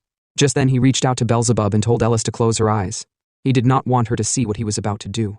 And as Mephisto was getting consumed by the holy flame, Aiden then said, "Come here, Mephisto." Aiden commanded Beelzebub to devour Mephisto. Just as Beelzebub opened its mouth, preparing to consume Mephisto, the demon, as big as it was, now looked so small in the presence of Beelzebub. Seeing this, Mephisto thought, "Ah, that's Beelzebub, the Lord of Gluttony." By now he knew that everything was over for him, and bang, some blood spilled onto the ground, and finally, Beelzebub consumed Mephisto. After that, Aiden let out a sigh and said, "It is finally over. But he had used too much power, even the power of the Underlord. As he closed his eyes, he fell unconscious. A few days later, back in the church, after that incident, the Holy Fire Order began to hunt down the hidden heretics. Numerous heretics were caught, and the Holy Fire Order carried out a large-scale purge. For the priests who had been asleep due to Mephisto's elusive fog, it was concluded that Aiden had helped the awakened Ellis defeat the warlocks. Rethinking all of this, Aiden realized something. He was still terribly weak. Those who had betrayed him could probably have easily defeated Mephisto by now. But he couldn't. He didn't stand a chance. Aiden said that he needed to become much stronger. Just then, as he was thinking nothing but thoughts, a figure approached him and asked what he was thinking about so deeply. It was the High Priest, and Aiden asked what brought him here. The High Priest thanked Lord Aiden for informing them about the heretics hiding within the Order. Thanks to him, they were able to clean up the Order's interior more quickly. Aiden replied that he was glad he could be of help. He also said that he had an excellent dark magic detector. Hearing this, Curse became angry and said he wondered if he should have killed Aiden back then during the fight with Mephisto or just let him die. He regretted saving Aiden. Then, the High Priest told Aiden that due to the internal chaos in the Order, it had been delayed. But on behalf of the Holy Fire Order, he sincerely expressed their gratitude to Aiden. He said that without Aiden, not only would he have died, but they also wouldn't have been able to recover their lost saints, which would have resulted in the downfall of the Holy Fire Order. He declared that Aiden was their benefactor and thanked him for it, but Aiden smiled and said he had simply repaid a debt he owed to someone in the Order. The High Priest was surprised and asked, "Who might that be? Who do you owe a debt to?" Aiden replied that the person he owed was a kind person, someone who always say that people don't need a reason to help each other. The High Priest said, "Oh, that sounds like a priest with a wonderful mindset." But Aiden knew well who it was. It was this same old man from his past life. With this, Aiden said the debt he couldn't repay the High Priest in his past life was settled now. He had repaid it with interest, so there would be no more complaints. The High Priest exclaimed that there was one more thing he wanted to tell Aiden. He said he had heard from the priests why Aiden had come here. He remarked that the saint was practically the future of their order. The rule stated that she should stay with the order to the end. However, the High Priest proposed to establish a branch of the order in the Remez territory. This way, Ellis could receive education as part of the order, while also being able to stay in the Remez territory. Above all, the establishment of an order branch in the territory was tremendously good news. Branches of the order are usually established in places with power and influence, so having a branch in the Remez territory would symbolize that the Remez family possesses such power. Aiden said that his actions to save his people had rolled out, coming back to him as an enormous stroke of luck. Meanwhile, in another scene deep in the forest, a hefty knight holding a powerful sword stood there with his subordinates. He said that he knew that Red Knight would cause trouble. He's always emotional and clumsy with his work, and they can't let him ruin their plans. He told everyone to be extremely cautious. The next Grand Duke should be Lord Sylvetta, he declared. The next day, Aiden and Loie were heading back home in a carriage, but Loie looked like he weightlifted the White House all day. Seeing this, Aiden snapped and told him, "You look like you have been through more trouble than I have." What kind of trouble could he have possibly gone through? Aiden frowned and said, "Loa, this rascal." He had told him to secretly scout out the number of those chaos guys, but Loie got caught and ended up with some old man curse. Well, at least Loie caught them all. But getting help from Ellis to reverse the curse and ending up like this, he told Loie that when they get back, he will have to increase his training intensity quite a bit. Loa was like, "Is his training not intense enough already?" But by the way, Loie then asked Aiden, where did he store the rewards they received from the order before departing earlier? He was sure there was quite a lot of rewards. Aiden brought out a pouch and said, "All the rewards are in here." Seeing this, Loie was surprised and asked, "Isn't that a spatial pouch? It has no capacity limits and items inside don't rust. That's a rare artifact." He was also surprised to see that they gave Aiden such a precious thing as a reward. "The 3 great orders sure are generous," Aiden said. Well, he received several other things too, like fairy silk. But before he left the place, he picked up something strange in the order's building. He brought an egg out and asked Loie, "What do you think this egg-like thing is?" Loie, touching it, said, "Judging by its size, it looks like an ostrich egg, but considering the strange mana emanating from it, he don't think it is an ostrich egg at all." Aiden said, "Yes, that's why he can't figure out what it is either. He found it in a suspicious room along with an old book." Loie asked him, if it was with a book, wouldn't the nature of the egg be written in the book? Aiden replied, back then, when he tried to read the book, the letters were written in an unknown script and language, so he couldn't understand it at all. Loie was like, "Wait a moment, young master. You said you picked it up earlier, but if it was in a suspicious room with a book, then it means Aiden didn't pick the egg. He stole it." Aiden couldn't deny it and said, well, rather than stealing, he found the egg locked in a room that looked like no one had entered for decades, and there was some strange energy coming from it, so he picked it up. Loie yelled, "How could he steal from the order? They won't let this slide, even if Aiden is their benefactor." He suggested that they should go and return it immediately. But Aiden said, "No, What if it hatches a goose that lays golden eggs? Some while later, Aiden and Loey got to a city that was as cold as hell. As Aiden was walking, he frowned and yelled, "What the hell is wrong with this place? Why is it so cold?" Looking at the entrance of the city, they got to the city gates of Sadus. Loey asked Aiden, "Weren't we going home? Why are we here?" Aiden replied that he never said they were returning to Remez. Loey was like, "Huh?" But Aiden told him earlier that he would train him when they got back. Aiden asked, "What? Is Loey that eager for hellish training?" Loey sighed and said, "No, that's not it. But why did they come here? Are they here to see Lord Margrave?" Aiden responded, "Not really. Although he was supposed to meet Margrave, that's not why he came here. He have some business in the Forest of Death in Sedis territory." Loey asked, "What business does he have in the Forest of Death?" Aiden replied that someone told him there was an Ernt living in that forest. To make a top-grade potion, he needed an Ernt tears. Aiden walked toward the entrance of the city gates and met two soldiers standing still. Just as he was about to pass through, one of the soldiers shouted, "Stop right there! This is Sedis family territory. Currently, Lord Margrave is away, so they are prohibiting entry to outsiders. If you don't have an appointment, please come another time." Loey yelled, "Hey, this is young Master Aiden Remez, the eldest son of Duke Remez. He is here to see Lord Margrave, so make way." Hearing this, the soldiers became angry. One of them snapped, "What? Aiden Remez?" Both guards became very angry. Aiden wondered why they looked so furious all of a sudden. Curse turned to Aiden and asked, "Do you really not know why they're angry?" From their perspective, Aiden was the trash who stole the Sedis family heirloom and beat up the Lord's son at the imperial banquet. They saw him as nothing more than a good-for-nothing ruffian. Aiden thought for a moment and said, "Oh, he completely forgot about that. So that's why they're angry?" With an evil grin, he then said, "Well, if they're mad because of that, then he can use their family sword as a pass to get into the city." He took out Beelzebub and asked, "Will this do to pass?" The soldiers' eyes widened in shock. They shouted, "That's Beelzebub, our family heirloom. You really did steal it from Lord Margrave."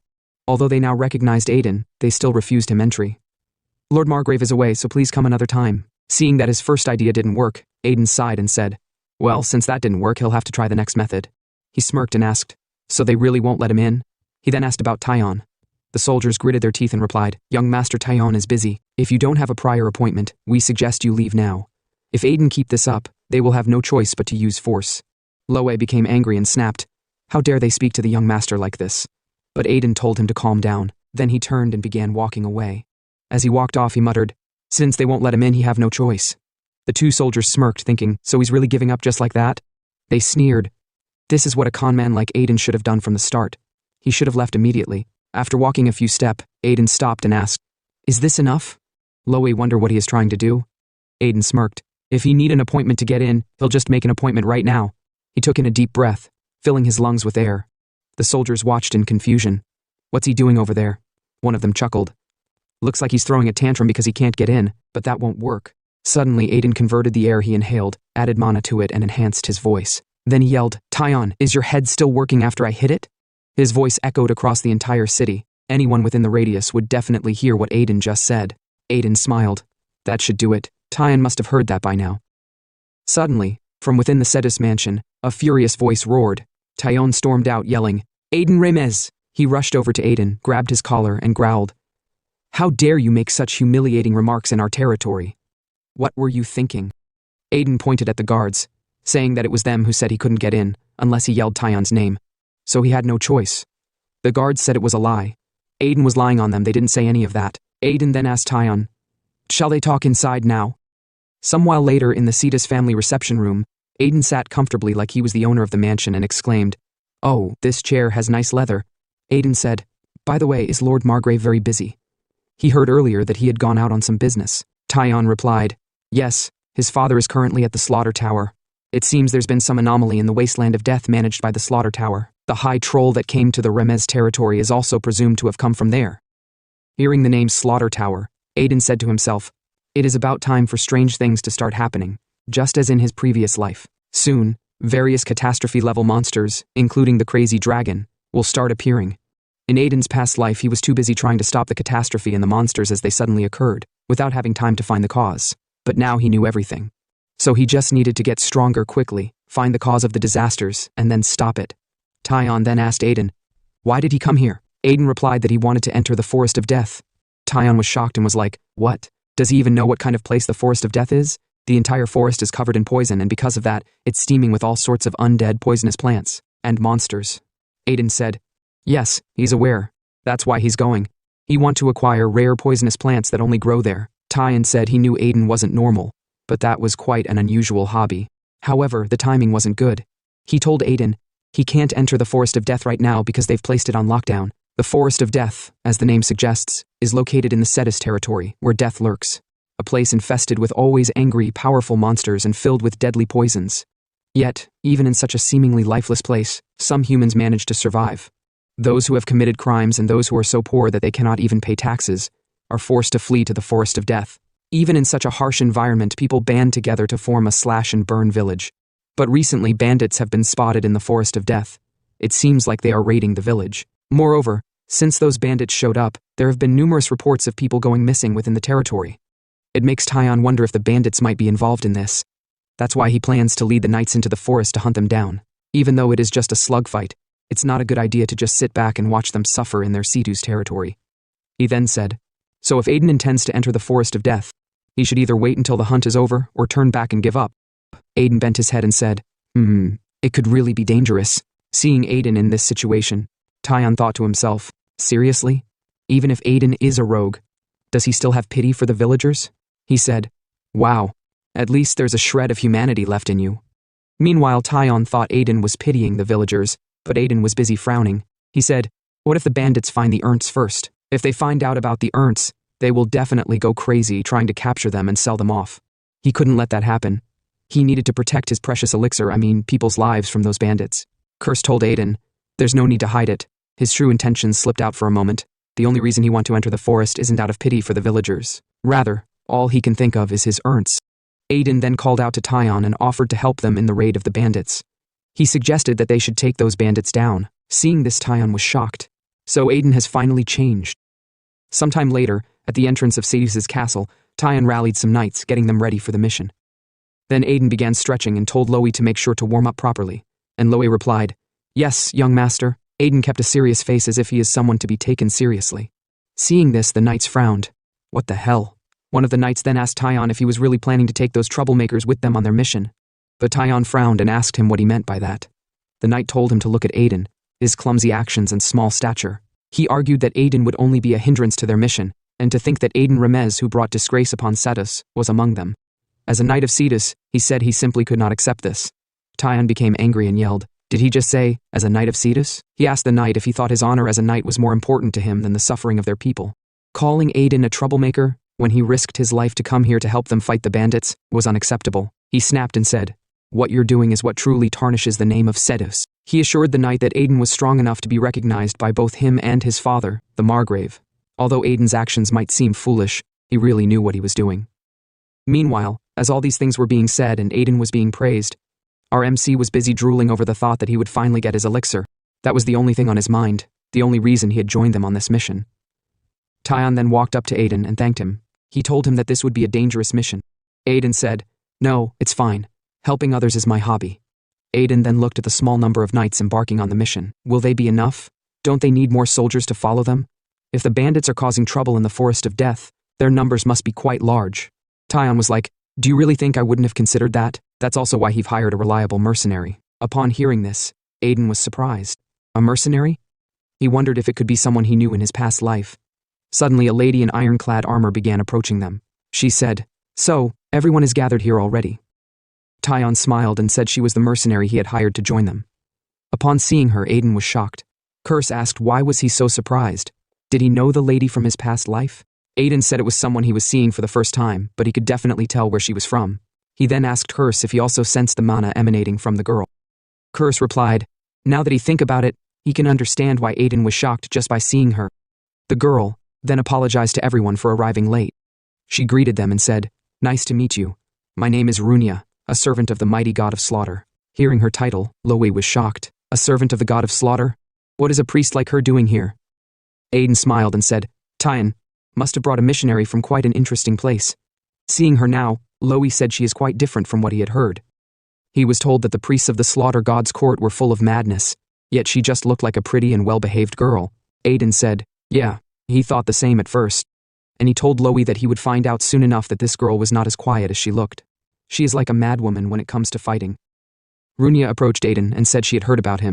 He is the Duke's son, right? Aiden said, yes, it is a pleasure to meet you too. I am Aiden Remez. With a smile, Aiden added, it's been a long time since you've worked alongside a priest of the slaughter cult. Runia said, oh? So Aiden must have worked with her brothers or sisters of the slaughter cult before? Aiden replied, yes, just once. The person he worked with previously was a quiet and reserved person, although deep down, he knew she wasn't just quiet. She was one of the people who betrayed him in his past life, and one of those he must get his revenge on. Runia then said that the priests of the Slaughter Gods cult are always engaged in mercenary work and traveling on pilgrimages, which must be why Aiden must have crossed paths with them once or twice. She laughed out loud and said that, since they are all connected by faith, he should just call her Runia. She then said they should all do their best to punish the wicked. Aiden smiled and thought to himself that among the 3 great holy orders, the Slaughter Gods cult specializes in combat. A priest of the Slaughter Gods cult should be more than capable of dealing with mere bandits. Suddenly, Tyon called out to get their attention and told them that they should all gather and begin heading to the Forest of Death. A while later, in the Forest of Death, the group and the knights gathered for the mission were all walking in search of the bandits or any trace of the missing villagers. As Aiden was walking, he said, this forest is much more ordinary than he expected. Tyon replied, that's because this path was cleared by the villagers of the Slash and Burn village. Aiden then thought to himself that he was sensing a strange aura. He asked Curse if he noticed anything. Curse said, yeah, he already noticed it a while ago. It's as if dark magic is rising up from the ground like something from the underworld. And this is unusual. Curse added that it had been a long time since he had seen anything like this. Aiden couldn't believe it and said, a forest where poison and dark magic seep out. He can't help but feel impressed by the people who live here. But then he became angry and said, did that rabbit lead him to this dangerous place on purpose? He said he would need to discipline him properly the next time they met. Aiden then walked up to Tyon and asked if he's really okay with this. Tyon replied, what does he mean by that? Aiden said, from what he heard, Tyon's father, Margrave, the Duke of the Borderlands, hates mercenaries with all his heart. And even though Runia is a pilgrim of the Slaughter Gods cult, is it really all right for him to hire her? Won't Margrave be angry? Tyon replied, yes, he will definitely get scolded if his father finds out that he hired a mercenary. He will definitely reprimand him, but he don't care. There's no time to worry about the methods when it comes to saving their people. Besides, mercenaries have more experience dealing with bandits than knights, so hiring a mercenary is actually quite reasonable. Aiden thought, oh, Tyon is surprisingly smart, isn't he? He's definitely different from his father. Tyon heard him and said, it is you who have been foolish for recognizing that only now. Aiden told him that he still had a lot to learn about humility. After their conversation, they continued their journey. Tyon then looked ahead and said, I think I can see it now. The first Slash and Burn village is over there. But suddenly, when everyone looked in that direction, they were all shocked by what they saw. They were like, what the hell is going on? Runia prayed and said, oh my slaughter god. Aiden was startled as he remarked, it's too late. When they got there, ruins and smoke covered the area. There was not even a single life form around the whole place. They wondered, what the hell happened here? The first village was the one they reached right now, and there was no sign of life. All the buildings were burned to the ground, and not a single survivor remained. Then, they went to the second village, which was also in ruins. There was also not a single person there. And finally, in despair, they arrived at the third village, only to find it in the same condition. They wondered, what the hell is going on? At this point, they still held on to the hope that at least the fourth village would have a single survivor. Then, they headed to the fourth village. As they arrived, Tyon was terrified. He said, this is already the fourth one. They all looked around in search of survivors in the ruins, but there were none. Aiden said, what the hell is going on? Are there no survivors here either? Even though this is a slash and burn village, there must have been at least a vigilante group formed to protect the villagers. Now, it is crazy to think it was such a one-sided massacre. Even the enemies who must have attacked, their remains were not found anywhere. You see, this is definitely not the work of mere bandits. Who on earth must have done all this? Suddenly a knight yelled, there's a survivor! Tyon was surprised. A survivor? As they rushed toward the spot, they found two kids, a boy and a girl. One knight said, it seems they survived by hiding in the rubble of the building. Tyon hurried to them and said, we are knights of Cetus, and we are here to protect you. They are safe now. They don't need to fear anymore. The kids began crying, and the boy said, the knights of Cetus are here to protect us. He couldn't believe it. The little girl quickly ran and hugged Tyon as she cried. Tyon apologized, saying, he's sorry. They arrived too late. The boy then pleaded, if they're really knights, they should please save his parents too. Tyon looked at him solemnly and said, I'm sorry, but your parents have surely gone to a better place in heaven. But the little boy shook his head and insisted no. The people who attacked the village took his parents and the villagers away by force. His parents must still be alive. Upon hearing this, Tyon was shocked. He had assumed they were all dead. but now he realized they had been taken away. His anger flared. With determination, Taiyan promised the kids that he will save their parents. He then told them to go back to the city. As they continued their journey, Taiyan remained furious and silent throughout the entire walk. Just then, Aiden wondered aloud, why did the bandits take the people instead of killing them? Since you don't have enough clues yet, there might be some in the last village. It was already getting darker, and as they walked, Aiden suddenly sensed something approaching. He quickly told Taiyan, "Someone is here." Taiyan, blazing with anger, wondered, could it be those bandits again? He smirked. Perfect. If it's them then, he will settle this score right here and now. But as he looked closer at the approaching figures, he was shocked. They turned out to be knights, ones he recognized. As his crew members prepared to attack, Taiyan quickly yelled, "Stop!" Aiden and Loie were surprised. "Why did you stop us?" Taiyan smiled. "They are not bandits, he know these people." The leader of the approaching group raised his hand and called out, "Lower your swords." The leader turned out to be the village chief, Marcus, the chief of the 5th village. Marcus then asked, "Young Master Taiyan, why are you here? Could it be that you have come to help us?" Loie was surprised and asked if Taiyan knew him. Taiyan nodded. Yes, Marcus was a knight in their order about 10 years ago. He heard Marcus retired after a serious injury, but he never expected to find him here. Taiyan almost didn't recognize him, but he tapped Marcus on the shoulder and said, "I'm just glad that at least you made it out safely." Marcus was taken aback by Taiyan's words. "Does it mean that everyone in the 1st to 4th villages has already been killed?" Taiyan sighed. "I think so. The other villages were attacked, and not only were they destroyed, but there were almost no survivors." He looked around, but it seems like the 5th village is still fine though. Marcus shook his head. Although the 5th village might still be standing, it's not like they didn't suffer any casualties. He then turned to Taiyan and said, "It's getting late. Please follow us to the 5th village." Some while later, after they got to the central place in the 5th village, they were all shocked by what they saw. They couldn't believe that the 5th village had suffered so many casualties as well. The surviving knights were yelling here and there. They were panic everywhere, fixing the parts of the village that had been destroyed. It was truly a disaster. Taiyan asked Marcus, "So your village was also attacked?" Marcus replied, "Yes, but they managed to fend the bandits off somehow since they had several former knights in the 5th village. However, there was one among the enemy who used an unusual power. The person could revive the dead." Upon hearing this, Aiden and Taiyan said, "That person must be a necromancer." Aiden then said to himself, "Now it all makes sense. The reason the bandits were able to massacre the villages so overwhelmingly, and why they took the villagers instead of killing them. Those bastards. They are clearly using humans as sacrifices for some twisted rituals." He gritted his teeth. Those chaos scum. Just like in the past, they haven't changed, always indulging in the most repulsive acts. But for such a massive sacrifice of humans, there is no way Aiden wouldn't know about something like this, or what they are trying to do. Suddenly, Aiden heard a cry from a distance. He turned and saw a man who had been cut in the stomach. The injury has a dark mana emanating from it. The man attending to the wounds was out of options because the wound isn't healing with normal spell. Aiden dipped his hand in his spatial pouch, then told him to use this holy potion instead. The villagers were surprised. Such a precious thing. They thanked him deeply because, even if they worked for 20 years, they couldn't afford a single holy potion.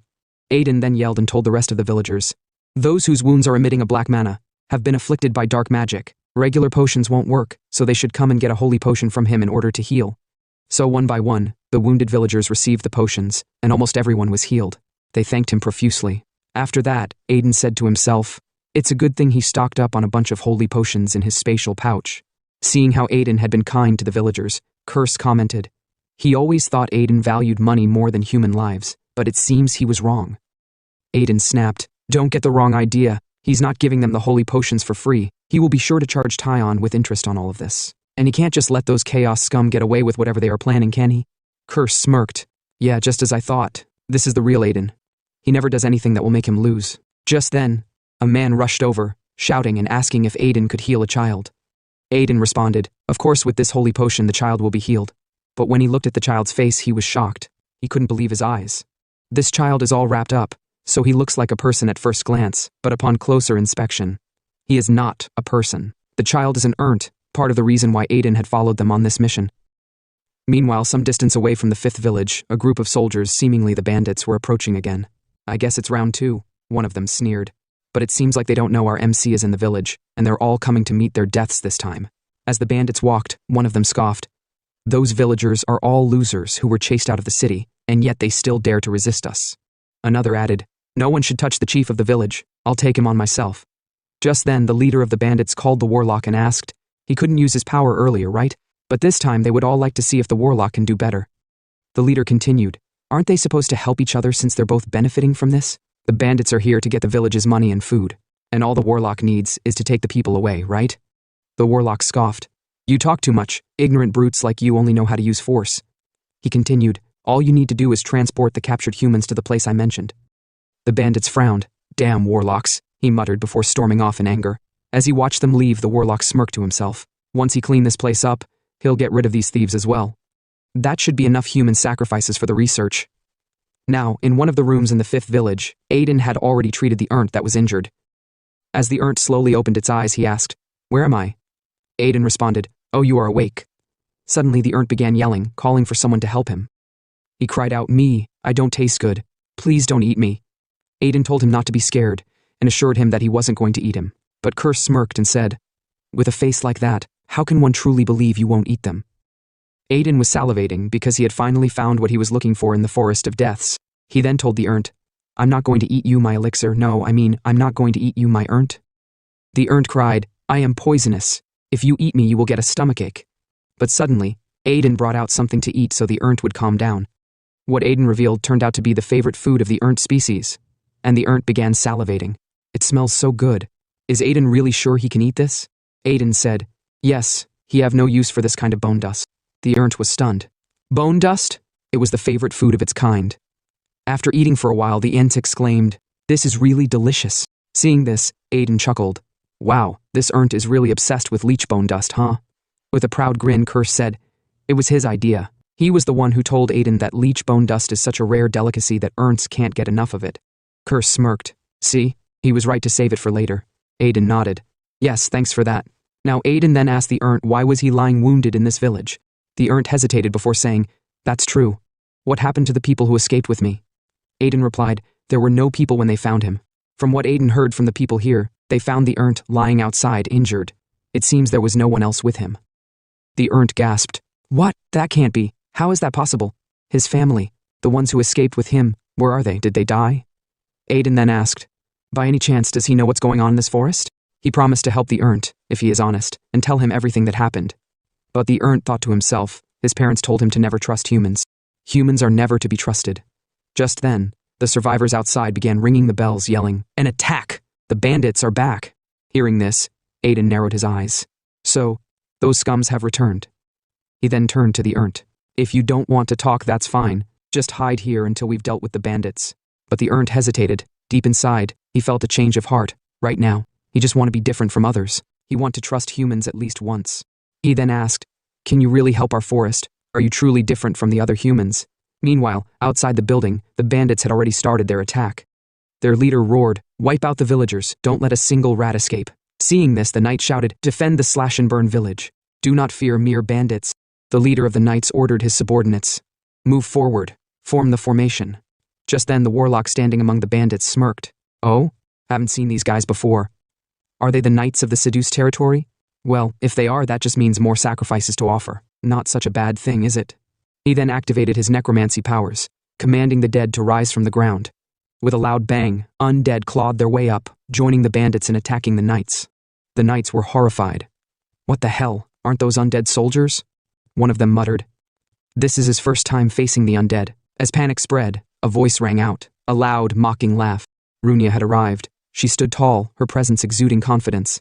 So these are the criminals committing such vile acts in the 5th village. The knight told the priestess, It is dangerous. They told her to leave the battlefield, they would handle the bandits. Even though they knew they couldn't fight the undead army approaching, Tyon came and told the knight to step back. They should leave the enemies to her. She would handle everything.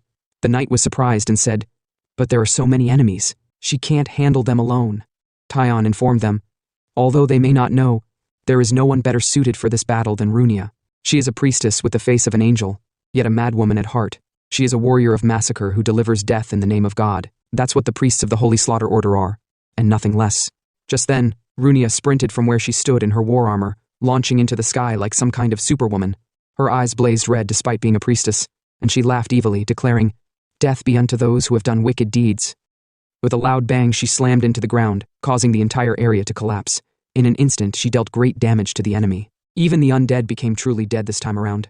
Seeing this, the warlock wondered, Who the hell is that? Where did such a monster in human form suddenly come from? But Runia wasn't done. She laughed evilly and said, "O god of slaughter and death, allow your servant to unleash her power in your name." She raised her war armor again and began sweeping through the enemies like they were mere piles of dust. She was even enjoying herself amidst the battle, as if it was nothing to her.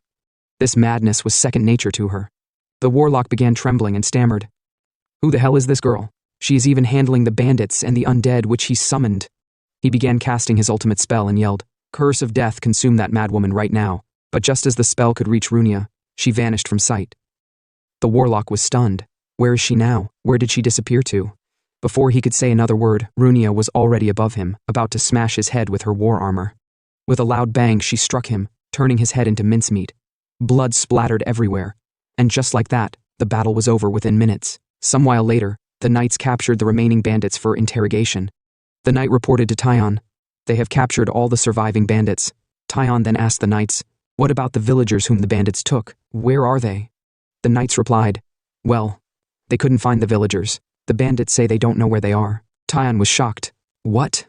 What does he mean by that?" The knight explained.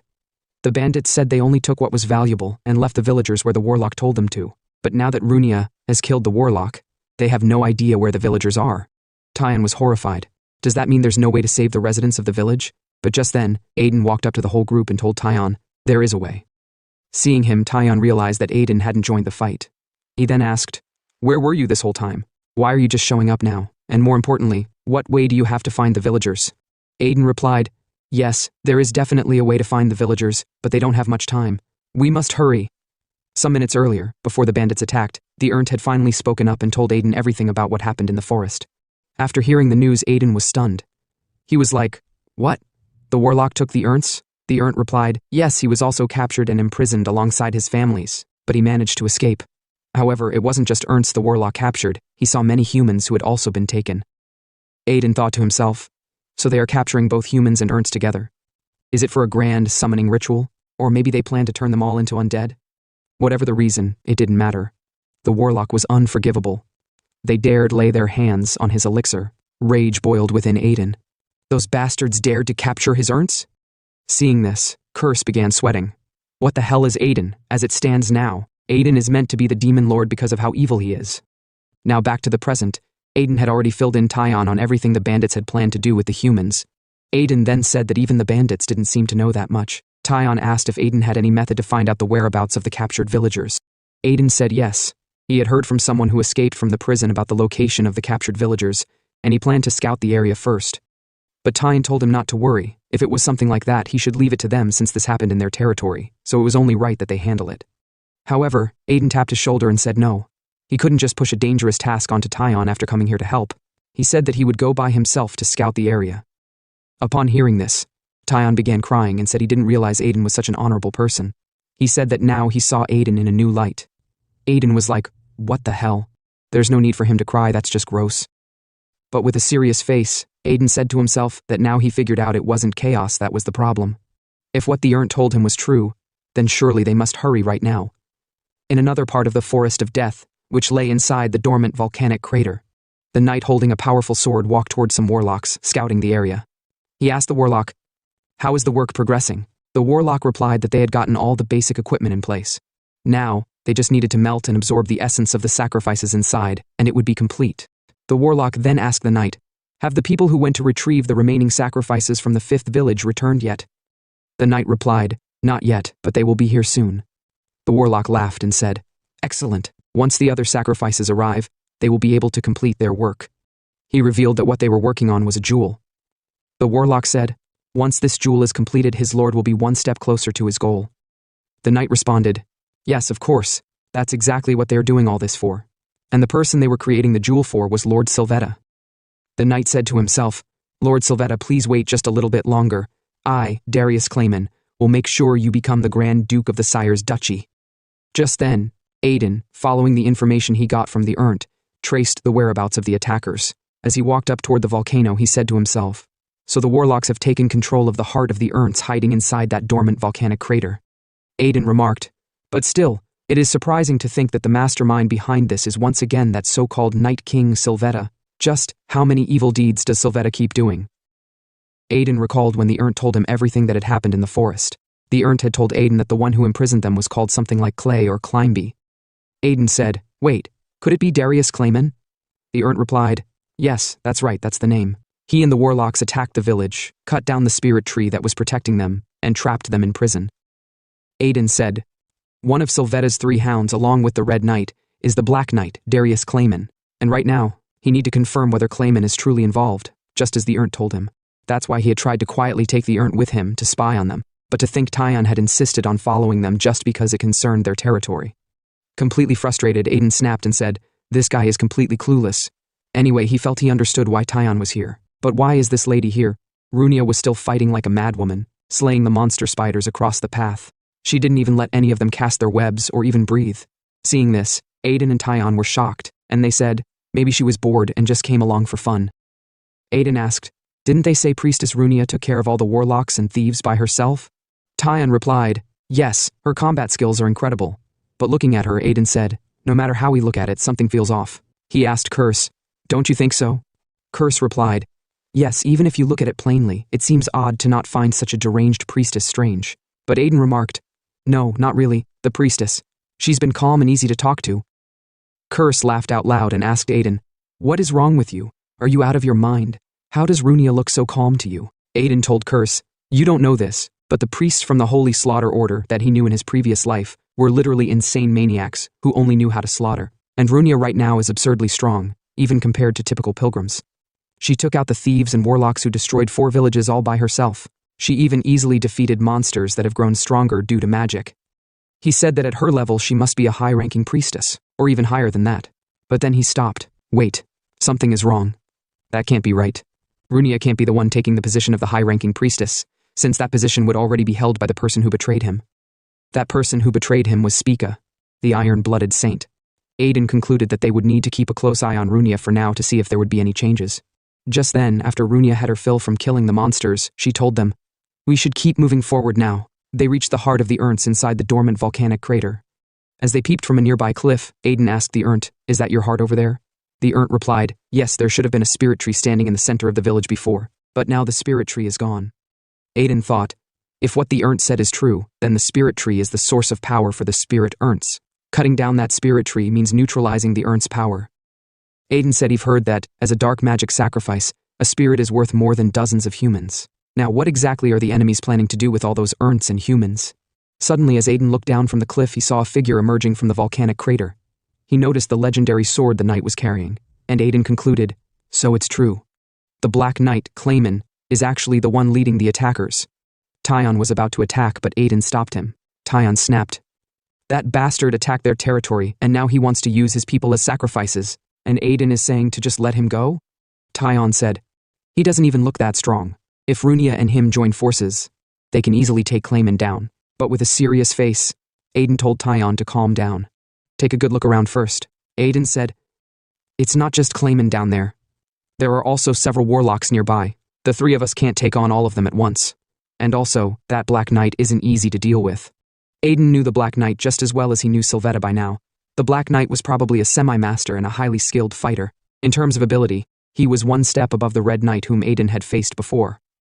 Even if the 3 of them went against the Black Knight, they would barely be able to defeat him, if at all, and bringing in the people from the village would only lead to heavy losses. But Aiden wondered if there was any other way to go about this. Just then, Aiden noticed Curse in front of him staring at something. Aiden asked, what are you doing over there? With a serious expression, Curse said that ever since they entered this forest, he had felt an ominous presence. Could this be the source? Aiden replied, if there's anything ominous here, it's your butt. Do you mind moving it out of my sight? Curse snapped, hey, I'm trying to help you, and that's how you talk to me? Then, with an evil grin, he added, you may not sense it, but I can detect it instantly. Aiden responded, wow, incredible, so what exactly did you sense? With an evil grin, Curse told Aiden to prepare to be amazed. He revealed, underneath this forest, there is a huge monster. Upon hearing this, Aiden was shocked. What the hell? Now he understands what's going on in this forest. There are definitely a few odd things. But if that's the case, it explains most of the strange occurrences in this forest. Suddenly a thought struck him and he said, hold on. What if he used the monster underneath where they're standing, to their advantage in the battle? Aiden then turned to the group and announced, he just thought of a way to fight against the Black Knight and the warlocks. He remarked, the Erndt said he knew everything about what's in this forest, right? The Erndt replied, yes, that's correct. Aiden then asked Tyon, are you prepared to do whatever it takes for the sake of your people? Tyon replied, yes, Of course, if it's for his people, he would fight until the brink of death. With an evil grin, Aiden said, "Really? You must not go back on your words." Aiden then turned to the priestess and said, "Since you're already here, why don't you help us out? This will be a fun game." Runia laughed and said, "All right, sounds fun." A little while later, on the left side of the dormant volcano, Tyan gritted his teeth in anger as he ran for his life.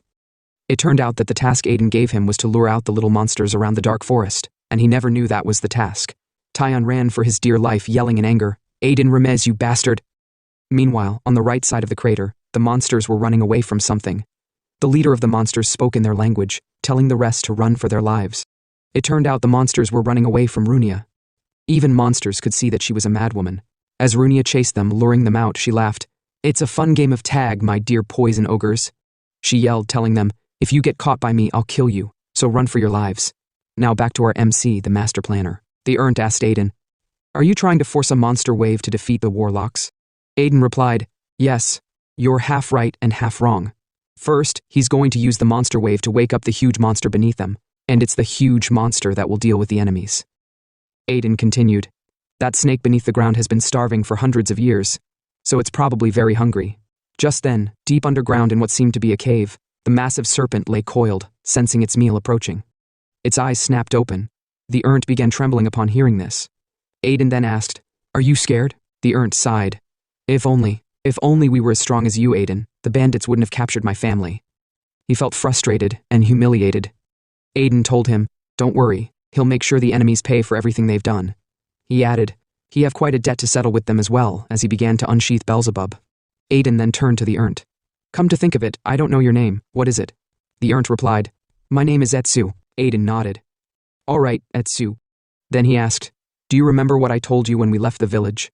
Back then, Aiden had told Etsu that if he risked his life to help them, what would the Ernst give him in return? The Ernst had declared, if Aiden saved their village, they will definitely repay him handsomely. Etsu said he heard that their tears hold immense value to humans. He promised in the name of the spirit that they would give Aiden as many of their tears as he wanted. Hearing this, Aiden said, "All right, the contract is sealed, but now Etsu should be more worried about himself than his family." Aiden then cast a spell, saying, "Power of domination, enslaved soul, answer the call of your master." As he unlocked Beelzebub with a loud bang, he summoned Mephisto from Beelzebub. Mephisto appeared and said, "You called for me, my lord?" Aiden acknowledged that he was still lacking strength, so Mephisto wasn't at his full power yet. But for this job, Mephisto would be more than enough. Aiden then commanded Mephisto, "Go to the bottom of this forest. There will be a group of venom lizards. Drive them to the crater at the center of the forest." Mephisto bowed and said, "I will obey the orders, my lord," before flying off to carry out the task. Seeing this, Aiden smiled, proud of himself. He thought to himself that it was crazy to think he could command a high-ranking Talos at will. "The power of domination of the Underlord is quite useful, isn't it?" he muttered. He knew he needed to get stronger quickly, so he could fully wield Mephisto's true power. Now, Aiden then told Etsu that they should go as well. Etsu asked, "Where are they going?" Aiden replied, "Where else? They're going to keep their promise. They're going to save Etsu village and his family right now." Just then, inside the crater of the dormant volcano, the Black Knight stood there, worried. He said to himself that he had sent people to the 5th village yesterday to capture the remaining humans, so why haven't he heard anything from them yet? Could they have been defeated? But he dismissed the thought. No, there's no one around capable of defeating the warlocks and the bandits, he assured himself. Just then, he noticed a ripple in the water and felt something approaching. He began unsheathing his sword, ready to fight, but as he looked to his left, he noticed someone coming. He wondered if they were the people he had sent to capture the humans, and if they were just now arriving. But the person turned out to be Tyon, who was luring the monsters as he ran for his life. He yelled, "I will kill you, Aiden Remez." Seeing this, the Black Knight shouted, realizing there were a lot of monsters, but he believed he could handle them. However, suddenly, from his left-hand side, he saw another horde of monsters running toward him. They were being chased by Runia. He wondered, what the hell is going on? What are poison ogres doing here? They never leave the inner forest, so why are they here all of a sudden? And is this a coincidence? Monsters are coming from different angles. Before he could even finish his thought, poison lizards appeared. Just before he could say anything more, Mephisto continued chasing the lizards toward the center of the volcano. Mephisto roared, "If I catch you, I'll tear you apart." The lizards ran for their lives, knowing Mephisto was a high-ranking monster, and they all feared him. Seeing all this, the Black Knight yelled at his warriors, "Give it everything you've got and stop the monsters. Defend the lab. If the lab is destroyed, all their plans will fail." The warriors and knights gathered to defend against the monster wave.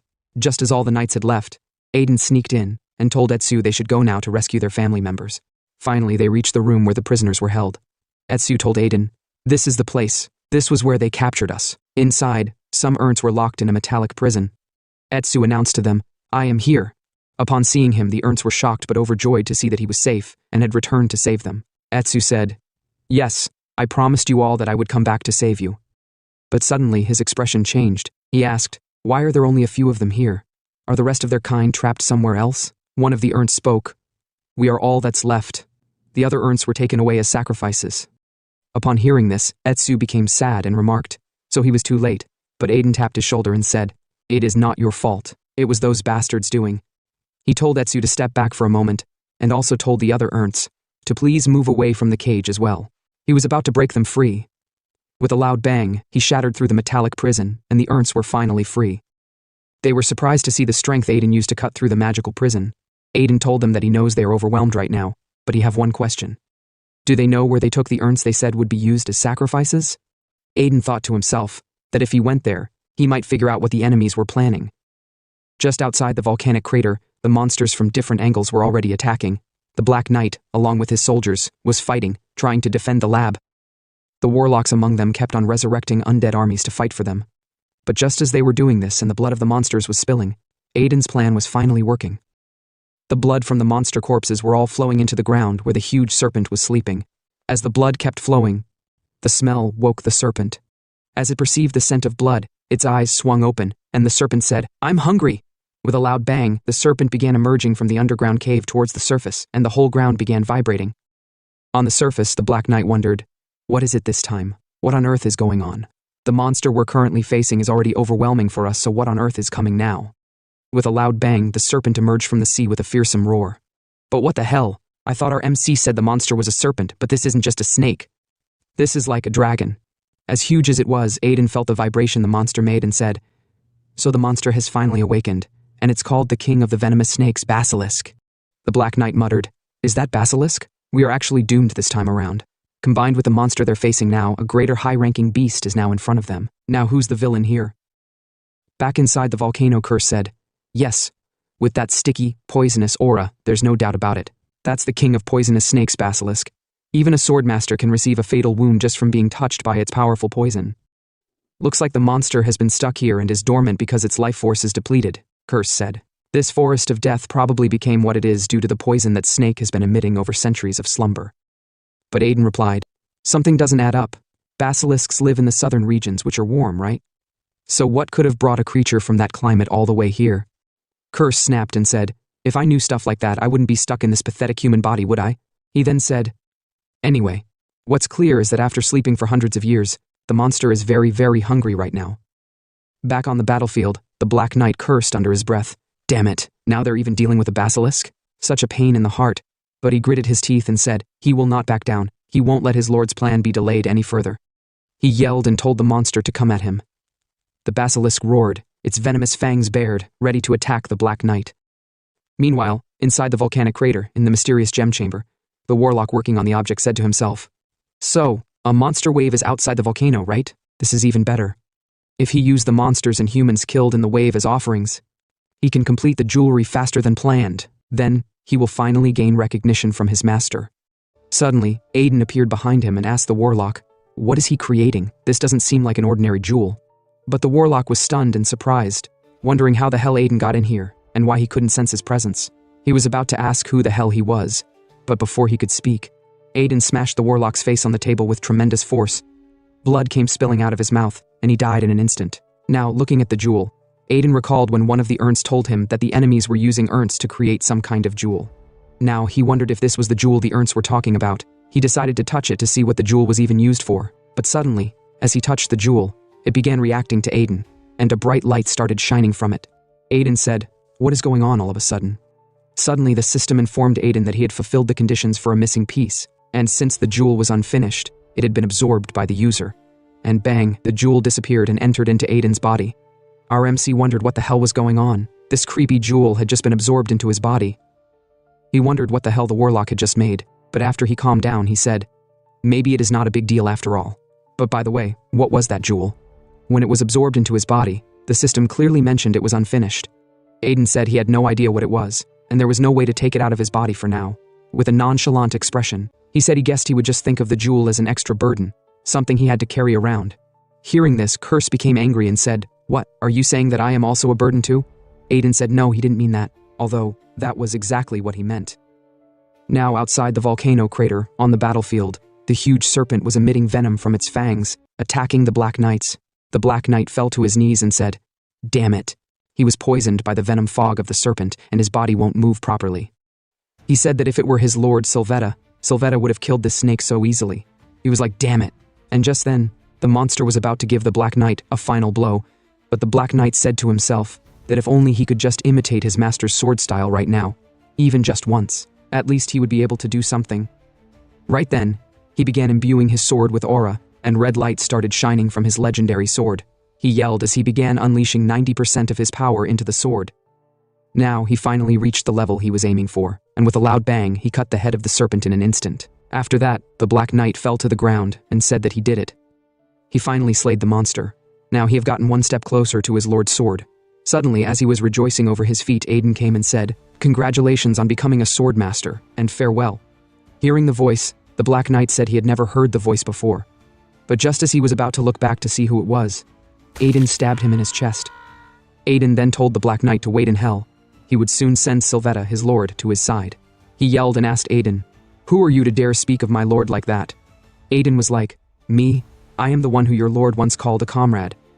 And with a loud bang, Aiden commanded Beelzebub to devour the Black Knights. The sword began devouring the Black Knight, and the Black Knight yelled in pain. As he was yelling, he said, How is he dying now? He have not yet informed his lord that he have reached the level of a swordmaster." But just then, Beelzebub absorbed him completely, and what was left was his sword laying on the ground. Aiden sighed and said, "So the Black Knight was worrying about his lord even when dying. Wow, Sylvetta got a good subordinate, a very loyal one." Now, looking at the corpse of Basilisk, Aiden said he couldn't believe the Black Knight could defeat the monster. That showed that the Black Knight was really one of Sylvetta's 3 hounds. Aiden said that if everything had gone according to plan, he had intended for the Black Knight to die, and he would have finished off the exhausted Basilisk. Well, it didn't matter since the outcome was the same. With an evil grin, Aiden said that since he was here, he should take everything he could, all the spoils from the battle.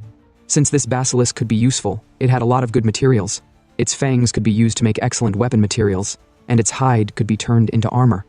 Even in death, Basilisk, hearing all the evil things Aiden wanted to do with it, was crying.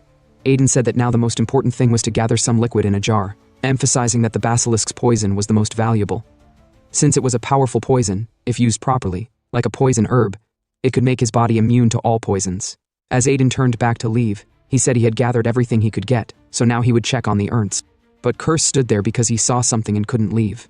He called out to Aiden, and Aiden was like, "What is it this time?" With a serious expression, Curse told Aiden to look at the basilisk's fangs. There was something incredible there that didn't fit with such a pathetic snake.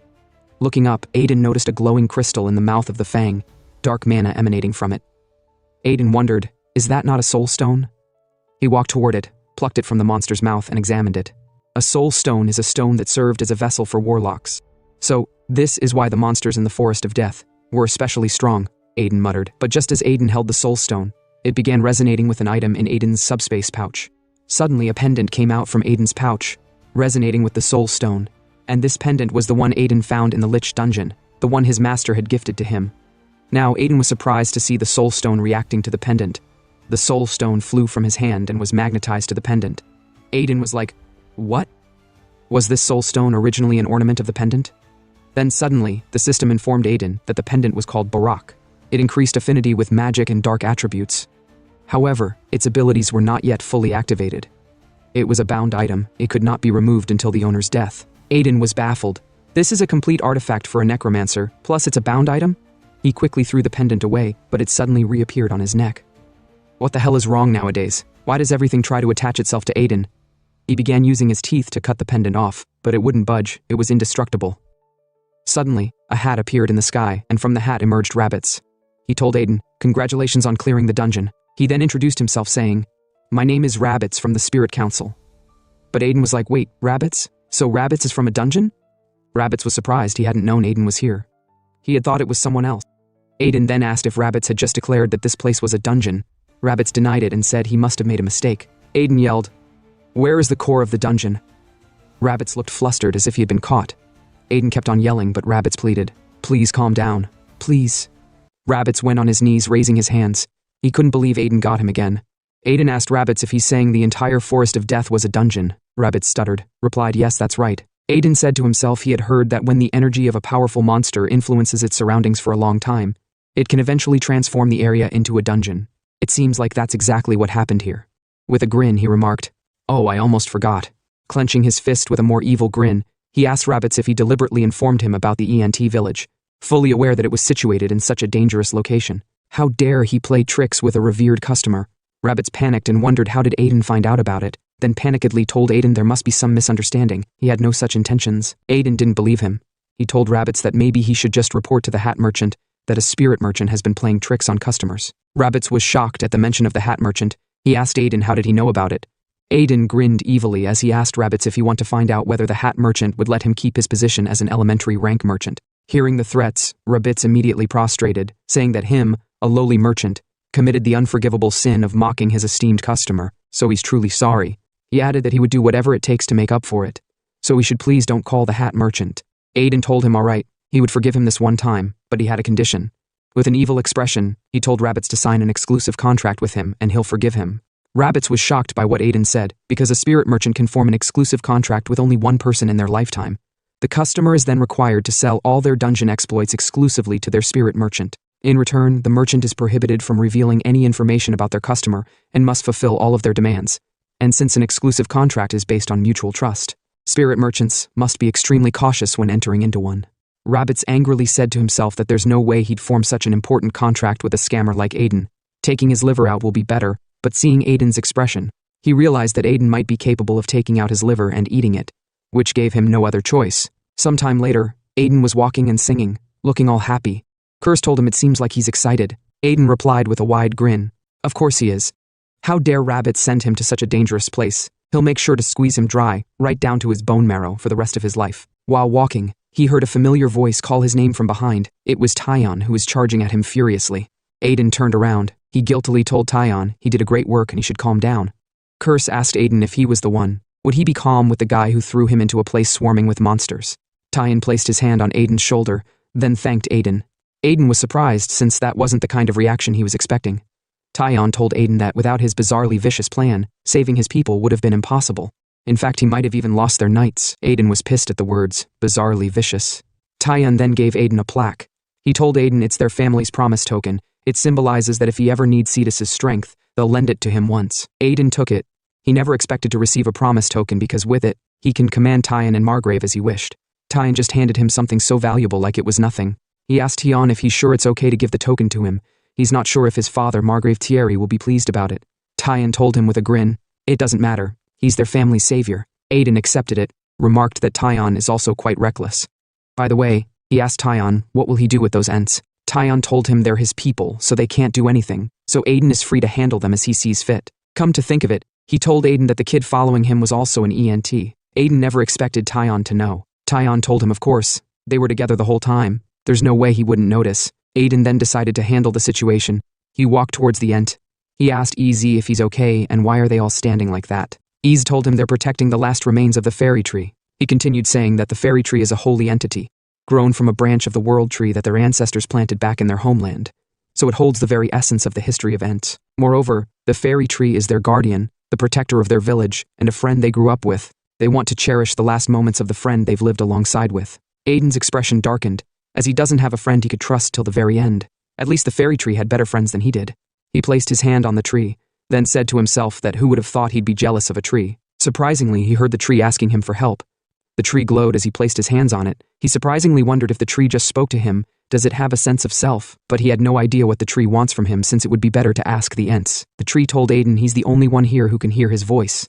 He can talk to him because of the little sad fairy sleeping in his left hand. Aiden looked at his hand. He wondered if the little sad fairy the tree is talking about was the Banshee's shield.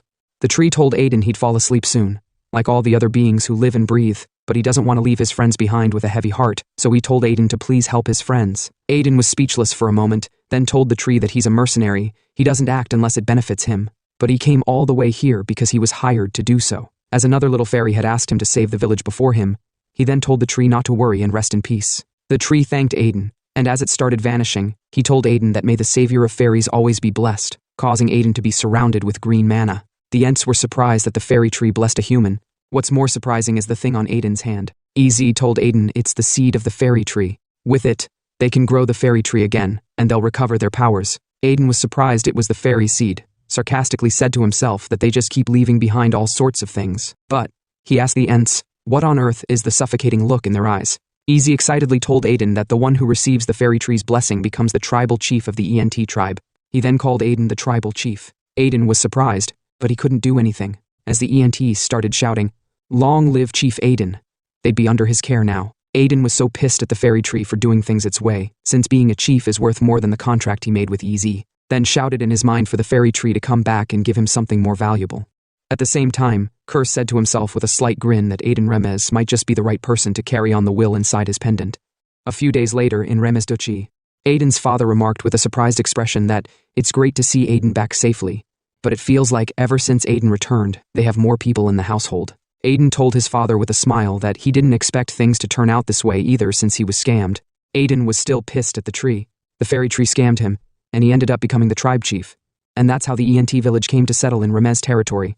Although Aiden said they scammed him, getting a perennial source of ENT's tears in the territory is like winning a lottery. By the way, he wondered where the hell that huge dog Ellis was riding on came from.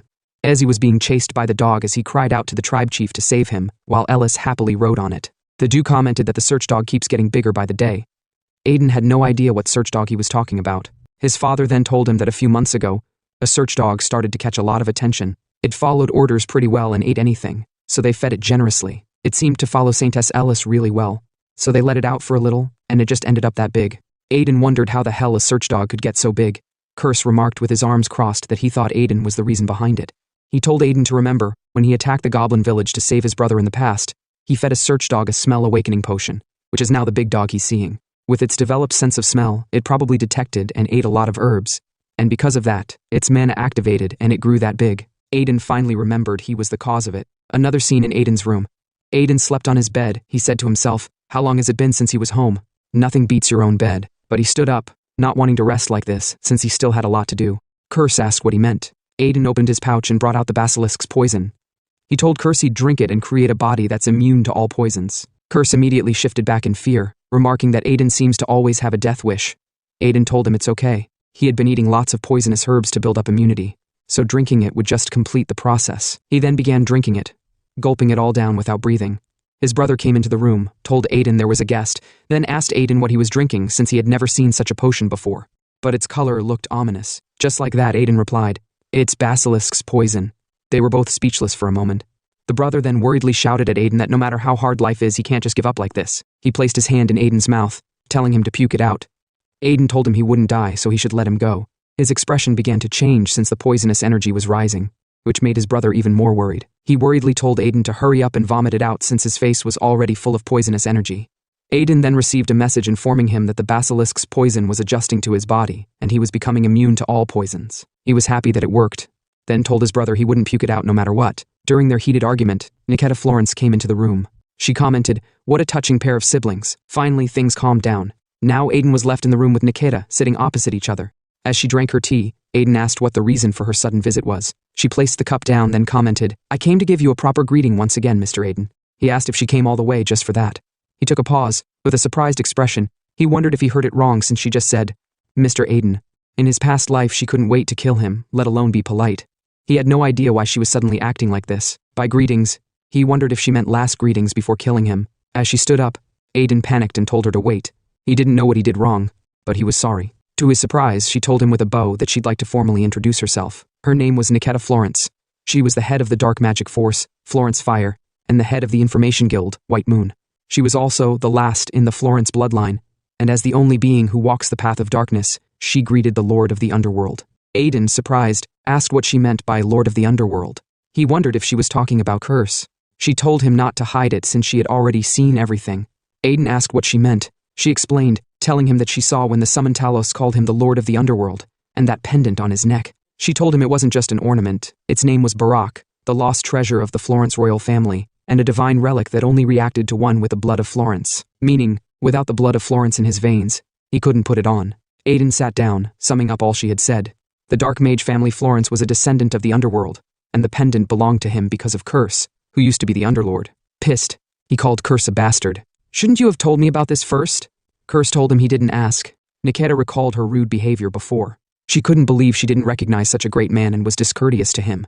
She humbly told Aiden she didn't know why a great being like him had descended into the middle realm in human form. But he must have a great cause, so she told him, "Please give me your orders as the great master of the underworld, the lord of the underworld. I, Niketa Florence, shall follow your will no matter what it is." Aiden was nervous since Niketa totally misunderstood everything, though there was some truth to it. He took a pause. He thought that if he had Niketa as a subordinate, he could use the White Moon Information Guild however he wanted. He grinned evilly, not wanting to let such a golden opportunity go. He then sat with his legs crossed. "You recognize me, huh? Good eye you've got there. Nice to meet you, my descendant. That's right, I am the Underlord, the Lord of the Underworld." Some unknown time later, Niketa had already left the room. Curse furiously scolded Aiden for doing such a shitty impersonation of him, telling Aiden he should have been oozing dignity and majesty fitting of the title of the Lord of the Underworld. While Curse was busy yapping, Aiden closed his ears, saying to himself there was a lot of stuff he didn't know in his past life. Florence, and now the pendant. Also, even though this wasn't in the plan, if he used the informational power of the White Moon, he could get intel on the movements and actions of those traitors even more easily.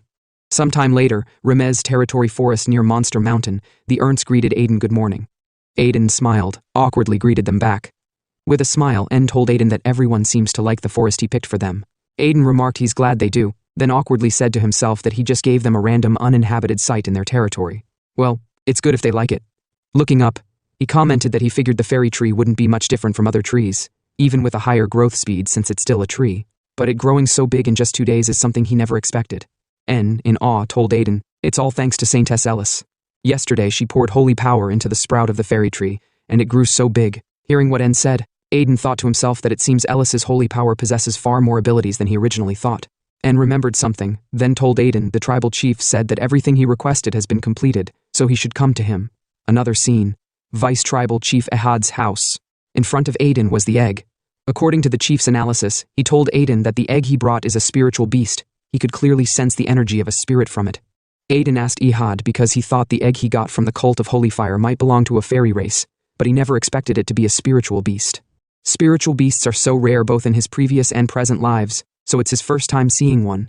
Ehad told him that usually it grows by absorbing energy from its surroundings, but it seems to be dormant, so no energy can come into contact with it. Aiden asked if dormant means it can't hatch. Ehad replied, "By pouring in dense energy like aura or holy power, it'll start growing again, though it doesn't mean he can recklessly pour energy into it. Depending on the type of energy it absorbs while still in the egg, the spirit beast can take on different forms and natures. For example, if it's the egg of a dragonoid spirit beast, and it absorbs water energy, it will transform into a water dragon, and if it absorbs fire energy, it will turn into a fire dragon. Additionally, a spirit beast considers a person with the same energy as its home. So if Aiden keeps pouring in energy into it, it'll be easier to tame. That means Aiden can pour in the power he wants it to possess and tame it." Ehad told him he also interpreted the text for him. Aiden thanked him, then asked Ehad to help him read it. Ehad opened the book and told Aiden that the characters in the book are the characters of the fairy race used in ancient times. The book appears to be a part of the mana cultivation techniques used by humans who harness mana. Aiden took the book, saying it's a shame since he thought it'd be something rarer. Ehad remarked that he doesn't know much about the topic in the book, so he can't provide much insight. Aiden thanked him and told him the next time he gets Lich's bone powder, he'll bring some for him. Ehad happily thanked him. Aiden then left with the egg and book. Now in Aiden's room, Aiden lay on his bed with his legs crossed while reading the book. The book was talking about Dantian and Chi. He had no idea what on earth it was talking about. Confused, he said to himself that the guy who wrote the book must be from another continent. Maybe the book is from the West. Well, he deemed it to make sense since the cult of Holy Fire is said to have originated from another continent. Curse asked Aiden why he was reading the book when he already had mana cultivation techniques. Aiden replied, "He's just curious since it's a technique from another continent." Aiden knew Curse was right since the book doesn't hold much significance for him. He stood up, pissed, not understanding what he was reading, but to his surprise, he noticed something in the book. Curse asked what was wrong, but he told Curse to be quiet.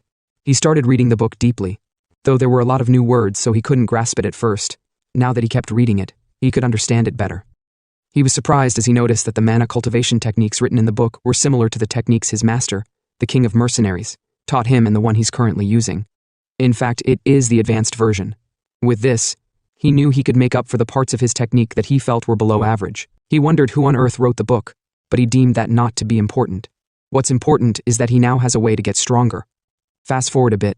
Aiden's private training ground. Aiden stood thinking, then closed his eyes. The chi mentioned in the book referred to mana, and the dantian was the core, so he started following the instructions given by the book. Some minutes after meditating, there was a sudden outburst of energy, and as it calmed down, he was sweating all over. As Aiden went silent, Curse asked, hoping he wasn't dead. Aiden grinned and commented, "This is amazing. It's beyond his expectations." He got a message that he had acquired a new mana cultivation technique. While decreasing the mana loss rate, the efficiency and absorption rate of mana usage had significantly increased. Aiden couldn't believe such delicate mana circulation was possible. He could feel how actively mana was moving, but what's more surprising was Curse's increase in size. Aiden remarked with a surprised expression, "Why does he get the feeling that Curse has gotten bigger?" He thought, saying he remembered him being really tiny until now. He wondered why he was so big.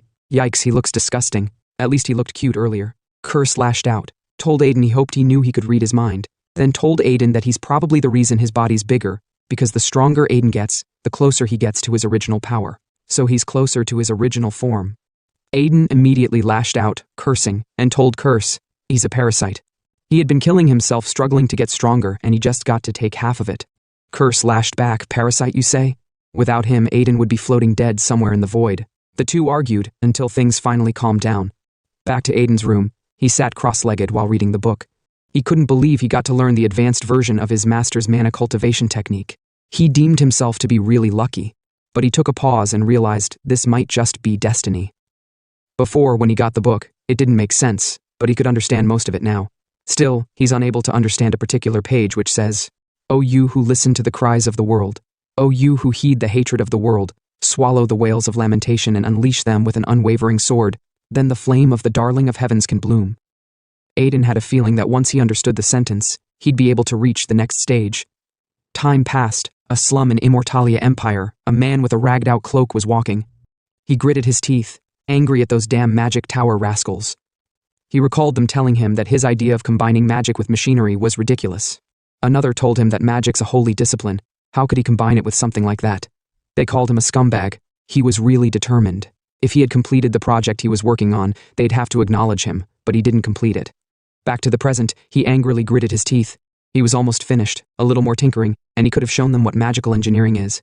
He kicked the stone on the ground, angry at the magic tower rascals for expelling him and looking down on his work, so he promised to take his revenge. But the problem is, he needs money, someone who can support him. He took a pause. He recalled Aiden praising his magical engineering. Seeing that Aiden deemed his research to be beyond excellent, he thought Aiden might be able to support his research. So he grinned evilly, deciding to go find Aiden, thinking he could take advantage of our MC. At the Remez night training ground, Lo was training, swinging his sword at the practice dummy, while sweating and breathing heavily. He recalled Aiden telling him not to help him since he'd be a burden. He was disappointed in himself since he vowed to protect Aiden with everything he had. Yet he was just a burden instead of a guard. He knew he was too weak right now to protect Aiden, but while it may be impossible for him to become as strong as Aiden, he decided to at least become strong enough not to hinder his path. Now, in Aiden's office, Joseph was sitting with a cup of tea in his hand. He told Aiden that Ellis must embark on a pilgrimage. It's a cardinal law of the Church of Holy Fire. Those who become saints through the awakening ceremony must embark on a pilgrimage across the continent in the same year, since every saint of the Church of Holy Fire has done so without exception until now. So it seems she would have to do the same. However, one concern remained.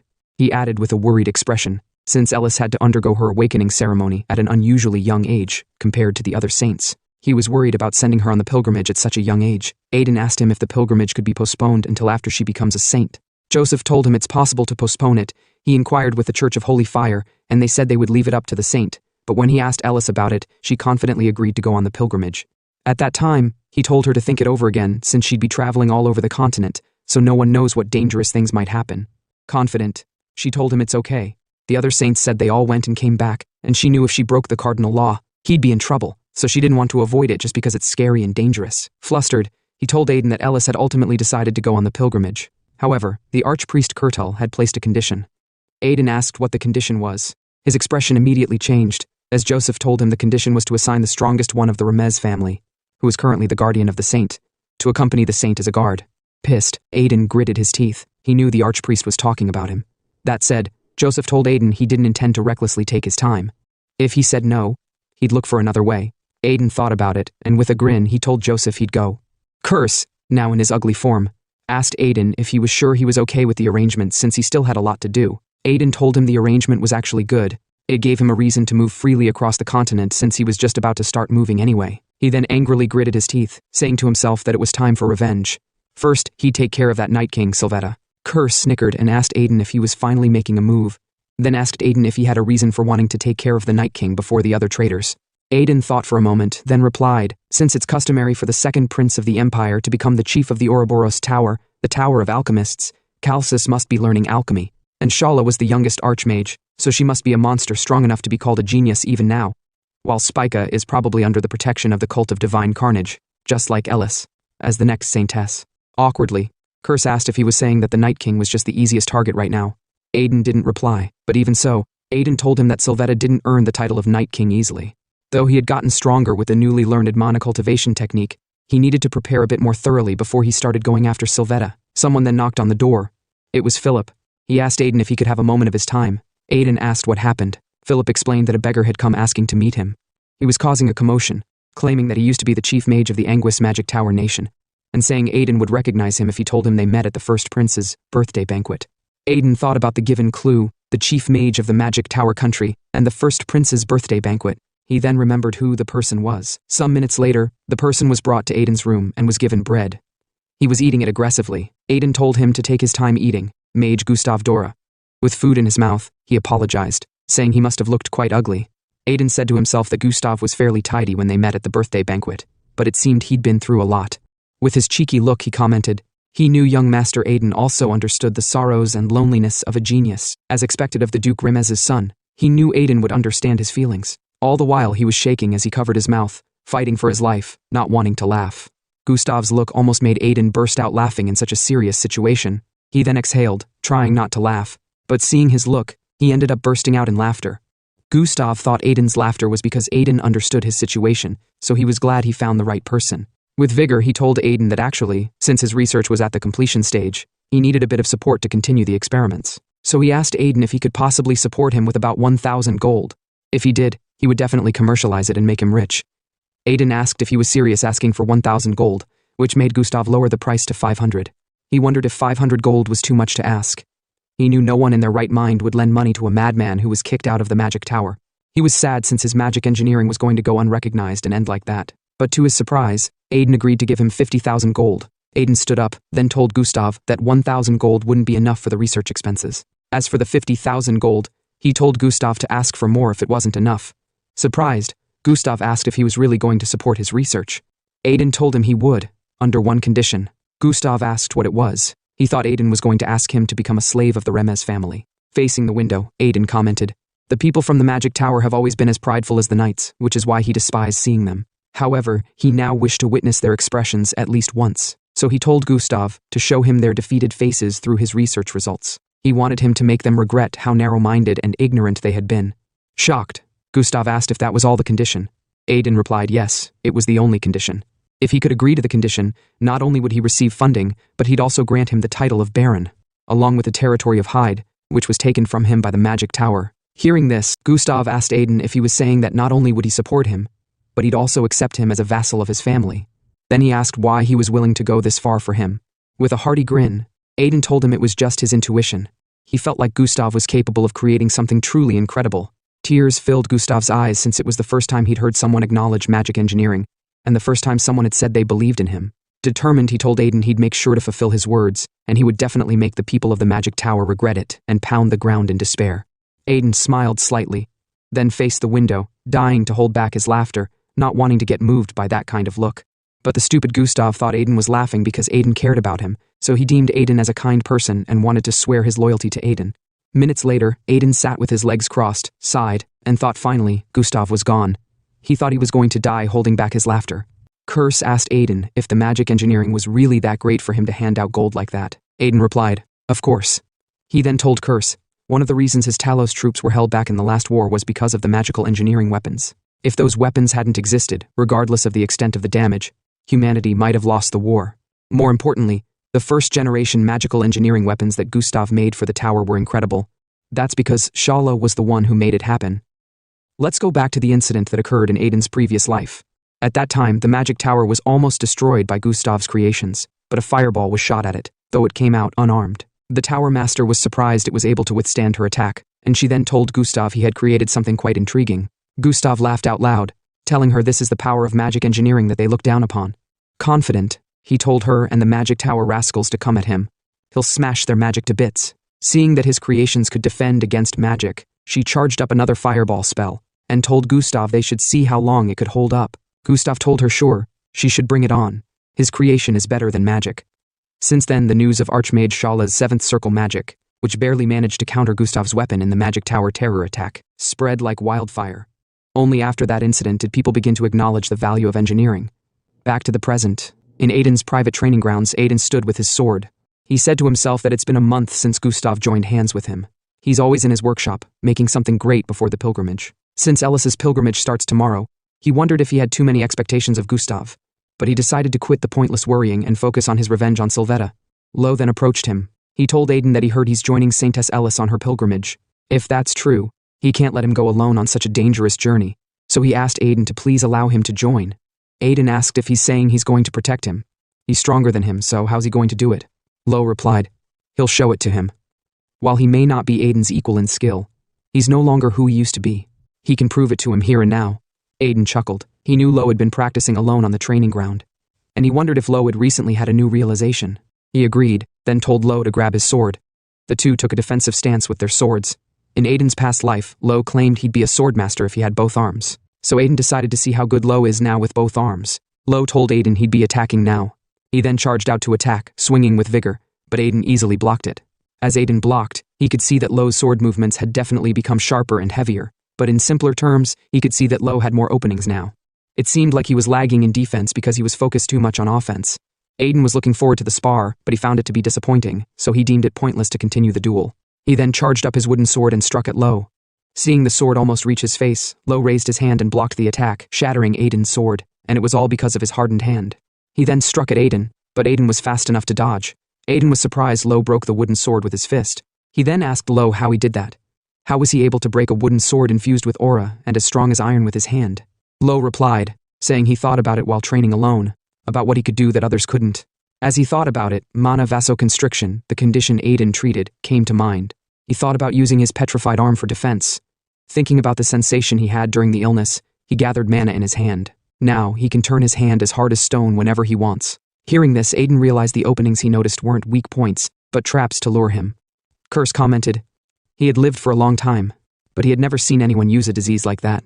Lo remarked, of course, he knew it's only a small trick compared to Aiden's martial prowess, but he's constantly thriving, not to fall behind, so he asked Aiden to please take him along. But he was shocked as Aiden walked past him without saying anything. Lo was feeling disappointed, wondering if his hardened hand was still not enough for Aiden to acknowledge him, but he was surprised when Aiden told him to stop standing there. They're leaving tomorrow, so he should pack his bags. He happily asked Aiden if that means he would take him along. Aiden replied, of course. Having a reliable shield along the way isn't a bad idea. Lo thanked him. Aiden smiled and said to himself that Lo has been a genius in both this life and the past. Maybe Free Night Lo was really right all along. The next day, Joseph was hugging his daughter, crying with tears. He told his daughter to make sure she comes back safe. Ellis told him everyone is watching, it's embarrassing. Aiden's father apologized for being unable to show such love as a father. Aiden awkwardly told him it's okay, he doesn't want it either, but he asked his father if he was the one who prepared the weird carriage. His father replied no, he's seeing it for the first time. Then suddenly Gustav frightened Aiden from behind. He freakishly told Aiden he was waiting for him to ask. He told Aiden that the carriage is his first successful creation, the essence of his magical engineering. He made it in a hurry to keep his promise to him. He explained, yapping, telling Aiden that whenever he feels too hot or too cold, the carriage automatically adjusts the temperature with specially designed climate control magic. Whether he's traveling through blistering heat or freezing cold, it creates a perfectly comfortable environment, and no matter how rugged or uneven the path may be, it's equipped with cushion magic that absorbs all shocks and vibrations. The explanation is too much, not going to explain it. He then gave Aiden the manual in case he's ever in danger, but he told Aiden to make sure he only uses it in danger, or else he'd be in big trouble if he used it before being in danger. Aiden wondered what on earth Gustav did to the carriage. By the way, he asked Kathy if she's sure she wants to come along since it'll be a pretty long journey. She told him she'll be fine. He always needs an alchemist by his side on a long journey. No one except her would treat him if he catches a cold or gets hurt. Besides, she has been inside the mansion for so long, she was just about ready to get some fresh air. Aiden had no choice, so he told her he'd be grateful if she came along. But he suddenly felt like there was a huge wall in front of him. Of course, the huge wall was Bali. He told Aiden long time no see, they'll be together for a while now so they should get along. Aiden also told him they should get along, seeing that he's here as the escort from the cult. Aiden thought, since it's the cult of Holy Fire's pilgrimage, it's only right they sent their strongest priest. Still, he can't believe he has to stay next to such a gorilla from now on. Anyway, now that everyone is here, he told them they should get moving with the hidden motive to carry out his real revenge. While in the carriage, Aiden was dreaming about the day when he was betrayed by Sylvetta, Spica, Shala, and Calcis. He swore to never forgive them. He then woke up, breathing and sweating heavily. Curse asked if he had another nightmare. In front of him were Ellis, Kathy, and the dog, Choco. Ellis asked if he's up. He replied, yeah, then asked if she slept well. Seeing the dog, he said to himself that Ellis wanted to take her along for the journey, so he said, no big dogs, since they need to keep a low profile. The dog understood what he meant, and shrank his size, just as he expected from a spiritual beast. He wondered what the hell the dog ate for it to turn out like this. Ellis asked Aiden if he wanted to talk to her dad since she was talking to him. Her dad, crying, said it had been years since he last saw his daughter. Aiden told her no, then murmured, Joseph is such a fool when it comes to his daughter. Aiden looked at his wrist and said to himself that the guardian bracelet the ENT gave him was more intriguing every time he saw it. Apparently it's made from the bark of the fairy tree, blessed by the wind spirit. But that's all he knew. He didn't see that as a problem. What matters is that while wearing the bracelet, they can communicate with each other no matter the distance. Aiden was worried. The shitty dream was making him anxious, so he wondered if he could really trust the people with him. As Bali told him they were about to reach Carton City, Aiden said to himself that he didn't have time for such useless thoughts. Dwelling on the past would only hurt him. All he could do right now was trust the people with him. They arrived at Carton City with their faces covered. Ellis, amazed, commented that there were so many people with weapons. Aiden told her it was expected since Carton City was also known as the City of Mercenaries. Carton City was known as Dungeon City, a city surrounded by over 80 clustered dungeons. Mercenaries from across the continent gathered in the city to raid dungeons. And the city itself had a unique structure managed by the Mercenary Guild. But Aiden pretended. That's what he told them he read in a book. He lied because this was his first time coming here in this life. Or else they'd have been suspicious of him. Kathy was impressed Aiden researched before the trip, while Lo found the place disgusting since it was crawling with mercenaries. He added, moreover, those reckless mercenaries run the city. It says a lot about how things operate around here. But Aiden hit him to the ground. Lo had no idea why Aiden hit him. By the way, Bali asked Aiden if what he mentioned was really true. Aiden replied, yes, he was sure of it. The group that attacked the cult of Holy Fire was scheming something here as well, and it was definitely not something good. Aiden said to himself that while he was clearing out those chaos bastards' lab in the Forest of Death, he found records indicating they were conducting research here as well. He was angry at them. If they were going to document it anyway, they could have been more precise. Regardless, they needed to gather intel on chaos. Bali grinned. What Aiden said really made him happy, since he was furious he couldn't do anything as he was sleeping when the Church of Holy Fire was attacked. So he decided to use this opportunity to vent some of the steam. Aiden said to himself, thank God they're on the same side. Bali then asked Aiden what the plan was now. Aiden told him he had already thought of it. He said to himself that a mercenary, by nature, is a wanderer for whom the world is his home, as he gathers stories from across the continent, meaning the city is a hub of nearly all kinds of information. So right now, he decided they'd be going to one of the two mercenary guilds that practically control the city, which is the Medela Guild, and find out what's happening in the city. Hearing there was another guild, Curse asked why he was not checking the other place. Aiden told him the second guild, the Umbra Guild, had a shady reputation, so he doubted they'd get reliable information there. Curse told him, if you're skeptical about them, why not use the White Moon Intelligence Network that Niketa Florence leads since you have it at your disposal? Aiden told him he'd ask them too, but the locals here likely knew their city best, so their information should be more accurate. And to meet the guildmaster, he'd need to become someone they actually wanted to meet. As they entered Medela Guild, the doorbell rang. In front of them were so many mercenaries, talking about their dungeon clears and people clearing dungeons. Aiden smiled lightly since it had been a while since he felt such a kind of familiarity, from the musty smell of the guild to the noisy mercenaries. He approached the attendant. She greeted him and asked what brought him to the guild. Aiden told her they were here to register as a group of mercenaries. She asked if any of the 5 of them had any previous history with other mercenary guilds. Aiden replied no. She then told him to please fill out the form with the personal information of everyone in his party. Some minutes later, she told him their registration was complete. As this was their first registration, they'd be starting with an E-rank bronze token, so he should please be careful not to lose his identity token. The E-rank mercenary token took Aiden back to when he first started as a mercenary. Curse asked why bother registering as a mercenary since he could just go directly to the guildmaster. Aiden replied, Marcus Medela, the S-rank mercenary known as the Swift Blade, is extremely cautious, so it's not easy to meet him in general. However, if a rookie mercenary starts rising quickly through the ranks, even someone as suspicious as Marcus won't be able to resist summoning them. With a hearty smile, the attendant congratulated them on joining their guild, and may their path be filled with gold coins and good fortune. Sometime later, they arrived at the Rabbit Den dungeon. Bali commented, "It's a bit nerve-wracking going into a dungeon for the first time." Aiden told him it was the lowest ranked dungeon, so there was no need to worry too much. Then he said to himself that its rank may be low, but it was still a dungeon. Just in case, he left Kathy and Choco to stand by at the inn. Curse asked if this was the only way. Aiden replied yes, they didn't have a choice. Ellis needed to get some experience through real combat. At the very least, she needed to learn how to protect herself, so low-rank dungeon monsters were perfect for such training. Unlike his damned master who threw him into a hidden dungeon with a lich and just vanished, seeing a monster, Ellis thought it was a rabbit, but her expression changed as she saw a large number of them. Aiden told Bali, "Just like I said earlier, leave just one monster and tie up the rest." Bali stood in front of the monsters. One of the monsters then charged forward, but its head got knocked down by Bali's big mace, which shocked the other rabbits. Bali then asked, "Is there anyone else who wants to come at me?" But none of them dared move an inch. Aiden said to himself that it seemed like even monsters retreated instantly when they sensed their opponent was vastly stronger. He guessed it made sense, especially after nearly dying from the mace hit. Bali then called one of them to come over. The rabbit had no choice, seeing the scary expressions on Aiden's and Lo's faces. The rabbit was scared, but its expression changed as it saw the scared Ellis in front of him. So it charged out to attack Ellis, thinking she was easy prey, but Ellis angrily smashed its head while saying, "I am not a carrot, you evil rabbit." Bali, impressed, told Aiden that it was already the 14th rabbit Ellis had defeated. She's using holy power directly around her fists to fight. He has never seen anything like that before. Then asked Aiden if he was the one who taught her. Aiden replied yes. He told her to try using mana martial arts, though he didn't expect it to be this powerful. Then, he said to himself that traditionally, priests only used holy spells to enhance weapons or their bodies during close combat. Holy spears were typically just a means of reinforcement, nothing more. But right now, Ellis is channeling her holy power directly into her body for martial arts. Normally, holy power and mana don't mix. It's supposed to be impossible.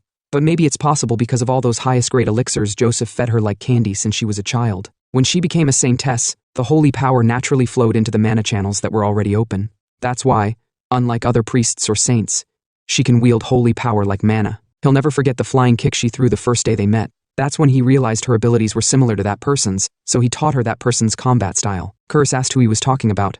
Aiden replied, "Spica, the Iron Blood Saintess. She was a monster, an absurdly powerful force with her unmatched holy power, combined with the martial arts of the Carnage cult. But he's worried he might have created a monster."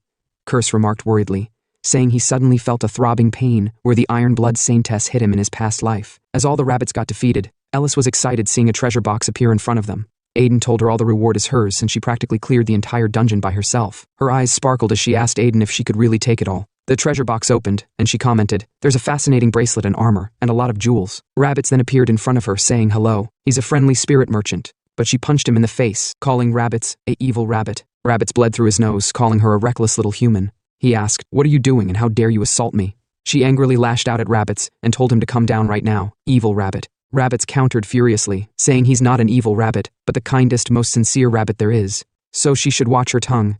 But Ellis still insisted she should come down. A few days later, at Maydella Guild, a guy told his colleague if he had heard about the northern dungeon being cleared.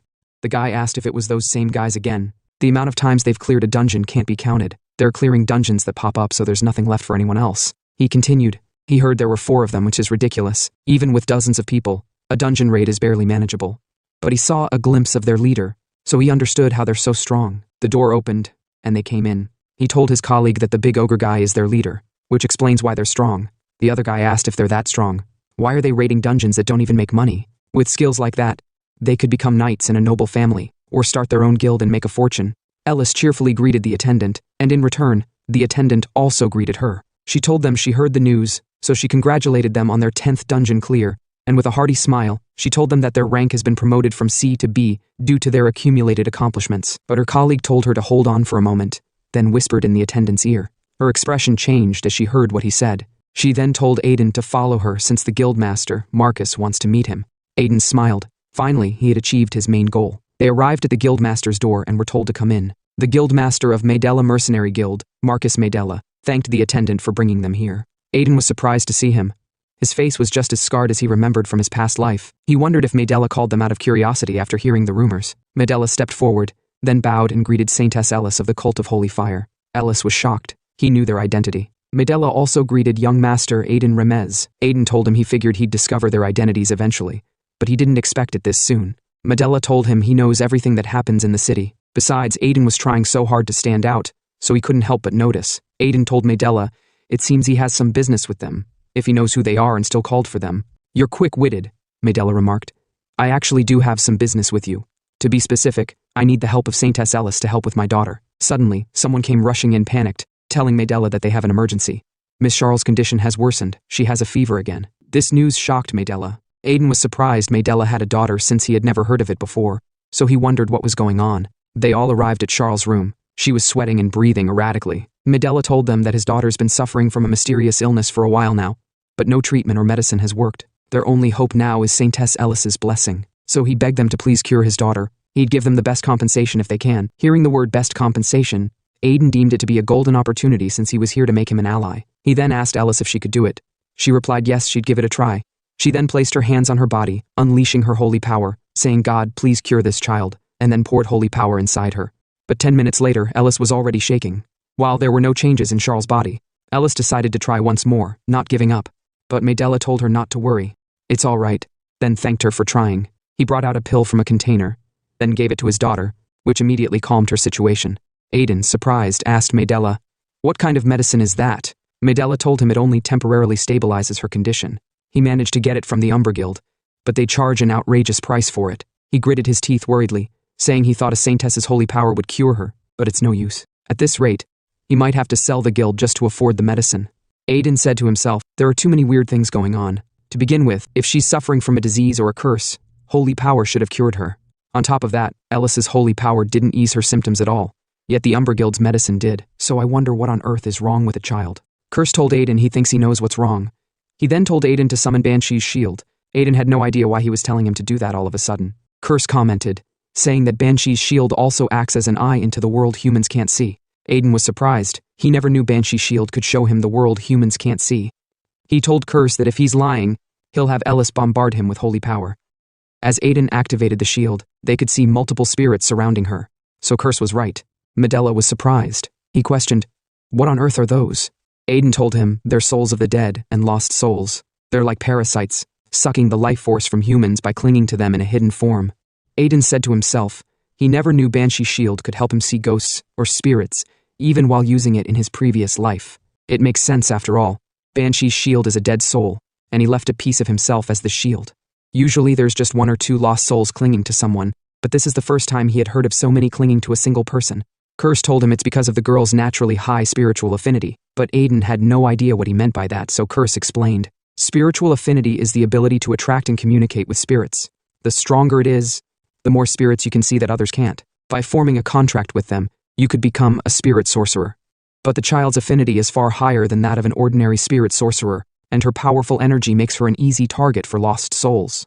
At this rate, they'll drain her life force and kill her.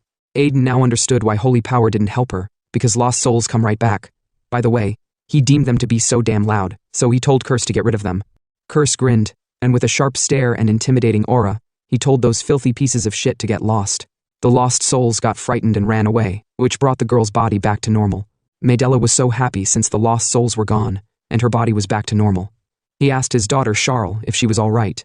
He then asked Aiden if he was the one who got rid of the lost souls. Aiden replied yes, but said it was not a big deal. But he told him it's only a temporary solution. They need something more permanent. Curse told him that something was strange. A person with such high spiritual affinity would already have a high-ranking spirit protecting them, yet the child had no spirit nearby, only ghosts. Aiden asked if that meant she hadn't formed a contract yet. Curse replied no, that's not it. If that were the case, the lost souls would have already killed her, which means her contracted spirit, who was protecting her, has disappeared. Aiden asked how that was possible. Maybe it's dead? Otherwise, how could it leave the contract? Curse told him it wasn't dead. If it was, another spirit would come for a contract and protect her. Aiden asked how they could find the spirit. Curse replied, he needed to ask another spirit. All spirits are connected to the spirit realm, so they can find out what any spirit is doing or where it is. Thinking about spirits, Aiden wondered if N would know since he's kind of like a spirit. So he contacted N excitedly greeted the tribal chief, asking if he's having fun on his trip. Aiden replied, yeah, then asked if he knew how to find spirits and what they were doing. N told him he couldn't, but his friend Sylphia should be able to help.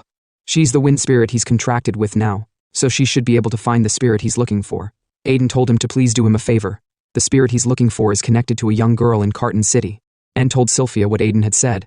N then told Aiden Sylphia found it. There's a spirit that fits everything he described. But Aiden was shocked, as he was told that the spirit's name is Plague. The spirit of epidemic. Aiden, surprised, asked if it was really the spirit of epidemic. N replied yes, a spirit friend of Plague's boasted about him, saying they're really good friends and that he shared tasty spirit stones with him. He also said he was worried since Plague disappeared a month ago. Aiden was surprised Plague just shared spirit stones like that, something that is rare, like a lich's bone powder. So it seems Plague had purposely contacted other spirits. One more thing, N told him Plague is a very hurt spirit, because humans called him the ominous spirit. He's afraid of humans, so he told Aiden to be cautious when searching for him. Aiden knew he'd be a hurt spirit because just the word plague is enough to scare humans. He then thanked N for his help and told him they'd talk later. He then explained everything to Medela. Medela understood everything, then told Aiden that he heard about his wife's grandfather being a spirit sorcerer. So his daughter is like her grandfather, with spirit affinity, which made her an easy target for lost souls after her spirit disappeared.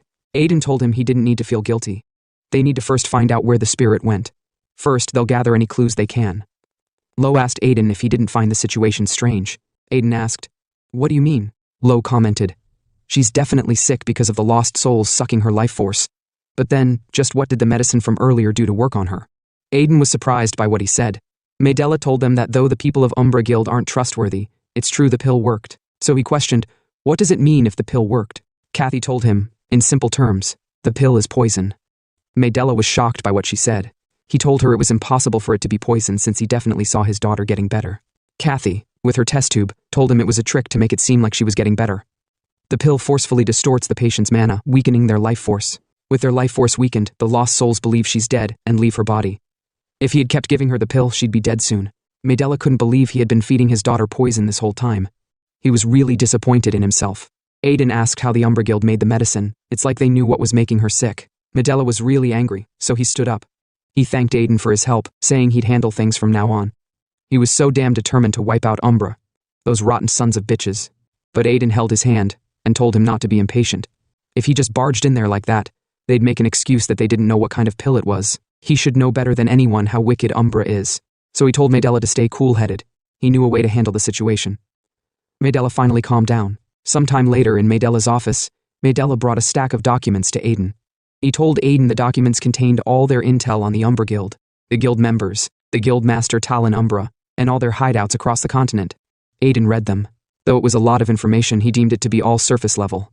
Nothing useful. Curse asked why he was looking at the enemy guild members. Is there someone you're interested in? Aiden told him he was looking for someone he could use. It would be great if he found someone he knew in his previous life. Curse noticed something. He pointed at the document and told Aiden he should remember this guy since they had met before. Aiden had no idea what he was talking about.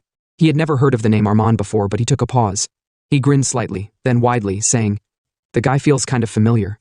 Some minutes later, a certain tavern in Karton City, some people were drinking and cheering on themselves.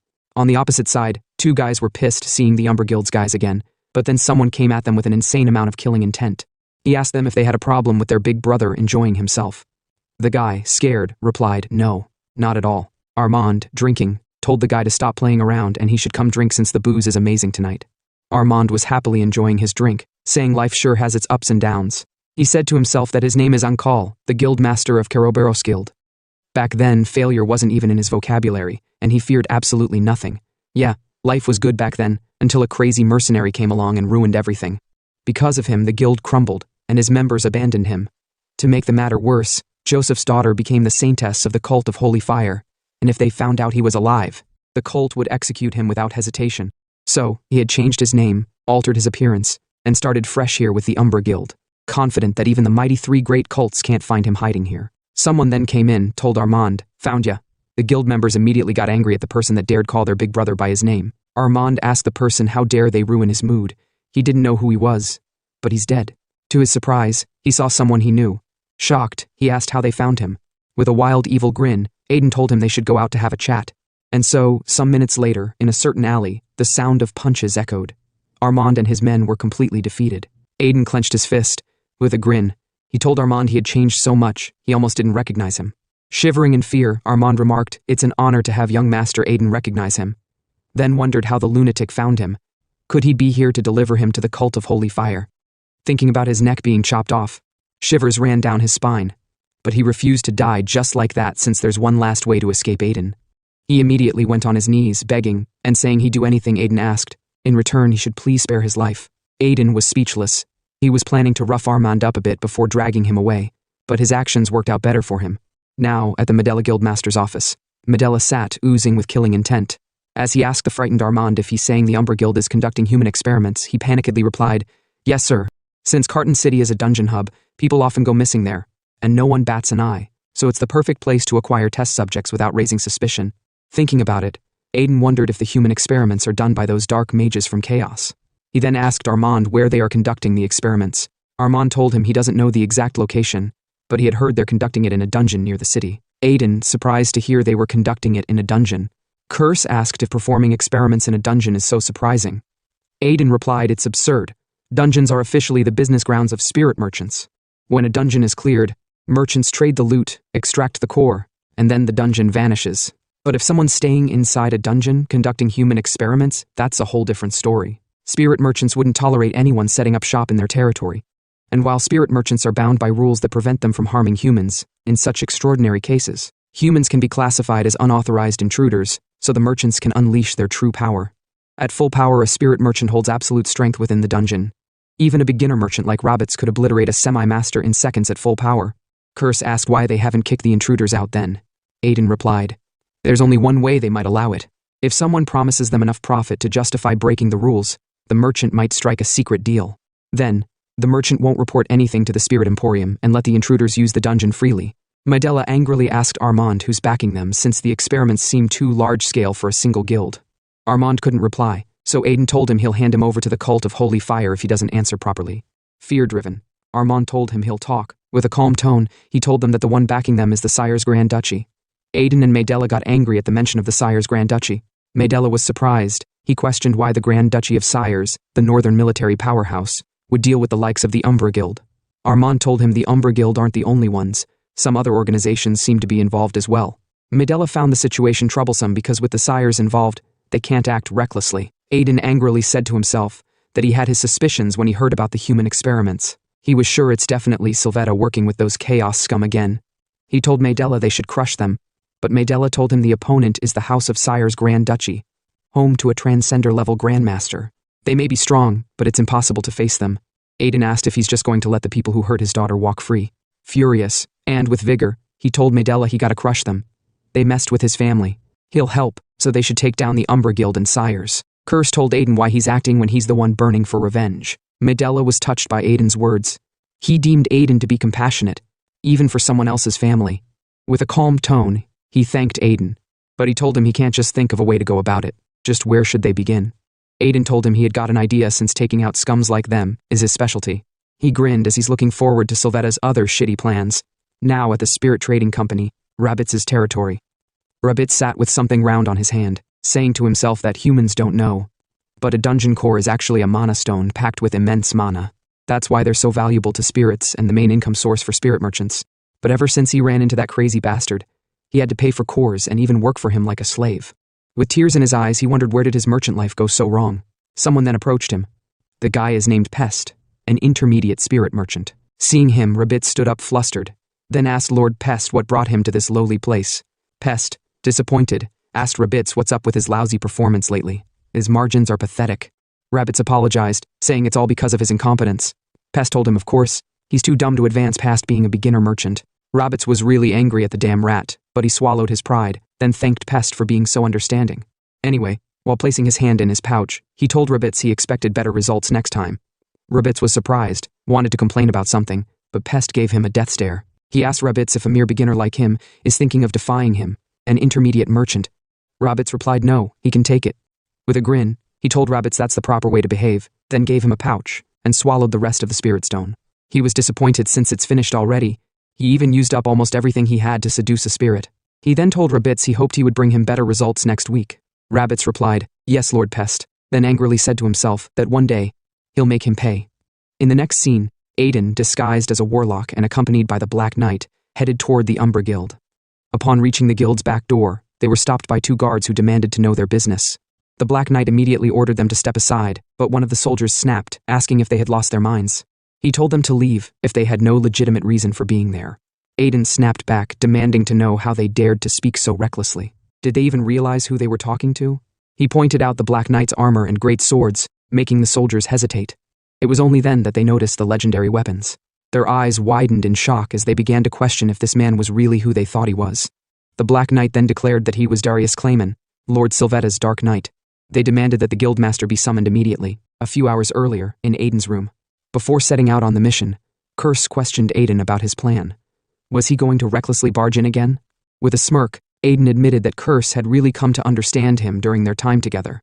And just as Curse suspected, they were going to infiltrate the Umbra Guild, but not recklessly. Curse raised an eyebrow, asking if that meant Aiden planned to politely barge in instead. Aiden burst into laughter, confirming that Curse knew him too well. However, Curse didn't take that as a compliment. Instead, he asked if Aiden was mocking him. Aiden then noted that the Sire's Grand Duchy supported the Umbra Guild, meaning if they showed up with a Sire's Knight, they would be allowed in. Curse was confused. Was Aiden seriously suggesting they ask his nemesis, Sylvetta the Night King, for help? Aiden shook his head. No, he had another plan. He recalled the Sire's Knight he had absorbed in Beelzebub. Instead of asking for help, he would summon the Black Knights from Bezzy's book. That would be their ticket inside. Back to the present, in the Umbra Guild Master's office. Talon Umbra, the Guildmaster, welcomed the Dark Knights into his office, unaware that the real Dark Knight was already dead. Aiden thought to himself that it made sense. Sylvetta wouldn't announce such a loss. Only a fool would reveal that they had lost such an important figure. The Guildmaster apologized for his guard's failure to recognize the Dark Knight, explaining that they hadn't been informed of his visit. He then turned to Aiden, asking who he was. The Dark Knight, maintaining the disguise, replied that Aiden was his subordinate, a dark mage, and that he should be ignored. Accepting this, the Guildmaster asked about the purpose of their visit. Was this a surprise inspection? The Dark Knight confirmed, remarking that Mr. Talon seemed well informed. He stated that he needed to check on the progress of their experiments and ordered the Guildmaster to take him to the dungeon. Sometime later, inside the Umbra Guild's secret underground dungeon. As they walked, Aiden realized why the dungeon had been so difficult to locate. It was hidden directly beneath the guild. But as they moved deeper, Aiden was shocked by what he saw. Warlocks were torturing various monsters, chaining them in restraints. He couldn't help but wonder, what kind of experiments required them to gather so many creatures? The Guildmaster, oblivious to Aiden's thoughts, turned to the Dark Knight with a proud smile. He said that his timing was correct, because they had just achieved a breakthrough in their experiment. Then they proceeded further into the room. Inside, two people lay on separate tables. The Guildmaster pointed at them, stating that these were their newest creations. He called them B12 and B14. At his command, the two experiments suddenly stood up. Their eyes were lifeless, devoid of any emotion. Looking at them, it was clear. They were no different from ordinary humans. Aiden wondered, what the hell did they create this time? The Guildmaster proudly explained to the Dark Knight that, as requested, they had maintained the experiment's human appearance while granting them monstrous abilities. He elaborated, saying they had given them the regenerative power of a troll and the monstrous strength of an ogre. But that wasn't all. He then told the Dark Knight to watch as the two experiments demonstrated their abilities. B14 picked up a sword. With a loud bang, sword aura erupted from his blade. Aiden's eyes widened. What the hell? These experiment subjects can wield sword aura? That would mean they were at least at the level of a semi-swordmaster. But then he noticed something. The color of the sword aura was red, not blue like that of normal swordmasters. The Guildmaster smirked and explained that they had successfully elevated the experiment's sword abilities to high-rank sword aura combined with monstrous strength and regeneration. He assured the Dark Knight that the mind control on them was perfect, making rebellion impossible. With glee, he declared that soon they would mass-produce them. Then, Lord Sylvetta's dream of an immortal army would become reality. Behold, he said, they will be called the Basic Blood Knights, undying warriors who have conquered death itself. Soon, they will serve Lord Sylvetta. Hearing the words Blood Knights, Aiden clenched his fists. He knew far too much about them. Curse, noticing his reaction, asked if Aiden had seen them before. Aiden replied yes. The Blood Knights were the Sire's Grand Duchy's most elite order, commanded by Sylvetta when he became Grand Duke. They had accomplished great feats during the disaster-level Monster Wave and the Great Talus War. Their unwavering loyalty and fearlessness in the face of death had made Sylvetta a legend, earning him the title, the Night King. But to think this was how the Blood Knights were created. How cruel and pathetic. Aiden couldn't help but wonder, just how long had Sylvetta been conducting these experiments? The Guildmaster then turned to the Dark Knight, asking if he remembered when he told him how weak the human body is at enduring a monster's essence. Well, they found a solution. The Dark Knight asked what the solution was.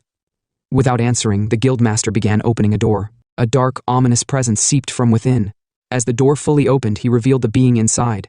This is the one who helped them solve that problem, he said with a sinister grin. Aiden was shocked. So this is where they've been hiding it. The Guildmaster continued, introducing the entity before them. This is the spirit of epidemic plague. They sealed it here and extracted one of its powers, the lycanthrope curse, and injected it into the experiment subjects. The lycanthrope curse. Simply put, it was the werewolf curse. The guildmaster went on, saying he had searched everywhere for these spirits after learning about the curse's potential. But just in time, a spirit merchant had tipped him off.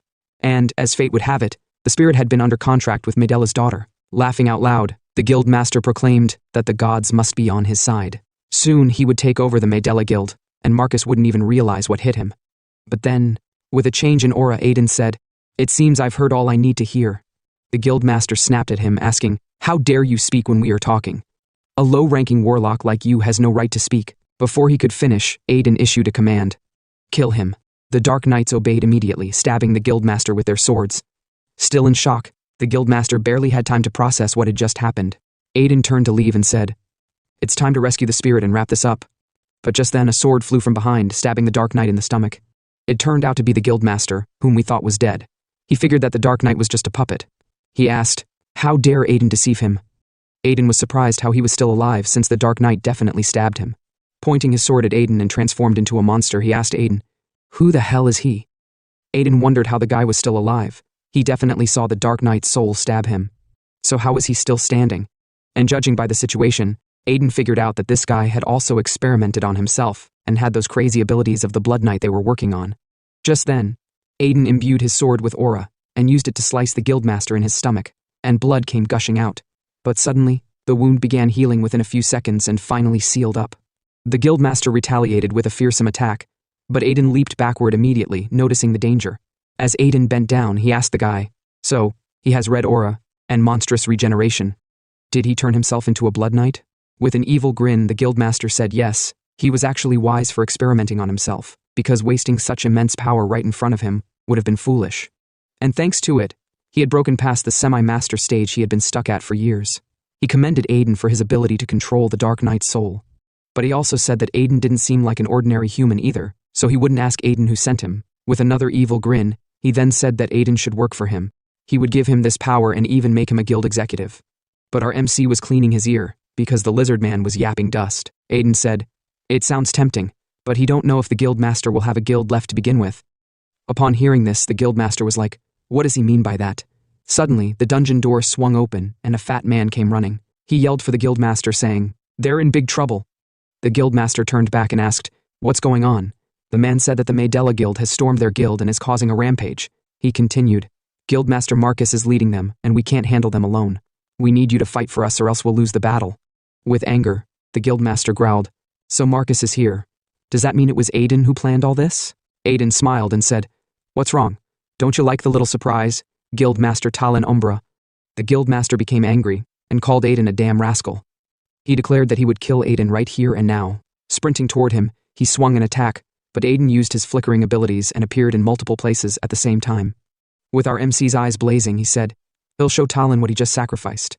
And with a loud bang, the whole dungeon exploded with fire. Aiden said he created this technique, which is called Dragon Slayer King's Sword Technique, a technique used to penetrate even dragon scales with a single strike. Upon seeing this, the guildmaster was shocked. He was like, "What on earth is this power? Who on earth is this guy?" Without wasting much time, Aiden sprinted towards him and sliced him in the stomach. Blood came pouring out. The guildmaster yelled in pain as he began spitting out blood. He fell to the ground, disbelief written all over his face. He couldn't believe what just happened. He thought he was undefeatable. He thought he was immortal. He thought he was strong. So what was going on? Then he realized his wounds weren't healing. But more importantly, what was this burning smell? It was as if his skin was burning. Aiden sighed. Is this the best he can do? Our MC was disappointed in himself. He couldn't believe he had thought the attack would kill the guildmaster once and for all. Ideally, his entire body should be on fire by now. But still, thanks to the new cultivation technique, Aiden had managed to use this skill, even though only swordmasters should be able to wield it. So he would take this as a win.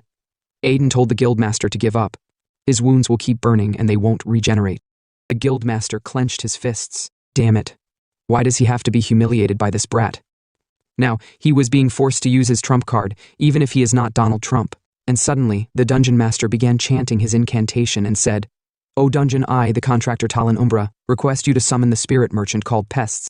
Upon seeing this, Aiden was surprised and was like, "What the hell is this guy doing? Is he trying to summon a spirit merchant?" And with a loud bang, a hat appeared in the dungeon, glowing with light. From the hat, a huge spirit merchant appeared. The huge spirit merchant called Pest. Upon seeing him, Aiden said to himself, so this is the spirit merchant who secretly sold the dungeon, kidnapped the spirit of epidemic, and hid it from the hat merchant. Pest then asked Talon what's the matter. It's surprising for Talon to use the emergency summon chant he gave him for free. Looks like he's in a bind.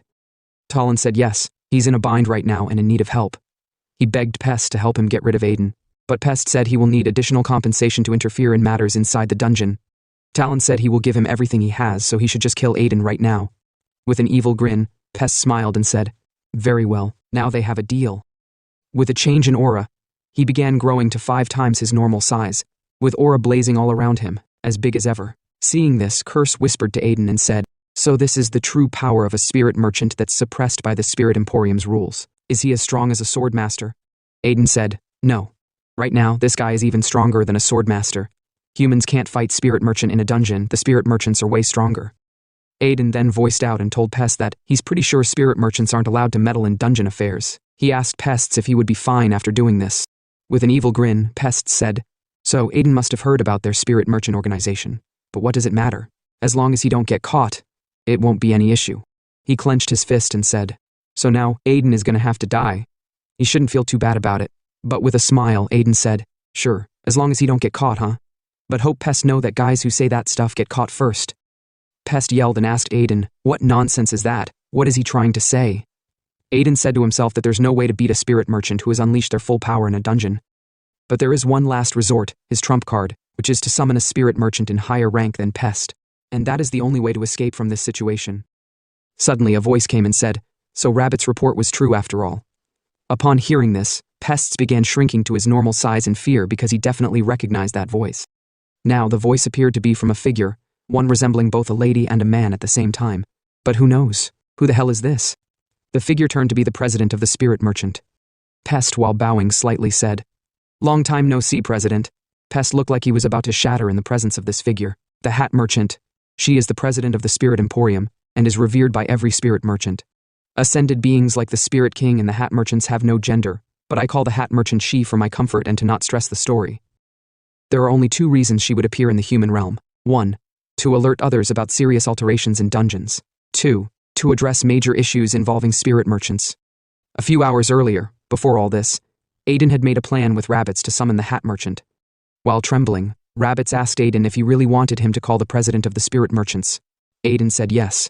According to Uncle, there was a rumor that a spirit was trading with the Umber Guild, which violated Spirit Emporium rules. And he knew they couldn't defeat a spirit merchant in a dungeon, right? He then said that was why he wanted Rabbits to explain the situation to the Hat Merchant. Rabbits yelled and said that their president was incredibly busy at least. But Aiden said, I believe you, friend. Rabbit yelled back, friend my ass. He was also scared of the president, so how could he call her? Now back to the present. The Hat Merchant thanked Rabbits for doing a great job. Rabbits replied, no problem, President. Aiden gave Rabbits a thumbs up and told him, nice timing, he came right on time. The Guildmaster couldn't understand what the hell was going on. He said, who the hell is this president for Pest to even be scared? He thought Pest was one of the strongest spirit merchants. But here he was, trembling in front of this person whom they called President. Pest, while trembling, asked, how did the President get here? He told her to listen to him first, there must be some misunderstanding. But the Hat Merchant responded, misunderstanding? Did he honestly think she didn't know what he was up to? She had known all along about his fraud for personal gain. She had watched, hoping he would redeem himself. But now she couldn't take it anymore.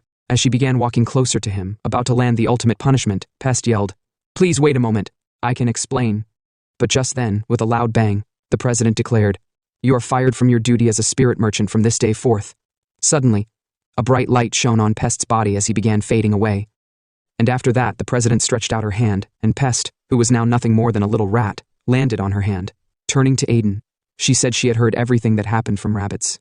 She apologized for the inconvenience with the Spirit Emporium, but Aiden replied, it's all right, you shouldn't worry. However, the president said, words alone aren't enough, and that's not the Emporium's way. So she will grant him a gift. She made some gestures, and a pouch flew toward Aiden. She said she had placed some useful items inside for his upcoming journeys. Aiden was surprised and told her, thank you. Seeing this, he thought to himself, a gift from the Heart Merchant. Whatever is inside must be extraordinary. Then she said, she will be on her way. But Aiden stopped her and said he'd like to ask her a question. Looking at the sealed spirits, Aiden asked, how can he save the spirit of epidemic who is inside there? The Hat Merchant said, that child is in deep slumber. His consciousness won't return even if the internal seals are broken. There is only one way to wake him up. First, a formal contract. Making a formal contract with the spirit. But of course, there's another option he could choose instead. Perhaps that might be better for the contractor. Aiden already knew what the other option was. He thought to himself, the hat merchant must be suggesting banishing the spirit as the other option. With a slight bow, the hat merchant then said, if that answers his question. She will be leaving now. Aiden replied, all right, thank you. By now she was already casting a spell, about to vanish. As she was leaving, she said, I wish you the best in your upcoming journeys, Mr. Aiden Albireo. Upon hearing this, Aiden was flabbergasted, shocked, and terrified. How did she know that name? How did she know his name from his past life? But before he could rush to seek answers, she had already disappeared. Even Curse was surprised and was like, did she just call Aiden by his past life name? Aiden was stunned and thought to himself, how does she know that name? Does this mean some beings or creatures aren't affected by his reincarnation? Aiden wondered if he knew the hat merchant in his past life, or is he missing something? But just then he decided to leave that issue for another day. Right now, he had to focus on the current task at hand, which is torturing the guildmaster. Aiden began laughing evilly and said, oh, he almost forgot. With an evil grin, he turned to the guildmaster and said, you're still here? The guildmaster cursed, damn it, and whatever evil torture must have happened was left to history. I'd rather not show it to you all. The next day in Carton City, the rumor spread, and everyone was talking about how the Umbra Guild was raided by the Medela Guild. One civilian said he knew the Umbra Guild wasn't clean, but finally, they were gone. They were kidnapping people from the dungeon and experimenting on them. If it weren't for Medela Marcus, they might have been victims too. They all said that they were grateful to Medela for protecting them. Now, back at the Medela Guild, in the guildmaster's office, Aiden, the center of all the planning and the master planner, was reading the newspapers with glee and commended Marcus, saying that he had become Carton City's hero. But Marcus said, it is all thanks to Sir Aiden. Without him, he would have lost this guild and his daughter. Now looking at the man beside him, Marcus asked if he's someone they can trust. He said that although it was Aiden who recommended him, could they really trust this guy? Just by his side, a man as fat as 2 cows, whom I could use as punching bag, yelled and said, his name is Shao Kahn. He will give it his all. Aiden then said that even for Marcus, taking over another large guild such as the Umbra Guild would be tough, especially a hostile one, so it was better to have a figurehead for now. He assured Marcus that Shao Kahn had been a guildmaster before and wouldn't betray them. But if he did, he would chase him to hell until death. In fear, Shao Kahn laughed and said, me? No. He can never betray them. He don't even know the full meaning of betrayal right now. Sitting beside him, Curse folded his arm and asked Aiden if he's not going to tell Marcus about Chaos and the Grand Duchy of Sires. But Aiden said that there's no point right now. Even if he revealed that the Grand Duchy of Sires is involved in this matter, Sylvetta could just squash it with his influence. Aiden said that he needed something more than this to bury Sylvetta in the ground. He had to take this slow and look for the right moment. In anger, he recalled that the cult of Holy Fire, the Forest of Death, and everything that happened in Carton City, those guys were behind it all. He let out a sigh, then called out to Marcus and asked him if he had decided what to do with the spirit. Marcus recalled Aiden telling him that there were 2 ways to save Charles. First is the formal contract with the spirit of Epidemic. The second option was breaking the stone, which would make the spirit of Epidemic vanish, and then finding a new spirit for Charles to make a contract with. Aiden stood up and said, your daughter doesn't have much time, the choice is yours. Marcus then said that the spirit of Epidemic wasn't inherently bad. It had done no wrong. He knew the stigma against the spirit of Epidemic had lingered since Asura, the plague alchemist of sin who turned the southern continent into hell. He didn't want Charles to be pointed at just because she contracted a spirit of Epidemic. He knew this wasn't right, but he wouldn't change his mind. As he unsheathed his sword, he was about to shatter the crystal binding the spirit of Epidemic. He said that he's sorry, he has to do this. But suddenly, a voice yelled out, Dad, stop. It turned out to be his daughter, who came in crying. Marcus was surprised and asked her how she got to this place. But Charles yelled at her dad and said that he shouldn't hurt her friend. Defending it, she told him that it should not be harmed. Upon seeing this, Aiden was surprised and thought to himself that he had believed this was too much for Charles to handle, so he hadn't told her about it. But how did she find out? Could it be that someone told her? Just then, Ellis walked in and said she was the one who told Charles everything. This is her spirit. Although it is a tough decision, but it's only right that Charles makes it herself. Now Marcus told her to come to him to step aside. That spirit is very dangerous, he warned. But Charles yelled, you don't know anything. It was the same spirit that has always protected her. Now, she's going to protect the spirit in return. Charles then began telling her father everything that had been happening. She said that at the age of 5 she realized for the first time that she had someone by her side. Back when Charles was attacked by a monster, the little girl trembled on her feet and cried that the monster should not come near her. but the monster growled at her, about to attack. But suddenly, as Charles raised her hand up, a terrifying purple figure emerged. And this figure terrified the monster, making it run away. Although I thought it was a monster, the monster turned out to be just a dog. Wow, but it must have been a monster for a little girl like her. But on a more serious note, Charles was surprised and didn't know what had happened. She could only see blue flames surrounding and leaving her. That was when she realized for the first time that someone was protecting her, even when her mom disappeared and she was alone and sad. Even when she cried after injuring her leg, it was the spirit who was always right beside her, comforting her. Now she said that the dead souls were the reason she got sick, and this spirit is the reason she stayed safe from them. With tears in her eyes, she said, "Does everyone who protects her have to leave? Does this spirit, her friend, have to leave too, just like her mom?" Marcus told her no, that's not the case. But Charles said, "Then just answer me one thing. If she forms a contract with this spirit, will he hate her too?" Marcus yelled and said, "She knows there's no way he will do that. He will definitely never hate her." Charles said, "Then that's all she needs. She doesn't care what anyone else thinks. She just needs her dad and her friend by her side. There's no way she's letting her friend who protected her die because of her." She begged her father to please accept her friend as family for protecting her in place of her mom. This left Marcus stunned, and after a while he dropped the sword and said, "Okay, Charles, as long as you're happy and healthy, that's all that matters." He hugged her and said that he's sorry. Later, after all the father-daughter bonding and tearful sorrows, Marcus continued the conversation with Aiden. He then thanked Aiden and said he won't forget what Aiden has done for him for the rest of his life. But Aiden replied that that's part of the deal, so he shouldn't worry about it. Then he asked if Marcus is really okay with Charles becoming the sorcerer of spirit of the epidemic. Marcus said honestly, he's not too happy about it. It's obvious it will just make Charles' life much harder.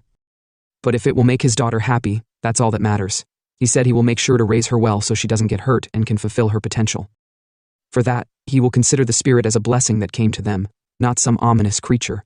After all, that spirit is their family now as well. Aiden said, in that case, he would like to make Marcus an offer. He said that he will write him a recommendation letter. How about sending Charles to the house of Remez for her studies? Marcus heard that and said, "What? Send his daughter to the house of Remez?" Aiden asked if Marcus must have heard the notorious rumors about the spirit of epidemics. Her powers are incredibly dangerous. Right now, Charles needs to learn spirit sorcery to control the spirits at will. He said that there are spirits living in the Remez estates. Therefore, Charles will become a great spirit sorcerer if she learns directly from them. Marcus then said, "All right, but is Aiden sure it's okay for them to take such a huge favor from him?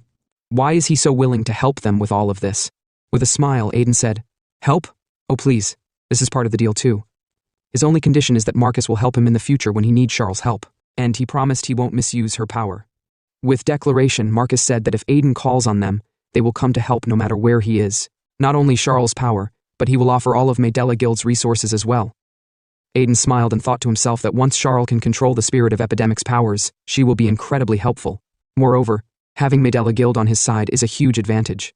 Then they shook hands to seal the deal and their cooperation. The scene then shifted to the northern continent, the frozen lands of extreme cold. Just as the name implies, this place was more like Antarctica, where everything was frozen. Then, a guy sighed in anger and said, "So even the Umber Guild was taken down? Things keep getting messed up for him." It turns out to be Sylvetta, who has slain multiple monsters in the frozen lands.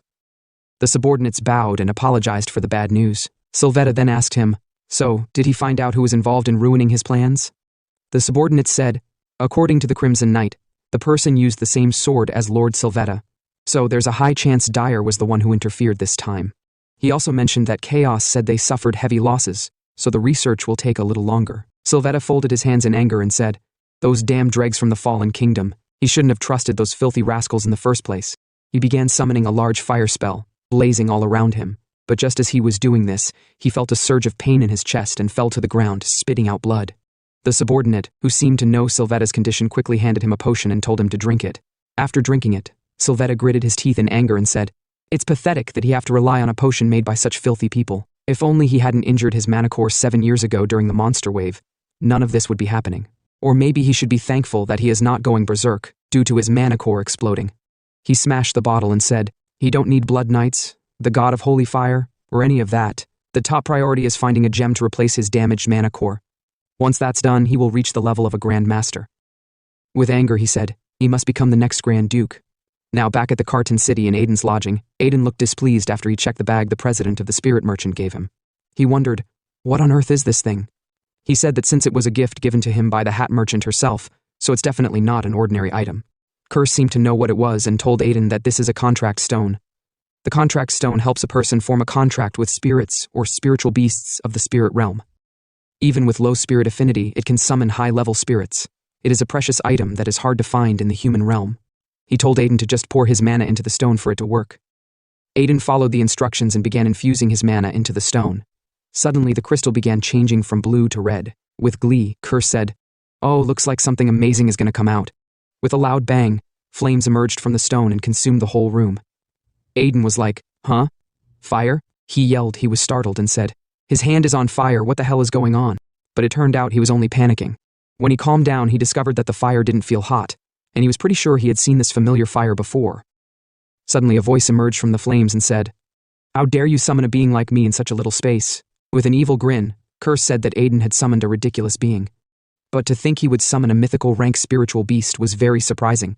The beast that he summoned turned out to be a very high-ranking phoenix.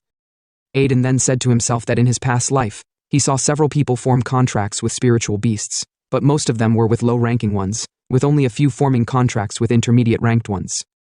How in the world did he summon a mythical rank spiritual beast with just a spirit stone? He didn't even see this in his past life. Still surprised, Aiden asked the phoenix, "Did I summon you?" The beast replied, "To be exact, I found you." She then said that she is the king of immortal birds and her child owes Aiden their life. Aiden was like, "Huh? Her child owes him their life?" Suddenly a little phoenix began chirping around with glee. Upon seeing this, Aiden was like, oh, now he understand where he saw these familiar flames. Isn't this the phoenix he saved back then in chapter 10? The Phoenix King then said that he rescued her child from a vicious troll who was going to eat it, right? So, as the mother and king of this child, she wanted to thank him. But after seeing him, she is quite shocked. Aiden asked, "What does she mean by that?" She replied that resurrection, poison, dark demonic energy, and even Banshee's shield. These things are far too much for a human to handle. What's more, he even has a pretty nasty curse on him. Aiden laughed out loud upon hearing this, but Curse was angry and said, "What did she just say?" He yelled back at her, calling her a nasty damn birdhead. But after laughing, Aiden then asked the Phoenix King if she's going to form a contract with him. With a smile, she said, "Usually it would be impossible for a normal human like him to handle her powers, but with the gemstone in his body, it might be possible." Aiden was like, "Huh? The gemstone in his body?" He wondered if she was talking about that mysterious stone, the stone that got absorbed into his body in the Forest of Death. Aiden asked her if she knew what that stone was. She apologized and said, she don't know its exact identity either, although in ancient times, there used to be supreme beings with a stone similar to the one in Aiden's body. Even other mythical kings like her were pathetically weak in front of those beings wielding that stone. But of course, Aiden Vessel is much smaller and weaker than those supreme beings. But she believed he would be able to handle her powers with skill. Now she said, "All right then, human, will you form a contract with me?" She didn't need to ask, because how could our MC let this once-in-a-lifetime opportunity pass by? Aiden said with glee, "Of course." The Phoenix King then said, "Her name is Pyroness. As the child of the first flames that purge everything, she shall form a contract with him." And to complete the contract, she said that our MC had to say his name. He then said, "Aiden Reams." But after a short pause, the Phoenix King was like, "Child of humans, do you happen to have another name?" He replied, "Yes, Aiden Albireo." Suddenly both of their eyes blazed with fire, and symbols appeared on their heads, and with a loud bang, the contract was complete. The system then informed Aiden that he had formed a contract with the mythical rank spiritual beast of fire Pyroness. 4 days later, at the northern gate of Carton City, Aiden's chariot was traveling back. Inside was Ellis, patting the puppy that had been following Aiden all this while. Ellis was feeling sad and said, she was just getting closer to Charles, and now they're already leaving. But Cassie assured her that both of them would meet again after the secret pilgrimage was over. Loie added that he would make sure to tell Mr. Joseph to allow a visit to Carton City. Now, Loie wondered if the young master was still sleeping. But back in Aiden's little room, he was looking at the token in his hand, and he said that it was an S-rank mercenary token. It had been a while since he'd held this. Back when they all got their tokens, Kali exclaimed that he got a gold token for rank of mercenaries. Ellis got the one for rank A also. But Cassie and Loie got the least of all. Loie then asked Aiden what he got, and as they all looked at his hand, they exclaimed in shock. They were like, "Isn't that the white gold token for the S-rank mercenaries?" As expected of their young master. Marcus added that the mercenary rank is decided on the basis of each person's ability, feats, and achievements. Of course, by improving your skills and gaining more experience, you can rank up. So there's nothing to worry about. Aiden then told Marcus that he had worked hard, but Marcus said, "Not at all. By the way, where are they headed now?" Aiden replied that they were going to Sire's. There is something he must do there. Now with a serious tone, Marcus asked Aiden, "Is it okay if I ask you something?" Aiden said he should go on with it. Marcus then whispered to Aiden, asking him if he knew from the onset that someone from Sires had planned everything that happened in Carton City. Aiden was shocked upon hearing this. Marcus said that he could feel Aiden's rage every time that name was mentioned. It was as if Aiden knew those guys did stuff like that without hesitation. He gritted his teeth and said that after what happened to his daughter, he couldn't even begin to describe the anger he felt at their filthy actions, which were the opposite of their pretentious nature acting all righteous. But right now, he couldn't do anything about it since the Sire's duchy were very powerful. And that's why he wanted to ask Aiden for a favor, even though it was pretty shameless of him. He then said that if Aiden was on the same page as him, he wanted Aiden to help him make those people pay for everything they did. He promised that if Aiden helped him with that, he would dedicate himself to following and assisting him. But with glee, Aiden said he would love that. There is nothing stronger than an alliance against a common enemy. Aiden said they should make those filthy bastards pay for their actions that deserve nothing less than death. Now back to the present. In the carriage, Aiden said to himself that the plan is really starting, their plan to make the people of Sires pay for their deeds. Suddenly, the person riding the car said that they were about to arrive. The Grand Duchy of Sires was in sight. Just then, Aiden and his crew members got down from the carriage, and they arrived at the downtown of Sires as they covered their faces with veils. With glee, Ellis said that there were a lot of people here, nobles and even knights from all over the place. Aiden replied that it was because the martial arts duel fest was about to start. The crew members were like, Duel fest? Aiden said yes. It is a festival held every winter and is called the Sires Martial Arts Duel Fest. It is a tournament to honor Jaeger Sires, who sealed the dead entity, the Winter Queen, and founded the Grand Duchy. Additionally, with monsters attacking them every winter here, the citizens wouldn't be so happy about the winter. So, it is also like a prayer ritual, hoping for a safe winter. And it is one of the few festivals on the continent, so all sorts of people come here. It is to the point that even people of the Grand Duchy ditch their work and enjoy the tournament. Aiden then told them that he was also going to participate in the tournament. Loie was shocked and was like, huh? But the rest of them were less than shocked, and they said that sounded fun. Loie then asked, but why?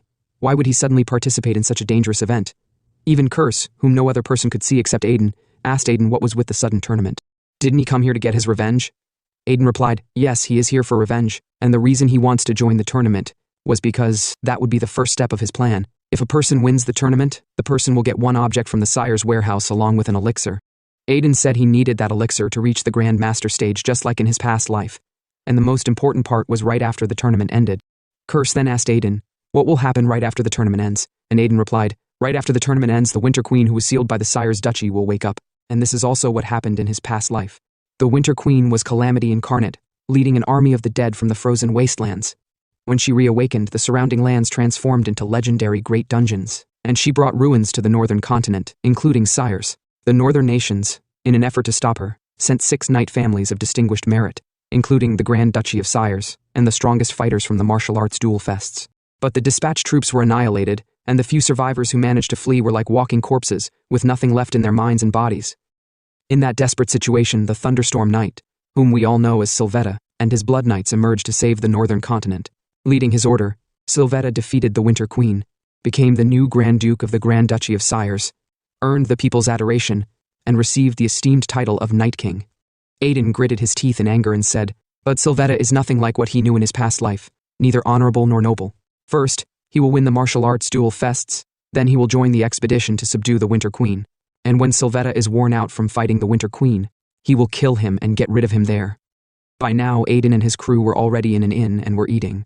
Ellis noticed that Aiden was distracted and asked him if the food was not to his liking. Aiden replied, no, he just have lots of things on his mind. Looking around, Kali said it is surprising to see such a crowd in a regular restaurant. As expected, this must be one of the biggest festivals on the continent. Aiden smiled and said, yes, everyone seems to be having fun. Suddenly, a group of people walked up to them, and one of them said, sorry, but there are no empty tables left. Would they mind if they joined them? Aiden replied, no problem. After the guy sat down, he told them, it's nice to meet you. Since they ran into each other by chance, how about some introductions? He said that his name was Lau, and he was a mercenary. Aiden introduced himself and said that he was on an expedition with his party. Ellis introduced herself and asked if the people beside Lau were his comrades. Lau said yes. The little guy beside him is his younger brother Liddell, and as you can see, Liddell is quite shy. While sipping a cup of beer, Cassie asked Lau, who is the next person beside you? She said that she didn't expect to meet an old tiger. Loie asked her what does she mean by that. The person she was referring to laughed and said, he also didn't expect to meet a werecat. It's a rare sight. He said that his name was Beiruk, and she also introduced herself as Cassie. Aiden was like, wow, a weretiger, huh? He said that they didn't seem like ordinary travelers. Beirut let out a dry laugh and said, "That doesn't sound right coming from someone traveling with a werecat." Alice then said that she'd been curious since earlier. She asked Ladell, "What is that thing he have been holding on to since earlier?" With a shy look, Ladell said, "Oh, does she mean this instrument he's holding in his hand? It's called a bipa, a traditional instrument from their place, although it's a bit embarrassing. But he's their party's bard." With glee, Ellis exclaimed, "Oh my goodness. Big brother, I want to hear you play." This made Ladell more shy, and he was like, she wants to hear him play out of nowhere? With glee, Ellis begged him, please, she would love to hear him play, even if it's just once. Ladell said, all right, if she wants he can play for her, but he's not really great at it. Then he began playing. As he played, he gradually began infusing mana into his strings and the instrument. The whole crowd in the tavern was surprised, and started looking in the direction where the music was coming from. Another person yelled, "Looks like someone over there is playing something." As Ladell played, everyone was drawn to the rhythm. Curse told Aiden, "That child is quite talented. For him to infuse music with mana. The mana in the music is resonating with other people's mana, thereby enchanting them." As Ladell kept playing, people were feeling it and becoming more invested in the melodies. After playing for a while, Ladell finally stopped and told them, "This is how the instrument is played." Although he was a little shy and felt he didn't do well, but suddenly there was an outburst of applause. Everyone in the tavern yelled, "That performance was amazing." They clapped for him, saying, "Bravo Scolentos." Cassie thanked Ladell for such a moving performance. Even Lowe was already crying, and said that this is the first time he've heard such an emotional performance. Ellis added, "Big brother, that was awesome, you were so cool." Trying to tease him, Lau said, "Another new fan has been added to the list, as expected from his little brother." While blushing, Ladell told him to shut up. Beirut let out a dry laugh and said, "To be honest, isn't Ladell secretly enjoying the attention?" Ladell yelled and said, "Grandpa Beirut, stop the teasing." Sometime later, after they ate to their fill, Lau said that they needed to go. Although they would love to talk more, but they were on a tight schedule. Aiden said he understood. If they have plans, then there's no helping it. Lau nodded and said that there was a lot more preparation involved in entering the martial arts duel phase than he expected. Aiden was like, wow, so he is participating in the martial fest too? What a coincidence. But suddenly Aiden was shocked as he recalled something. A memory from his past life just entered his head right now. But he decided to play it cool. He then voiced out and said, "You said your name was Lau, right?" With a smile, Lau replied, "Yes, that's right." Aiden walked up to him and said, "It seems we will be meeting as enemies next time since he's also participating in the martial arts fest."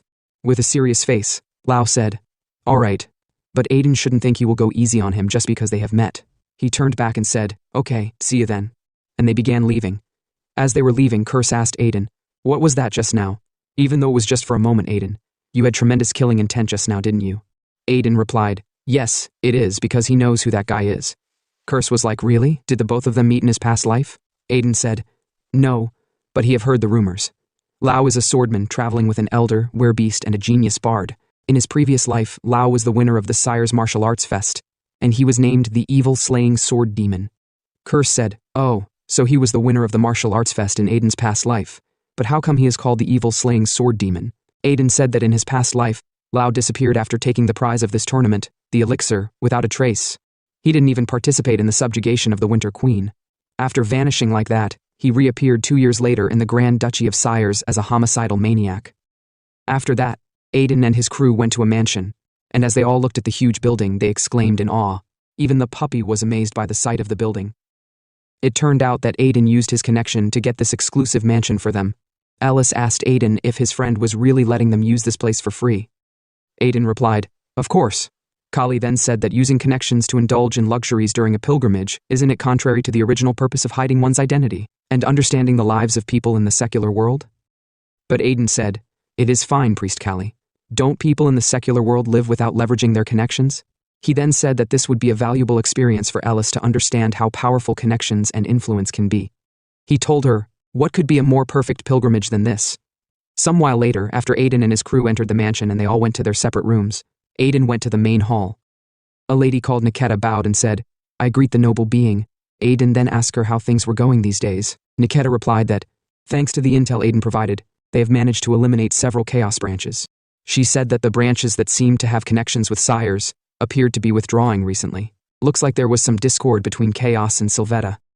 Aiden said to himself that, the Holy Fire Cult incident, the experiments in the Forest of Death, and even the Blood Knights experiments at the Umbra Guild. With all their plans falling apart, there's no surprise that there will be some discord between Chaos and Sylvetta. Aiden then voiced out and asked Niketa if she thinks there's any chance they have figured out that he is the one behind ruining their plans. Niketa replied that the likelihood is extremely low. She blushed and murmured, as expected. Aiden, personally dealing with such filthy heretics, truly embodied the noble master of the underworld. Upon hearing this, Aiden was like, huh? What the hell? Did this girl, known as Niketa Florence, just blush because of him? He was even scared by her blushing because, in his past life, she tried to paint him in blood when he only stared at her. Now, he asked her more importantly, what about the item he asked her to get him? She tapped on the box and announced that she had brought it in here. After opening the box, she showed the content to Aiden and declared, 7 ingots of stellanium as required. Seeing this, Aiden grinned his teeth with joy. Stellanium is a mysterious mineral possessing strength, metal conductivity, and instantaneous explosive potential. It is so rare that most people never see it in their lifetime, and even a small piece is valued at the price of 10 mansions. Aiden thanked Niketa for delivering it. This mineral is truly precious, he remarked. Niketa responded, it is not a big deal, but what does he plan to do with it? Aiden replied that he's planning to make armor for himself. He's got a sword and shield, but he hasn't found suitable armor until now. Niketa remarked, stellanium is notoriously difficult to work with. Finding a blacksmith capable of handling it won't be easy. But with a smile, Aiden assured her that there is one, a blacksmith who can forge exactly what he needs. The next day, on the streets of Sire's back alley, Aiden was checking the corners in search of the blacksmith. After scanning each corner, he kept muttering, not here either. Curse was already growing impatient and grumbled that they had been wandering for 2 hours now, and all Aiden had repeated was not here. Is he sure this blacksmith exists? Aiden affirmed, yes, he's sure the blacksmith exists. It's just that the blacksmith's forge is tricky to find, and he has to locate it by himself, or it will never be found. But suddenly, as he looked at a particular alley, he saw a door leaning on a wall and exclaimed, found it! Curse questioned, but isn't that just a door fitting? Aiden nodded. To the average person, it is just a discarded door fitting, but to someone like him who knows about this, it is different. Looking at the small hole in the door, Aiden brought out his S-rank mercenary badge and began placing it in the hole. He explained that it is the key to this door, and if inserted, it will lead to the blacksmith. As he inserted it, bright light began shining from the door fitting, and bang, the door opened. As Aiden stepped inside, he could see armor of different kinds and qualities within the workshop. Curse asked, isn't this subspace magic? Aiden confirmed, indeed, the blacksmiths are a race blessed by the earth. They are born with a workshop from birth, and it is a subspace of their own. They can even set specific conditions for who can access it. The condition for entering this old man's workshop is the S-rank mercenary badge we just saw. Just then, the blacksmith noticed them and yelled, who is barging into his workshop now? With a smile, Aiden called out his name, Blacksmith Hethos, and declared that he had come to commission a set of armor. But Hethos scoffed, what? You came to order armor? This man was Blacksmith Hethos, the dwarf blacksmith, one of the greatest of his kind. Curse whispered to Aiden, the blacksmith you were talking about, he seems grumpy. Aiden chuckled, yes, he knows, but that guy's skills are no joke. Hethos is the one who made all the armor that he wore while fighting Curse when he was still the Underlord in the past. Curse said, he is not really keen on hearing more of that story. The blacksmith walked up to Aiden and questioned, is he really an S-rank mercenary? He looks so fragile, like he couldn't do anything. Aiden confidently responded, of course, he even has the white gold badge.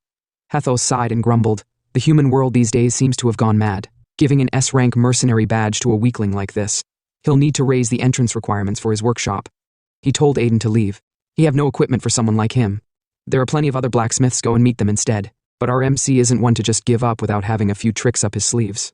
Aiden then mused, well, that's a shame. He thought they could have a chat while enjoying these Tears of the White Dragon, an incredibly rare top-tier white wine from the kingdom of Drader, but he supposes he'll have to look for another blacksmith.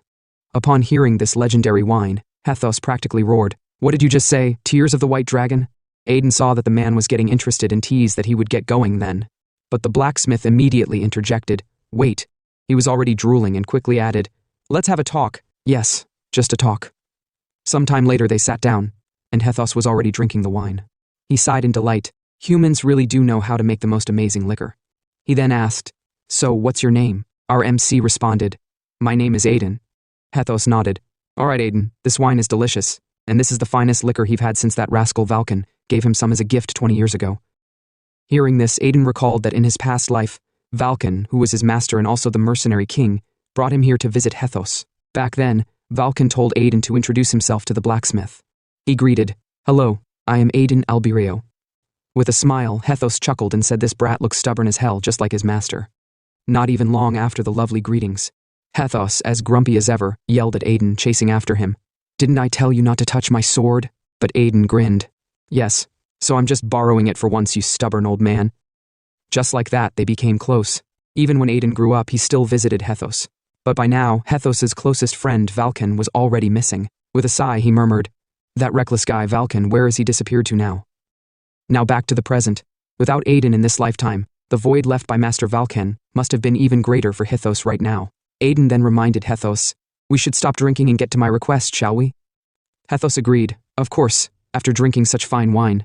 He can't just send him away empty-handed. He then urged Aiden to name his request. There is no weapon or armor he can't forge.